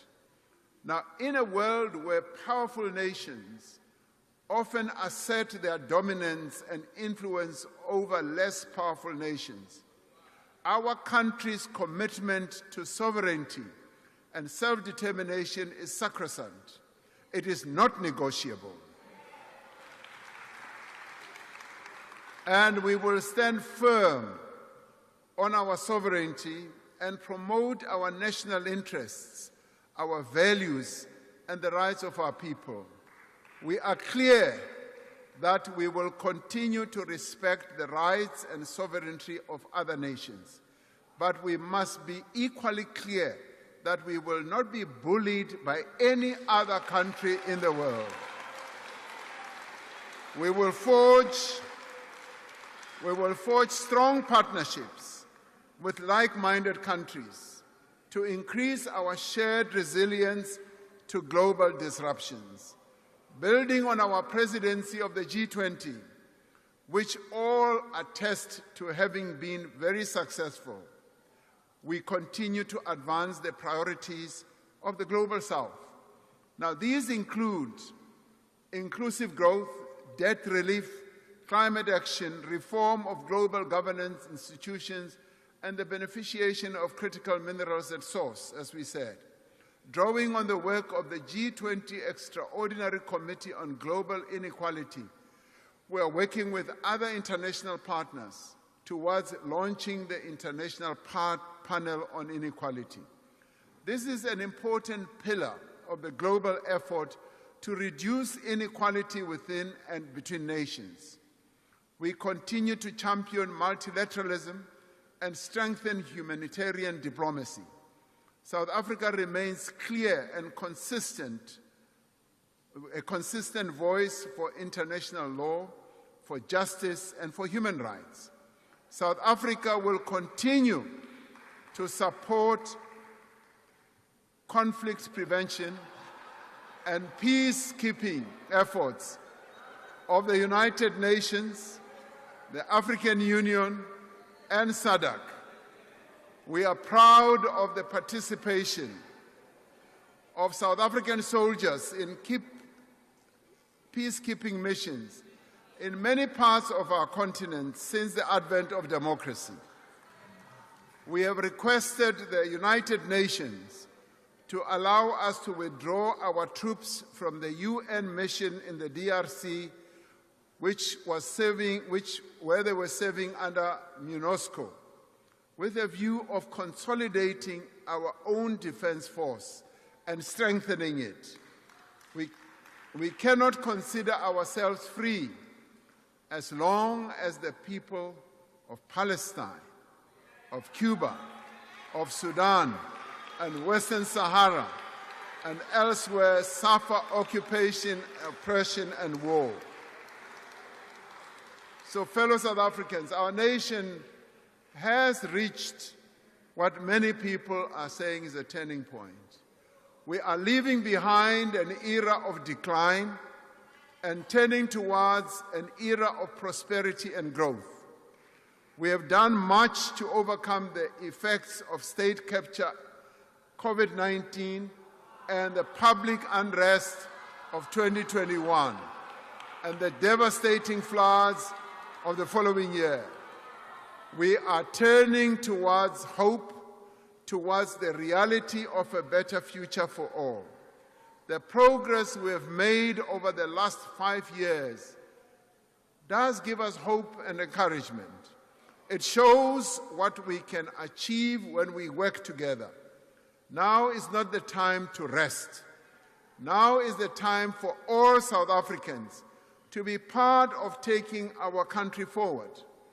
Last year, we embarked on a new chapter in our democracy, launching a national dialogue at a convention that brought together South Africans from across the country, representing all sections of society. Now, this year, this national dialogue process will spread across South Africa, reaching every community, every school, every university, every college, and every part of our society. Under the guidance of the Eminent Persons Group, consisting of prominent, respected South Africans, and led by an inclusive steering committee, these public dialogues will give the citizens of our country the opportunity to raise their concerns, their aspirations and plans for the future. These public dialogues will culminate in a national convention where all these conversations will be brought together to outline the actions that we must take to build a better South Africa. These conversations will guide the formulation of an overarching national compact and the next phase of the National Development Plan by 2030. In building this national consensus, we must draw not only on the shared values of our Constitution, but on the unifying power of sport and the rich diversity of our culture. As we celebrate those who have reached heights of global achievement amongst us, we must appreciate how sport and cultural activities have helped to build a cohesive society. Harnessing the spirit of the women of 1956, the youth of 1976, and the people of South Africa in 1996 when they drafted the Constitution. The year 2026 must be a year of transformative change. This must be the year that we make South Africa stronger, not weaker. We must fix what we must fix: local government. We must fight crime and corruption and restore trust in the criminal justice system. We must create jobs and livelihoods for every South African. And we must build a state that works for all the people of South Africa. Above all, we must ensure that this rising tide lifts every South African. As the economy grows, it should bring into its fold those who have lived on the margins. This is the time for all South Africans to rise, and we must rise together. Thank you very much.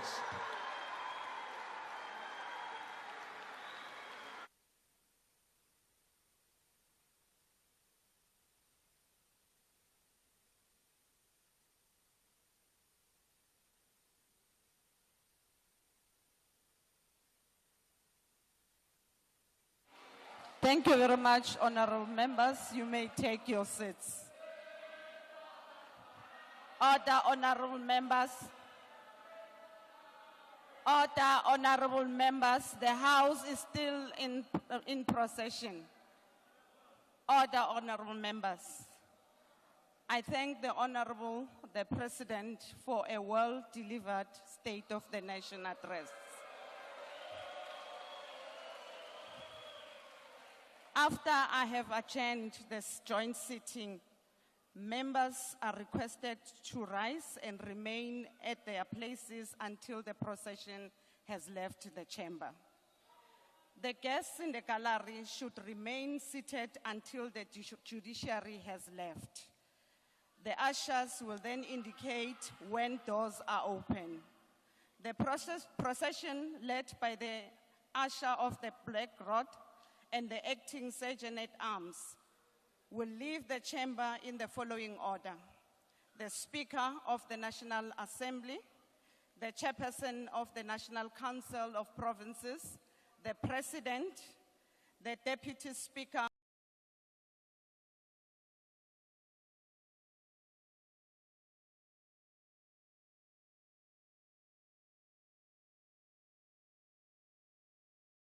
of the business of the day. The joint sitting is adjourned.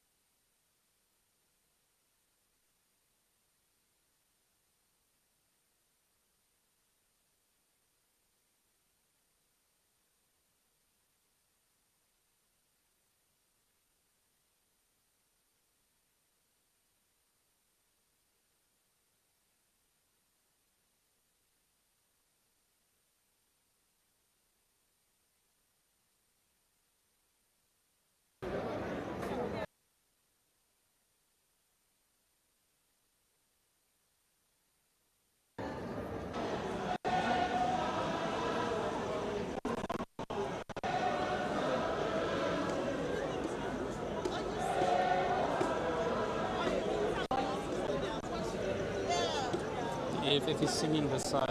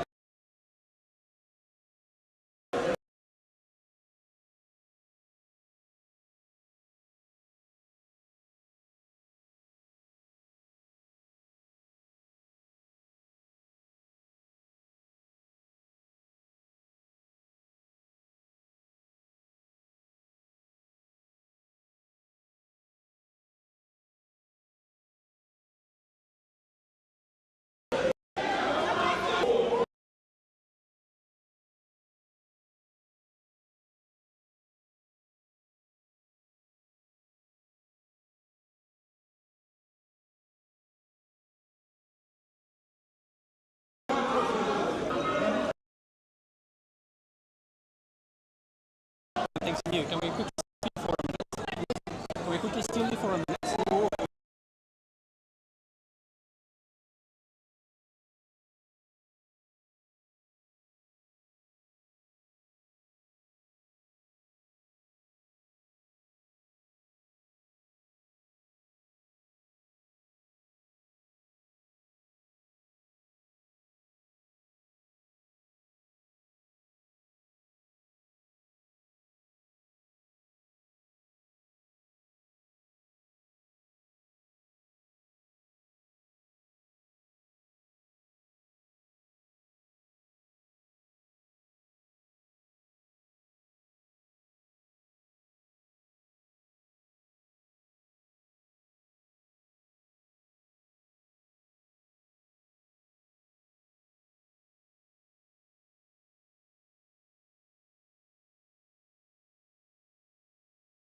We're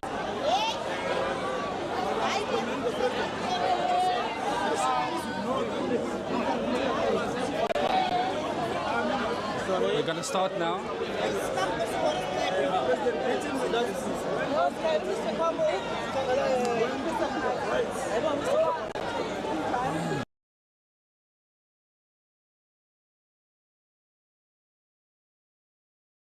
President Cyril Ramaphosa has ended his 10th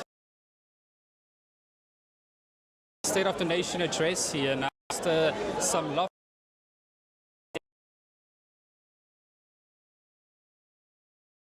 that South African National Defence Force will be deployed. He also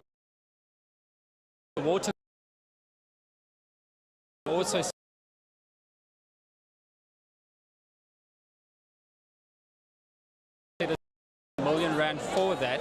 Here it would be out of us right now in SONA. I think the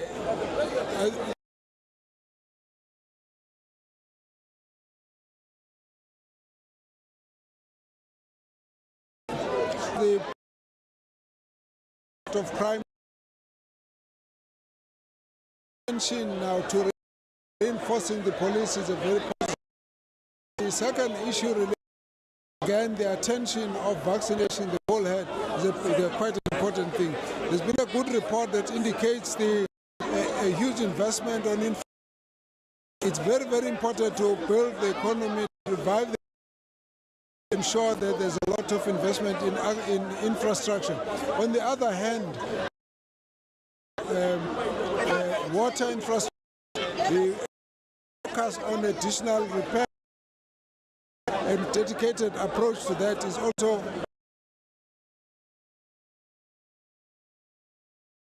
the approach as well of reviving the working of the ports as well as also on mining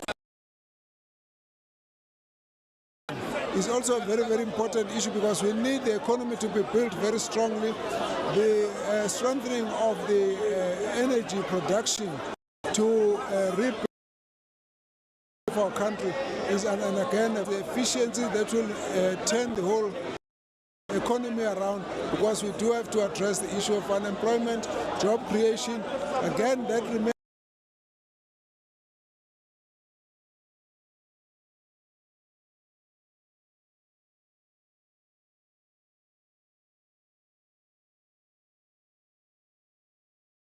one of our primary objectives as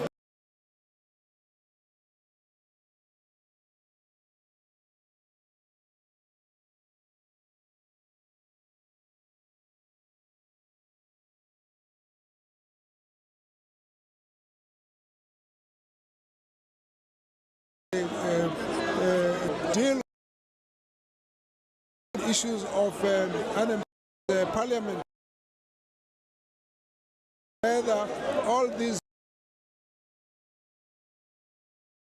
recruiting inefficiency, all of that is given the necessary attention and the monitoring by the national will be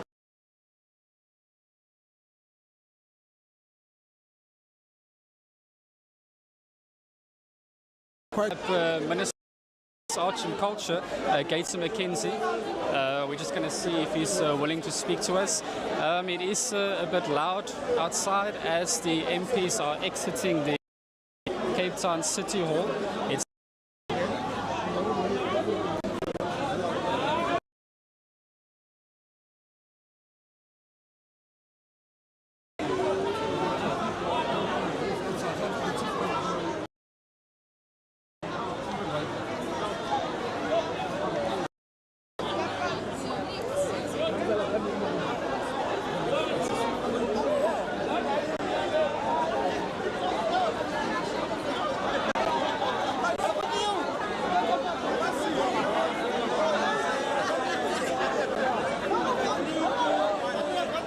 Sunday bright, and me and the press,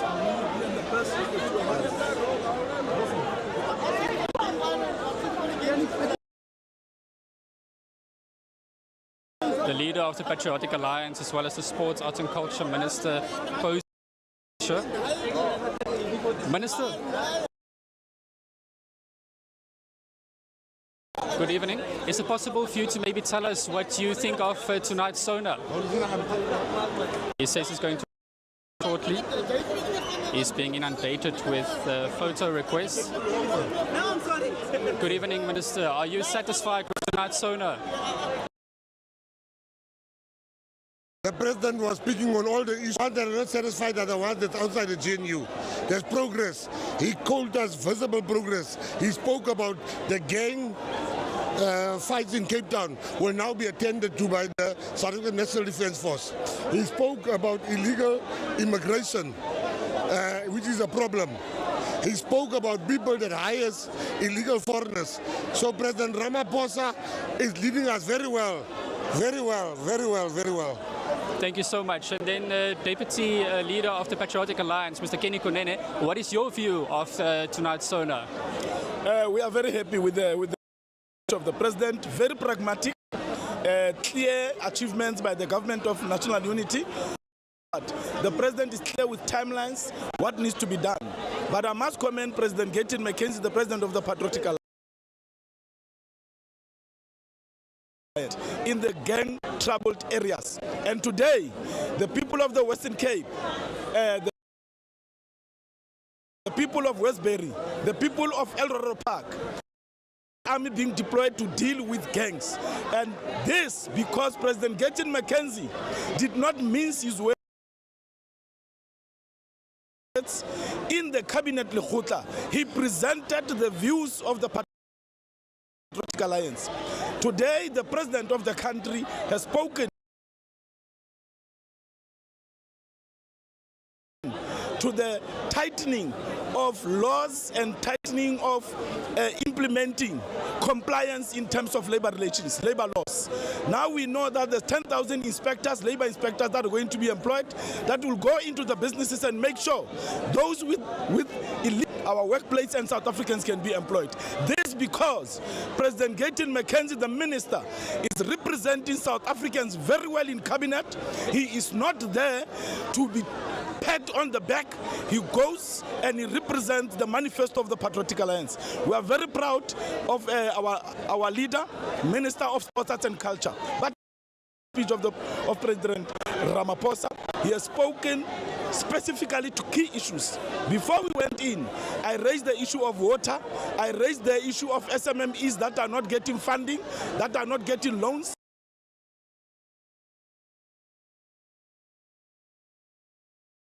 So he touched on bread and butter issues. And as the PA, we are very happy and we're excited for the future. Thank you so much. That's, of course, the Deputy Leader of the Patriotic Alliance, the Minister of Sports, Arts and Culture, and the Leader of the Patriotic Alliance, Gayton McKenzie. The leader of you on tonight's SONA. You know, before we spoke, I was carefully optimistic, but now I'm excited. We heard, compared to many other years, the President was very, very decisive. And we welcome this, particularly as the opposition, the ANC opposition in the Western Cape Provincial Legislature.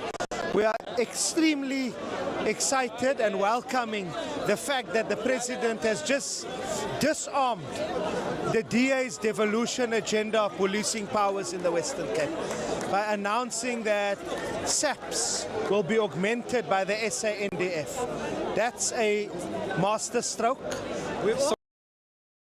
Too little, too late for the President now only to say the SANDF should be deployed? No, it's never too little, too late. Remember, the President is not somebody who makes knee-jerk reactions. This was a clear, after listening to the people, trying various interventions, still maintaining the cooperative governance model. Remember, bringing SAPS into communities, it's not easy. I mean, bringing SANDF into communities, it's not easy. They are a defense force, not necessarily meant to work within communities. So it's a last resort. You don't do that initially and in the middle. You do that at this particular stage. So I think it was well thought out and it has come at the right time. Then in additionally also dealing with the symptomatic issues that give rise to crime in our communities. Lack of basic education. So strengthening of the ECDs, solid intervention. Also, we know the contribution that alcohol abuse plays. So calling upon provincial governments and making sure that provincial governments strengthen the liquor licensing procedures, because there's far too many schools in our communities that are either being built or where there are liquor outlets being built near our schools and near where young people are playing and young people are frequenting. So that is a welcome move, and we will use that. That now strengthens our hand. Government. The water interventions, solid. We're facing a water crisis, including in Knysna and Bito municipalities. That's going to assist us. The no-nonsense talk around corruption, particularly the role of municipal managers, because many a times politicians are the ones being called out, and rightfully so, for corruption. But when municipal officials are doing things which are not in conformity with the law, they are not being called out. This is a step in the right direction. Thank you so much. That is, of course, Khalid Syed. He's an MPL in the Western Cape Legislature. It is in the Western Cape where President Cyril Ramaphosa said the SANDF would be deployed. That is, of course, the South African National Defence Force. He's also deploying them in Gauteng, and that is because of the gangsterism taking place there.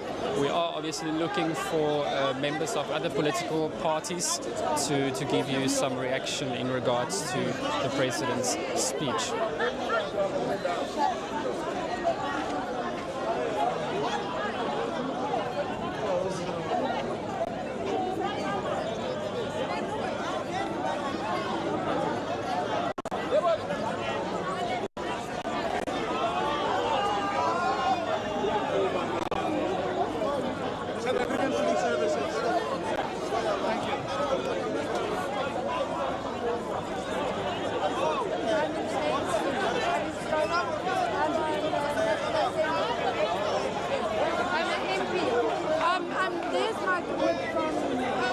We're not allowed to speak other than our whip of our committee.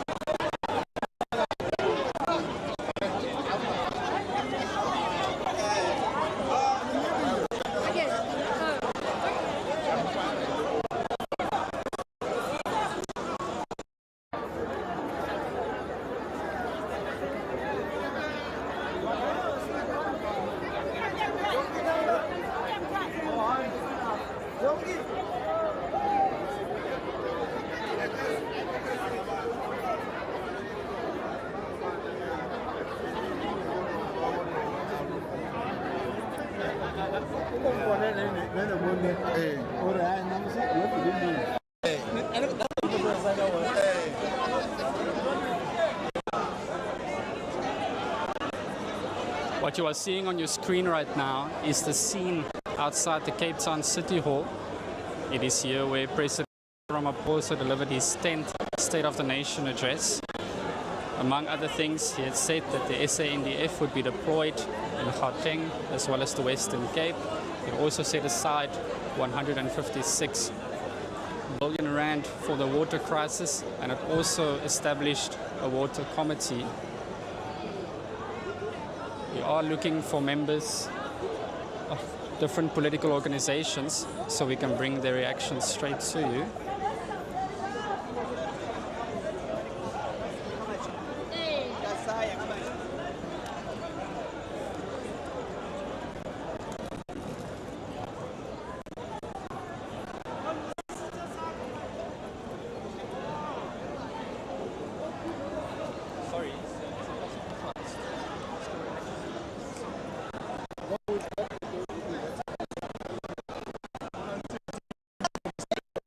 Sorry.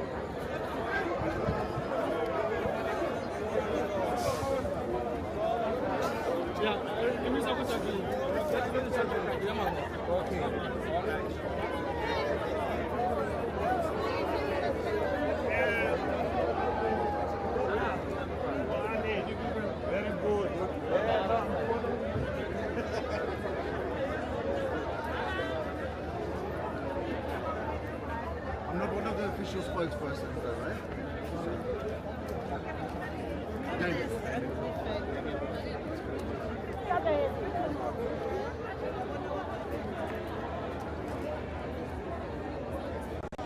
We are now joined by the MP, Damien Klopper. Is it possible just to exchange your views on tonight's SONA? Do you think it was a good SONA? It was very interesting. I think that the President took a lot of ownership by actually admitting that there's a lot of poor planning, poor failures within the municipalities, and I think those are definitely facts that can be addressed. So I appreciated that. A lot of things weren't discussed, I suppose, and I think a lot of things is very high level, you know, to say we're going to tackle. We're sitting with the corruption that we're sitting with currently, in the Ad hoc Commission, Madlanga Commission, and I think those are things that need immediate attention and very, very quickly. Is there anything that you can highlight in particular? My colleague Honourable Breitenbach has already suggested the 21st Amendment Bill for the anti-corruption, and I think that's something that must be taken very, very seriously, because that is exactly what we need, is an independent anti-corruption. And are you satisfied with the President saying that the SANDF would be deployed in both Gauteng and the Western Cape? I wouldn't want to comment on that. It's not my portfolio, but I mean, I think anything to tackle the drug problems and the gang problems in any of us is absolutely fantastic. You know, we really need to take serious action, and I think that is absolutely very important. We appreciate your time. Thank you so much. That is, of course, DAMP Damien Klopper. Sorry, ma'am, you also want to say something? Yes. Just introduce yourself, please. Good evening, my name is Lisa Schickling and I serve on the Police Portfolio Committee. I am very concerned about the fact that the President didn't speak about GBV this evening. How does he start a speech honouring women and speaking about the fight that they fought to make South Africa more equal, but there's nothing being said about GBV? Why are there not measures in place? About 17 women get murdered every day and 120 women are raped, but yet we have completely missed the point on this. Why is more not being done for women? Why are we not making sure that South Africa is a safer place for them? Surely the President must look at this. If he's not going to fight for women every day, we will, and we will continue to fight the good fight to get rid of the scourge of GBV. Thank you so much. We appreciate it. Some mixed reactions in regards to tonight's State of the Nation address. We are getting reaction for you.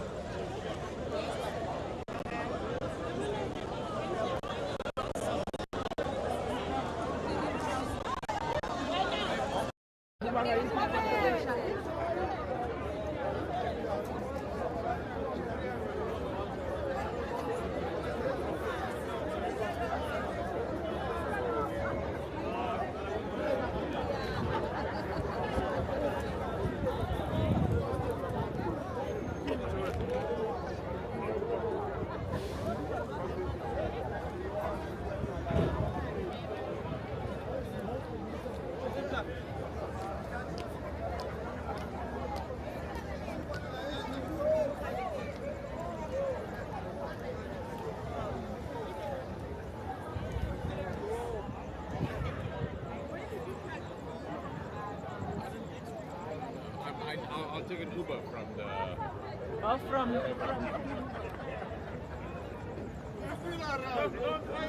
No, they must elevate you to a minister now, and I come and work in your office. Please.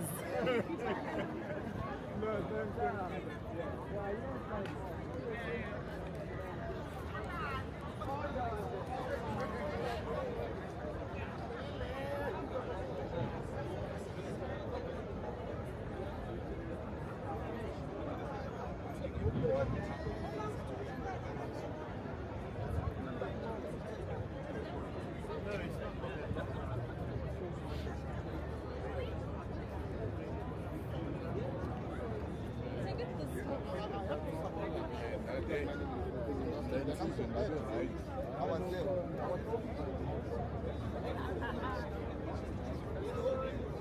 thank you.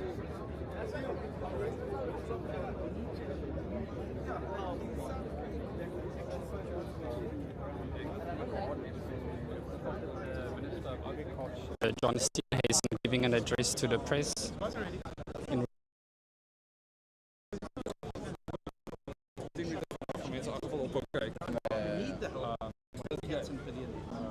Now, John, we've seen that from the president's speech that the DA is indeed in the driving seat in the GNU. And he spoke a lot about expanding.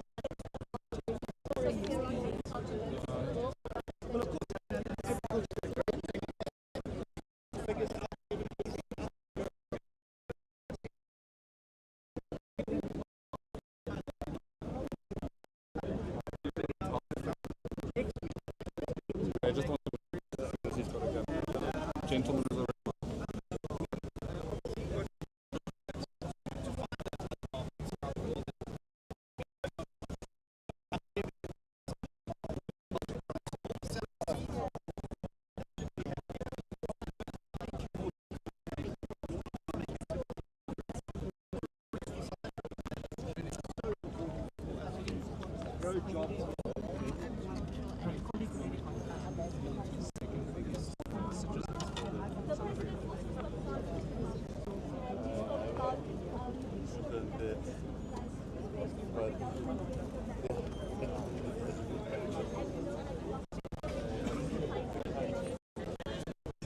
Well, I firstly welcome the state of disaster that's been declared. This will hopefully unlock resources now that we haven't had to date, particularly when it comes to the issues around roadblocks and assistance with traffic. But I also am very glad that the President backed the strategy this evening to vaccinate the national herd. For the first time now, South Africa has a policy that is going and a pathway to becoming foot-and-mouth disease free, and that is through a rollout of vaccines across the country. We need 28 million vaccines. We're getting them now from different sources that we've never got before: Argentina, Turkey. We've broken the monopoly in the vaccine sector. We're allowed to import from other areas as well now, and those millions of vaccines will go in the field. And if the private sector and the public sector work together, because we can't do this alone as government, we need private veterinarians, we need private animal health technicians and others to help us with that rollout. If we need that, if we can do that together, I'm confident this will be the last major outbreak of disease we ever have. Now, Lena, I know that you are very much busy this evening. You have a lot of people to speak to, so I won't be selfish and keep you for too long. But you did speak in the beginning about local government. Now, as a Joburg resident who lives in Johannesburg, we have personally had water for 20 days. 20 days. So you haven't showered for 20 days? days? No, listen, I had to come to Cape Town to shower. How crazy is Well, that? it just shows you, isn't that the actual story there? Where the DA governs, things get done. Where the DA governs, you have water in your taps, you've got electricity in your homes, and you've got a government that's working with you, not against you. A government that takes investment in infrastructure seriously. And that really is the choice that lies before voters in this local government election coming at the end of the year. You can stay as you are for the rest of your life, or you can change to the DA. Thank you so much, Lena, for your time. We'll be right back.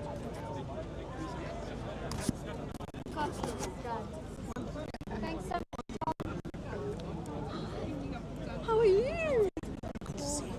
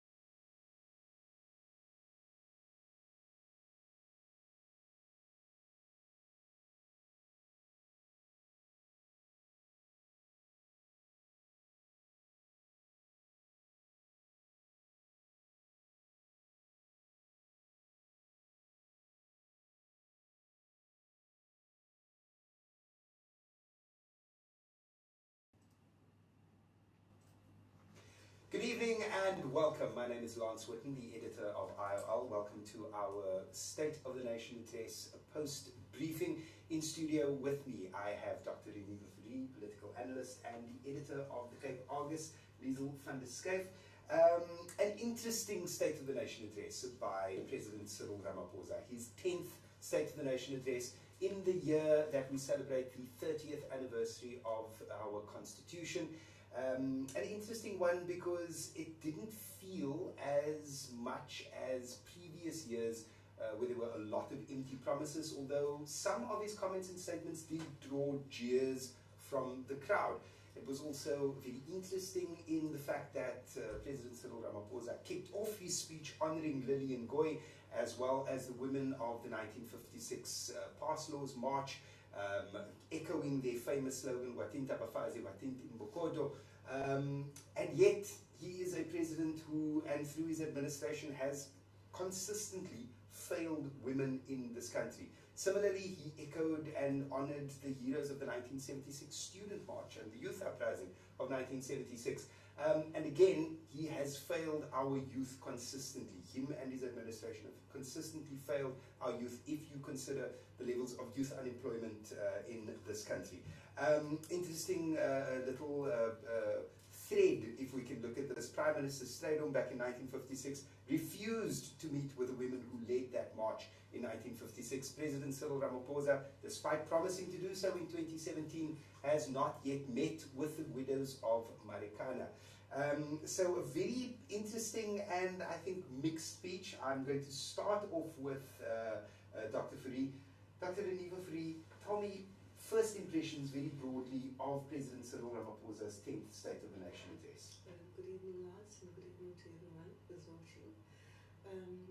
Look, I think this time it resonated more with ordinary South Africans. It didn't give a long brag list like they normally do, listing all the wonderful achievements of government when people on the ground don't really resonate with it. And he touched on key issues that really affect us, which is crime, the issues of service delivery, the element of the economy, the high unemployment rate, as you have mentioned.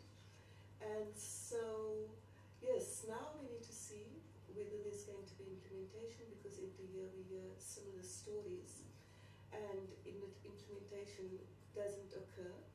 And then also it's about access. He highlighted a number of incentives that government will be introducing to develop the economy. However, many of our ordinary citizens don't have the means to access those incentives. They don't even know about it. And especially now that everything is going to be digitized, it means that the poor is going to be increasingly excluded. That's a really interesting point. I mean, I love the fact that you touched on that. Ramaphosa mentioned quite a lot of bread and butter issues. Liesl van der Schuyf, editor of the Cape Argus, we are in an election year and a local government election year at that. Very interesting because these are the elections that are not decided on policy, they are decided on those bread and butter issues. They are decided on, are my street lights on, are my potholes being filled, is my refuse being collected, and as is not the case in much of South Africa right now, is there water in my tap? Your overall views of the State of the Nation addresses here. Okay, good evening everybody. So my overall state would be that the President, he made this big promises year after year, and this speech, however, seemed to be, full of not promising, but rather implementations and access to, as Liva has said.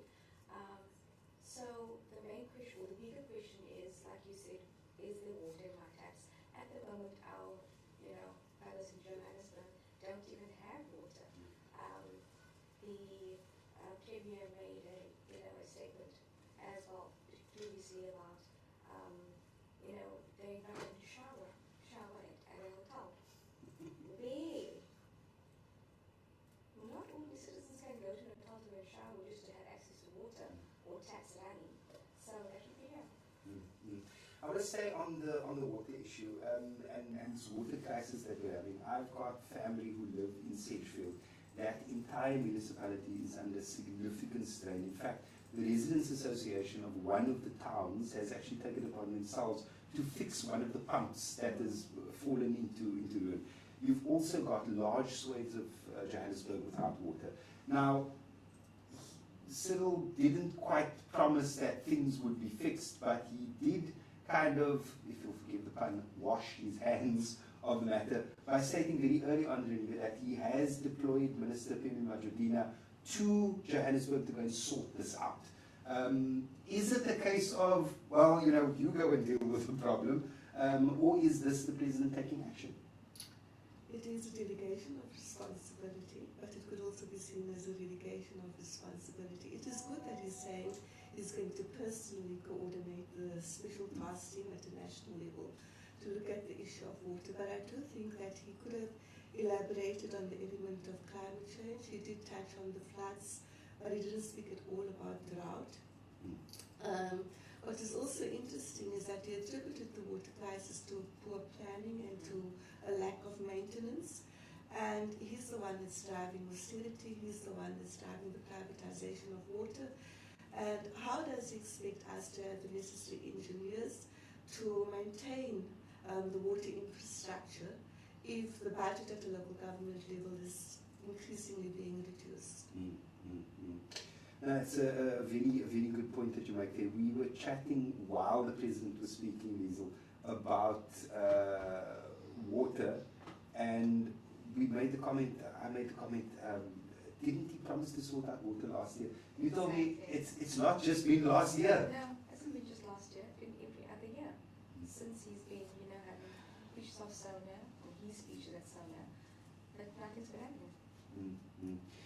Do you think, I mean, I know this conversation needs to center really around the State of the Nation address and what President Cyril Ramaphosa has said, but Renila, do you feel that perhaps this handling of the water crisis is going to potentially harm the ANC at the polls when we go and vote in the local government elections later this year?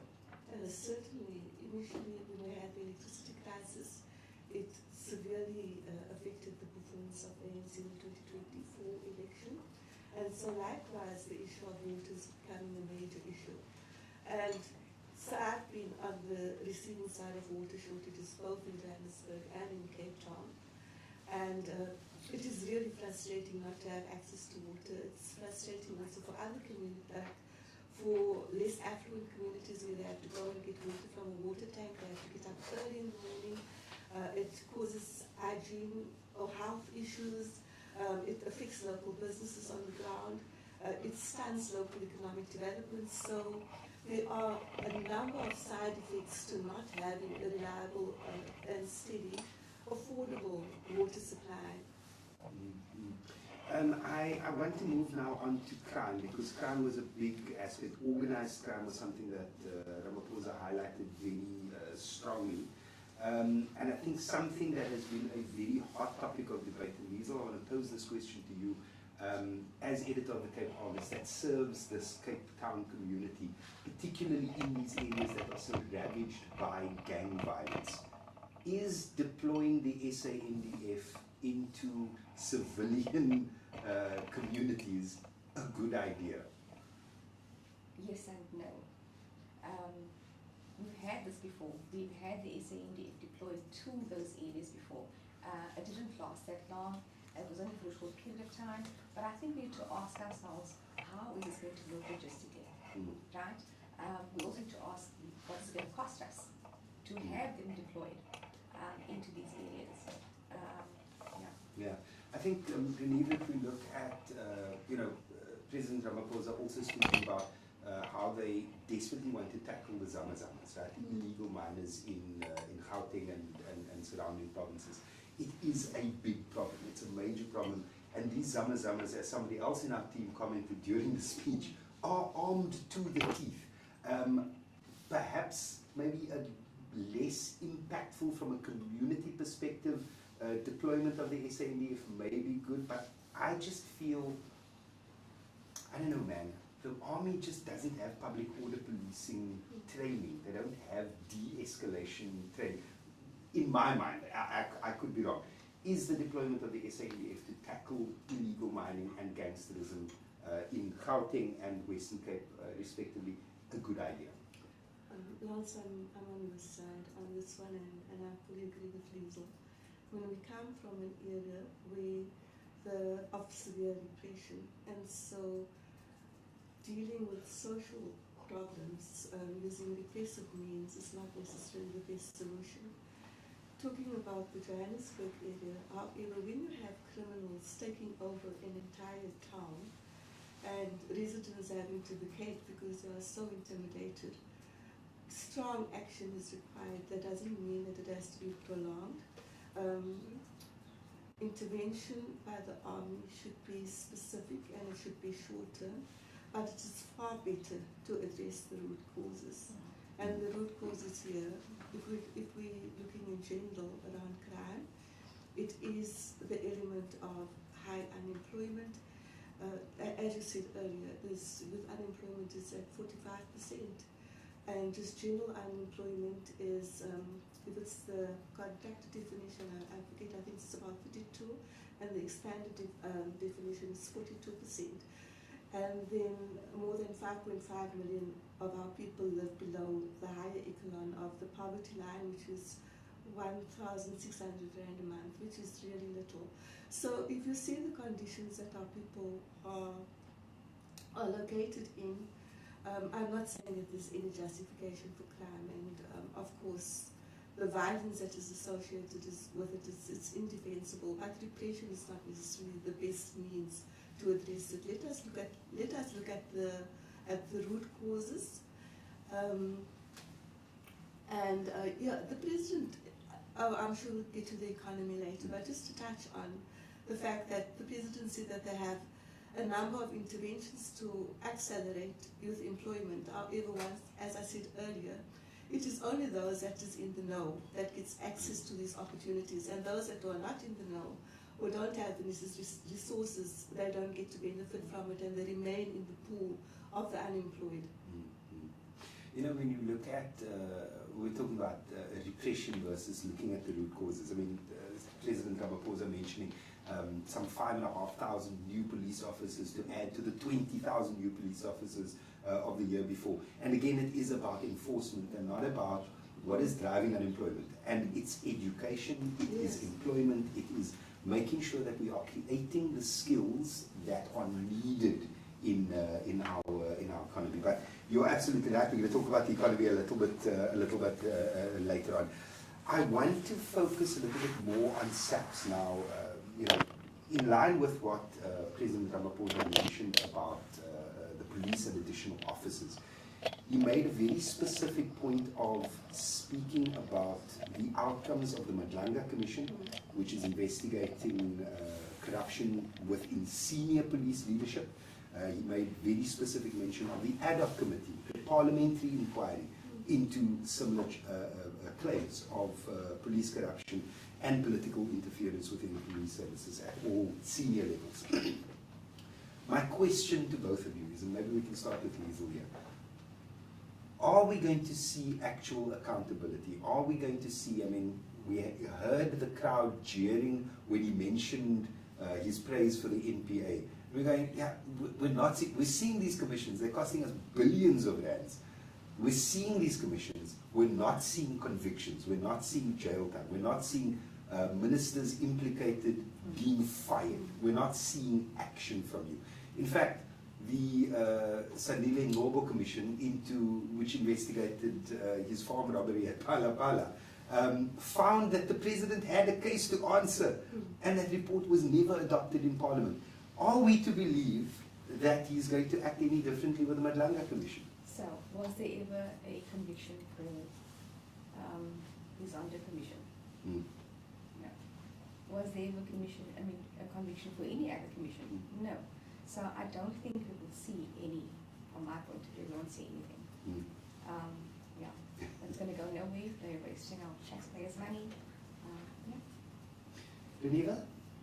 Yes, I also agree with you that I'm not really optimistic because we haven't seen any action.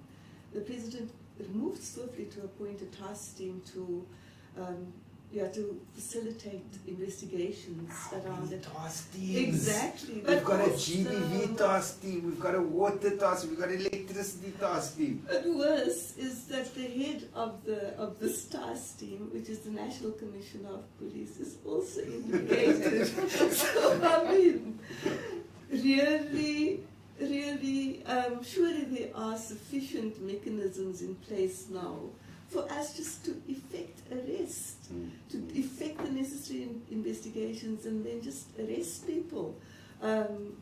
This task team after task team after task team, I agree fully that it's really just a waste of money. And now they're forming another coordinating body to look at crime and corruption. And all of that drains resources from the state. We just want things to happen. We're tired of analysis, we're tired of promises, we're tired of diversions. We're the ones that are affected by crime. We're the ones that witness the synergy between within the criminal justice system and with the criminals. And now it's being highlighted in the Madlanga Commission, and still, despite this exposure, there's no action. It is, I was smiling earlier on about the nature of these interventions, but it is extremely frustrating on the ground. It's really frustrating. And I do wish that our president could be far more assertive in ensuring that people just do their jobs. No, thank you very much. All right, we're going to take a little break, and when we return, we'll chat a little bit more about our breakdown of the State of the Nation address, President Cyril Ramaphosa's 10th State of the Nation address. We'll chat some more about the Madlanga Commission, the ad hoc committee, the economy, and all of the related issues that we have today. We'll be right back.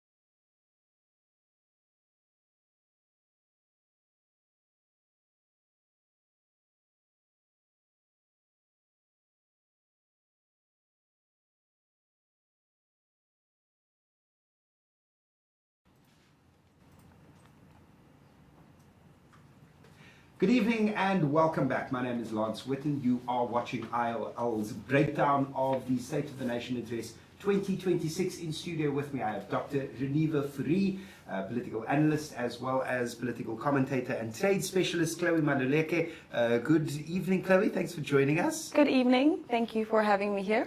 We're going to talk a little bit, we're going to shift focus now a little bit more to some of the infrastructure discussions and the infrastructure promises and plans that Cyril Ramaphosa has spoken about. Because he did speak quite a lot about wanting to boost the economy, creating jobs in specific sectors that would help drive economic growth. But at the same time, he also promised a couple of things that he's been promising before. I want to start with Dr. Fourie very quickly. A bullet train, high-speed rail, I've seen this movie before. Is it going to happen? Are we going to get a high-speed rail network? Yes, I fully understand. I do agree to a certain extent. Rail has been improved. I still feel there are too many trucks on the road. I think our rail network could be far better utilized to move goods. As well as our ports, but the ports, for all intents and purposes, I'm going to say, are improving, albeit incrementally. What's your take on this, Dr. Fourie? Well, in principle, I'm opposed to the privatization of critical state assets. So when it comes to the privatization of ports, I think there's a number of contradictions. So yes, the services have improved, but in terms of our security as a state, it makes us a lot more vulnerable because that's where drugs come through our ports. And the president spoke about illegal migration, but does he think they come through? They come through the ports. So when we have the management of the ports outsourced, then we make our country vulnerable. Likewise with rail, he was saying that there are a number of private sector participants that had indicated an interest in rail. I agree with you fully that there are just far too many trucks on the road. It damages our infrastructure, and at the same time, it also contributes to the high level of road accidents. But if we are saying that, yes, if we privatize rail, then the secondary rail network infrastructure gets neglected. So those goods in your rural areas, as the president had indicated that they want to improve the rail services so that the goods can have better access to markets. But if the investment in the rail is profit-driven, who is going to invest in secondary network infrastructure where they're not going to make any profit? So those goods in rural areas, in poorer rural areas, less resource-rich rural areas, are never going to get access to markets. Likewise, like we mentioned earlier, the water crisis, the electricity crisis, he was saying there's a high interest in investing in transmission of electricity. I mean, what did he expect? Because that's the most lucrative part of the electricity sector. So, of course, there will be a high interest, but what does that do to our energy security? What will it do to pricing? So the president had said that the price of renewables now is coming down, but what he didn't say is that we're incentivizing these IPPs, and they're locking the country into long-term contracts that inevitably is not going to benefit the country in the long run. So I'm not too optimistic about his interventions. The benefits that we're seeing now within the network industry is because they are selling off the assets. So obviously there's going to be an increase in profitability. It doesn't mean that there's a sustainable investment in development in our infrastructure. And what we had experienced in the past is when we had sold off critical state-owned assets, many of the private sector, and I hope that this is not going to happen now, they didn't invest in the modernization of that infrastructure, and then we were forced to buy it back. If we look at telecommunications as an example, and even SAA, the whole drama around that, and look at the state that it is in now. So yes, I'll stop there, but I'm not a fan, because on the one hand, he speaks of job creation, and state-owned enterprises is that one element that can really boost job creation. But the money that's supposed to go into strengthening the public ownership of state-owned enterprises is now going to to private capital. He's speaking about build, operate, and transfer systems. He's speaking about PPPs. And yes, so where we could have had job creation for our people through public initiatives, that is now being given to the private sector. And what does it give our people? Expanded public works programs, the CPW, like these pittance jobs that is not sustainable. It doesn't enrich their development. Yeah, no. In fact, I'm offended. I'm just offended. Chloe, your thoughts on this matter? I mean, you mentioned these infrastructure bonds that will be made available. But yeah, it does sound a lot like, it's Cyril playing all the old hits, right? I'm gonna be looking after my pro-business friends. I'm not looking after the people. 100%. I'm not looking after you and me. Yes, no, I definitely agree with what Dr. Fourie said. It's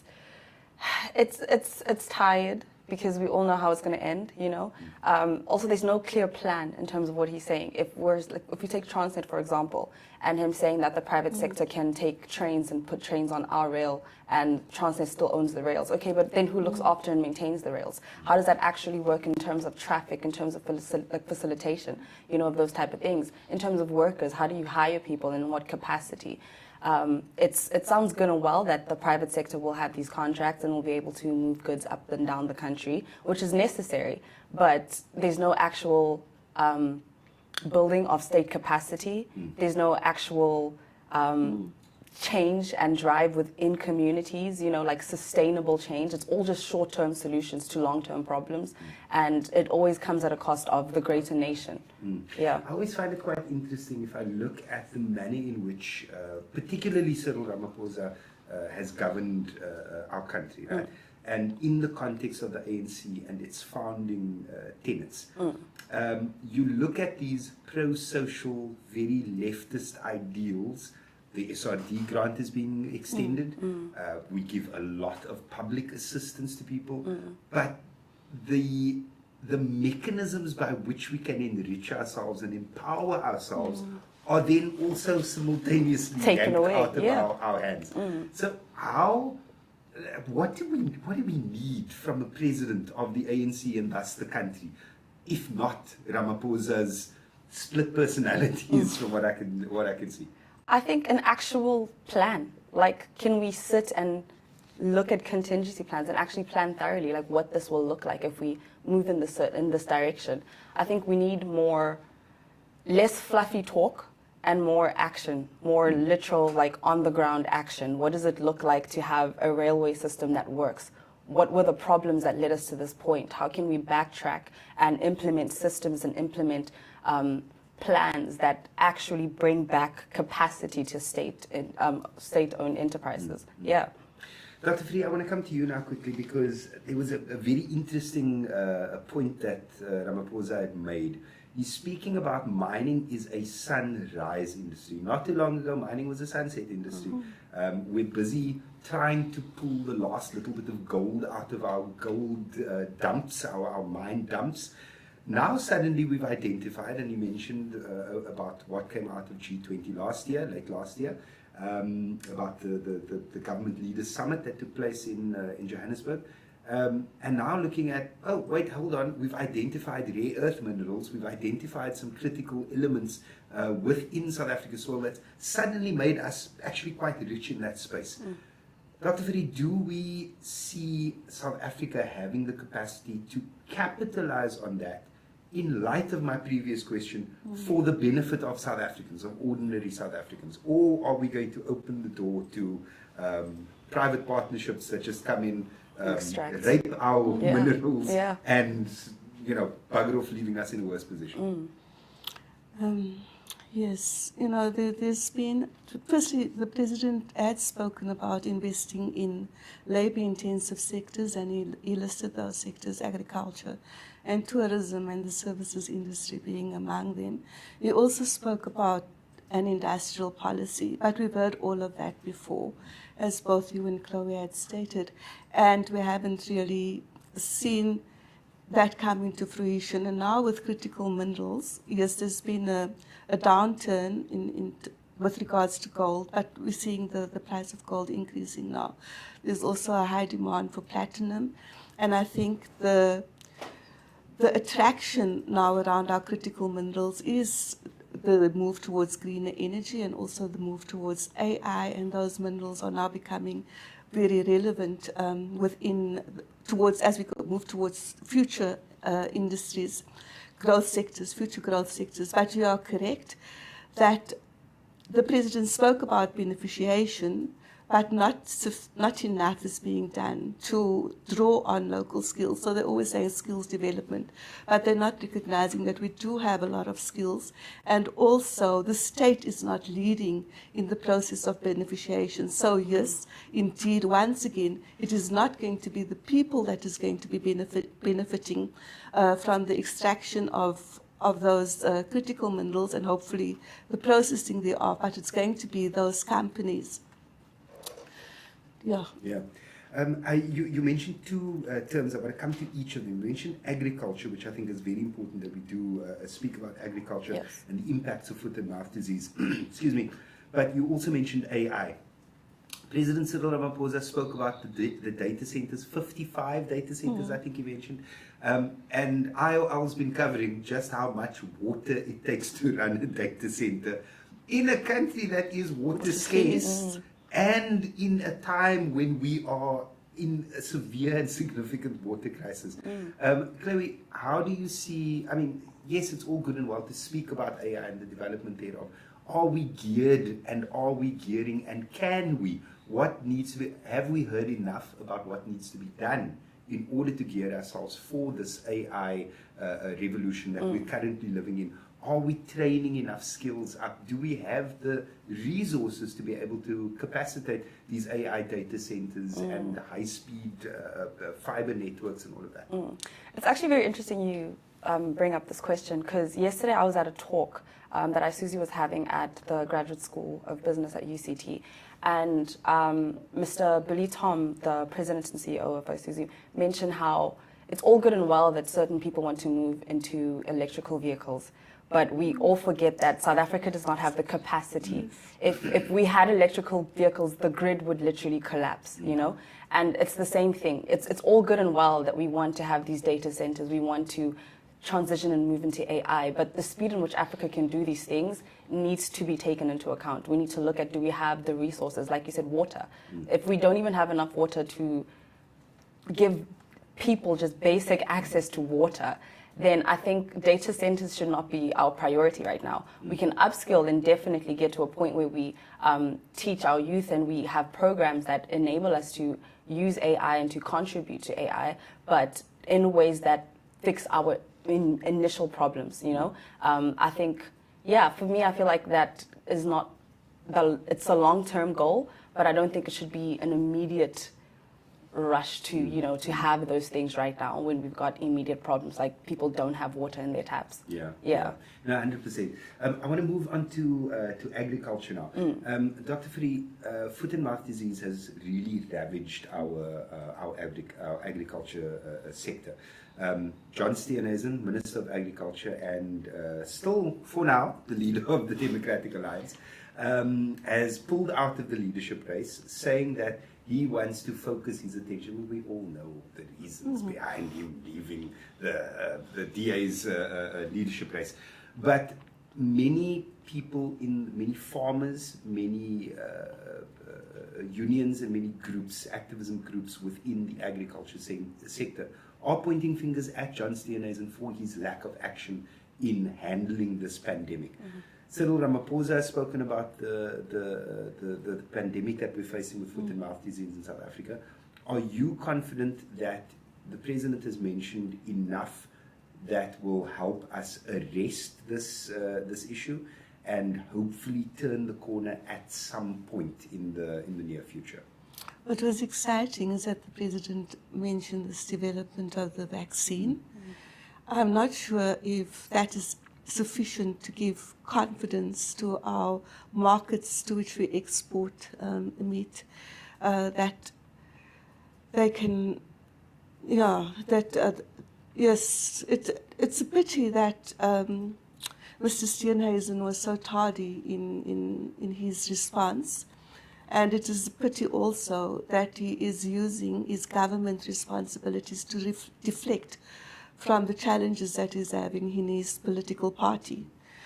Because the economic impact of the disease is so severe that it is not something that should be used as a political football, you know. But also what the president didn't mention at all is that we're having a severe drought. So that impacts on food insecurity. It's also going to export on our agricultural sector. He said we're going to grow to our agricultural sector to the same levels of Ethiopia. Ethiopia now has a projected growth rate of 7.9% GDP.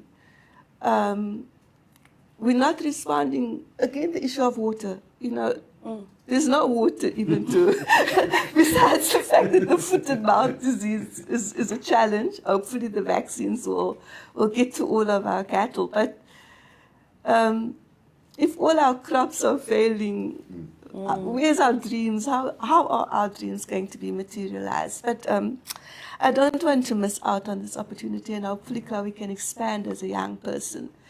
The president spoke very much about higher education and the opportunities that is attached to it. And I just want to demonstrate why I keep emphasizing this thing of access. So recently, or last year, there was this young woman. She matriculated, she got an exemption. She passed very well. She got access to a particular university, but unfortunately, she didn't have data. So she didn't receive the email that said that she was accepted. So she could only get the data 3 days later, and then it was past the closing date. So when she went to the university was really stubborn, saying she was negligent, and then she spent the whole year not studying. Then this time around, she managed to get access to another university. She was accepted again, a brilliant woman. She even managed to get the bursary. However, the condition of accessing the bursary is that she had to be registered, and the university refused to register because she couldn't pay the registration fee. So she, who knows whether she's ever going to get to university. So there's this constant dream that is being sold to young people, but when they try to reach out to it, when they try to access it, then their dreams just gets blocked. It's just, I do wish that sometimes they can be on the other side so that they can see how people experience the frustrations that they have to endure. I mean, the president spoke about red tape around small and micro enterprise development. But I can assure you that despite the theoretical interventions that are going to occur to reduce the red tape, in reality, someone that is unemployed, that has no access to any resources whatsoever, that has no connections in government or even to the middle class that can pay for his or her transfer costs, they're never going to benefit from that incentive for SMME development. No, I mean, it's interesting you mentioned that. I actually made a note of the fact that it appears as though Cyril's taken some pointers from the Western Cape government's reduce red tape campaign, but is it going to be seen as a reality? Chloe, as a young person yourself, we may not understand. I'm from my generation. I know that sounds really weird when I say it out loud like that. We face different challenges. We navigate the world differently. We see things differently. We have different points of departure. For a young person listening to President Cyril Ramaphosa talking about making all of this accessible and how we're going to make it easier for entrepreneurs, we're going to make it easier for small businesses, do you feel that there is more opportunity? Is there more opportunity for young people? No. No. And like even just the example of the university. I mean, I was in university not long ago. I remember being in high school and seeing the Fees Must Fall protests, and then 2 years later going into university, on NSFAS, by the way, and seeing how friends that I started university with would just randomly be dropped. no explanation, and they can't continue their studies. And just living with the anxiety of being in school, like, yes, I've got the access, but at any time it could be ripped up under me. At any time, I could be one of the students who How do you live with that anxiety? It's hard. It's so hard, especially, you know, when you know that your family can't finish school. Like, if you have to, and what do you say? Like, it's not like it's in my control, because it wasn't in their control, you know, to continue being funded. And it having like no explanation. Like, I saw my friends go to the NASPA's office so many times, like, make it make sense. I was funded just last month, my fees aren't paid. Or they finish university, now it's time to graduate, and you find out that none of your fees were paid. And now you've got 3 years worth of fees that were just waiting for you to like graduate, for you to take over, you know, but you're under NASFAS, so how does that make sense? So I think this whole idea of we create these opportunities, we have these access, sure, but it's not for everyone.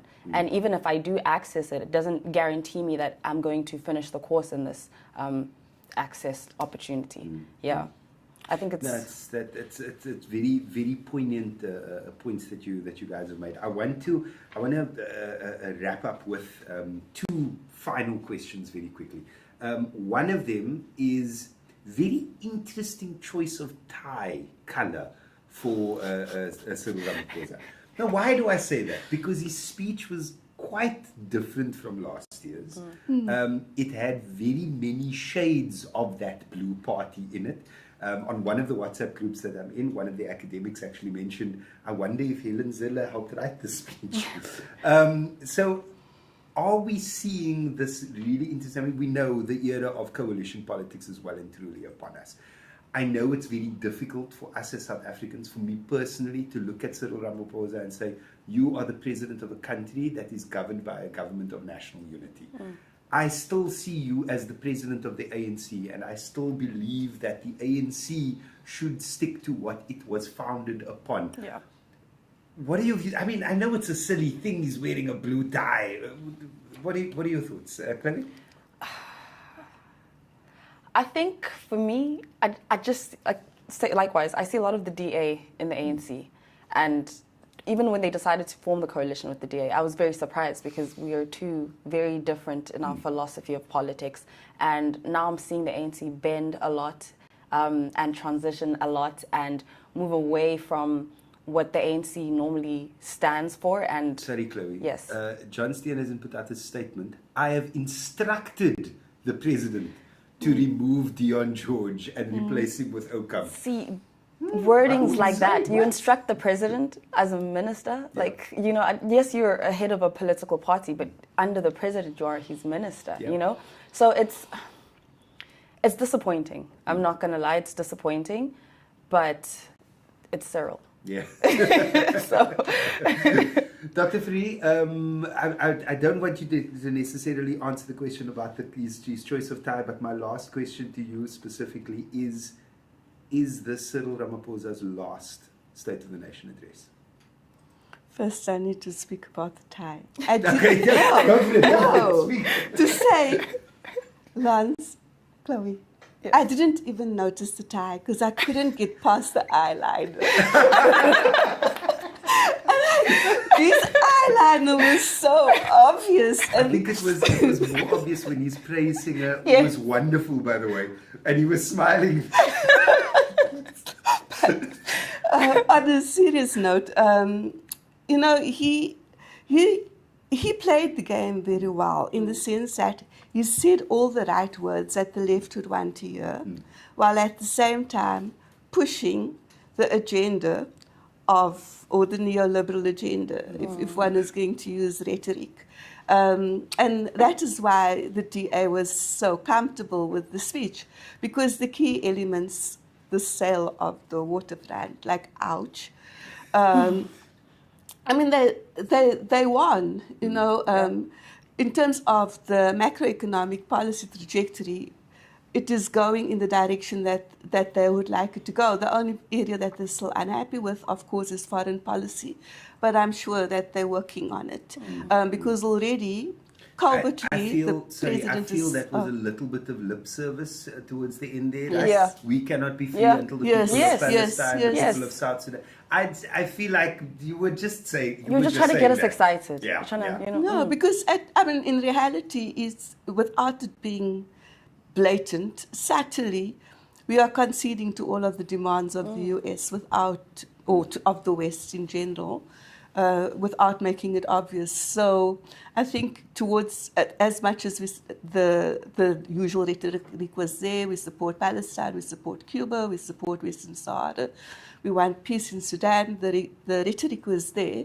But to the extent that our government is going to champion that still needs to, whether it's going to be sustained, it needs to be seen. And it's almost time for the ANC's elective conference. And sadly, I do think that, or I shouldn't say sadly, but I do think that the president is going to stay, precisely because the ANC doesn't have a credible replacement right now. Yeah.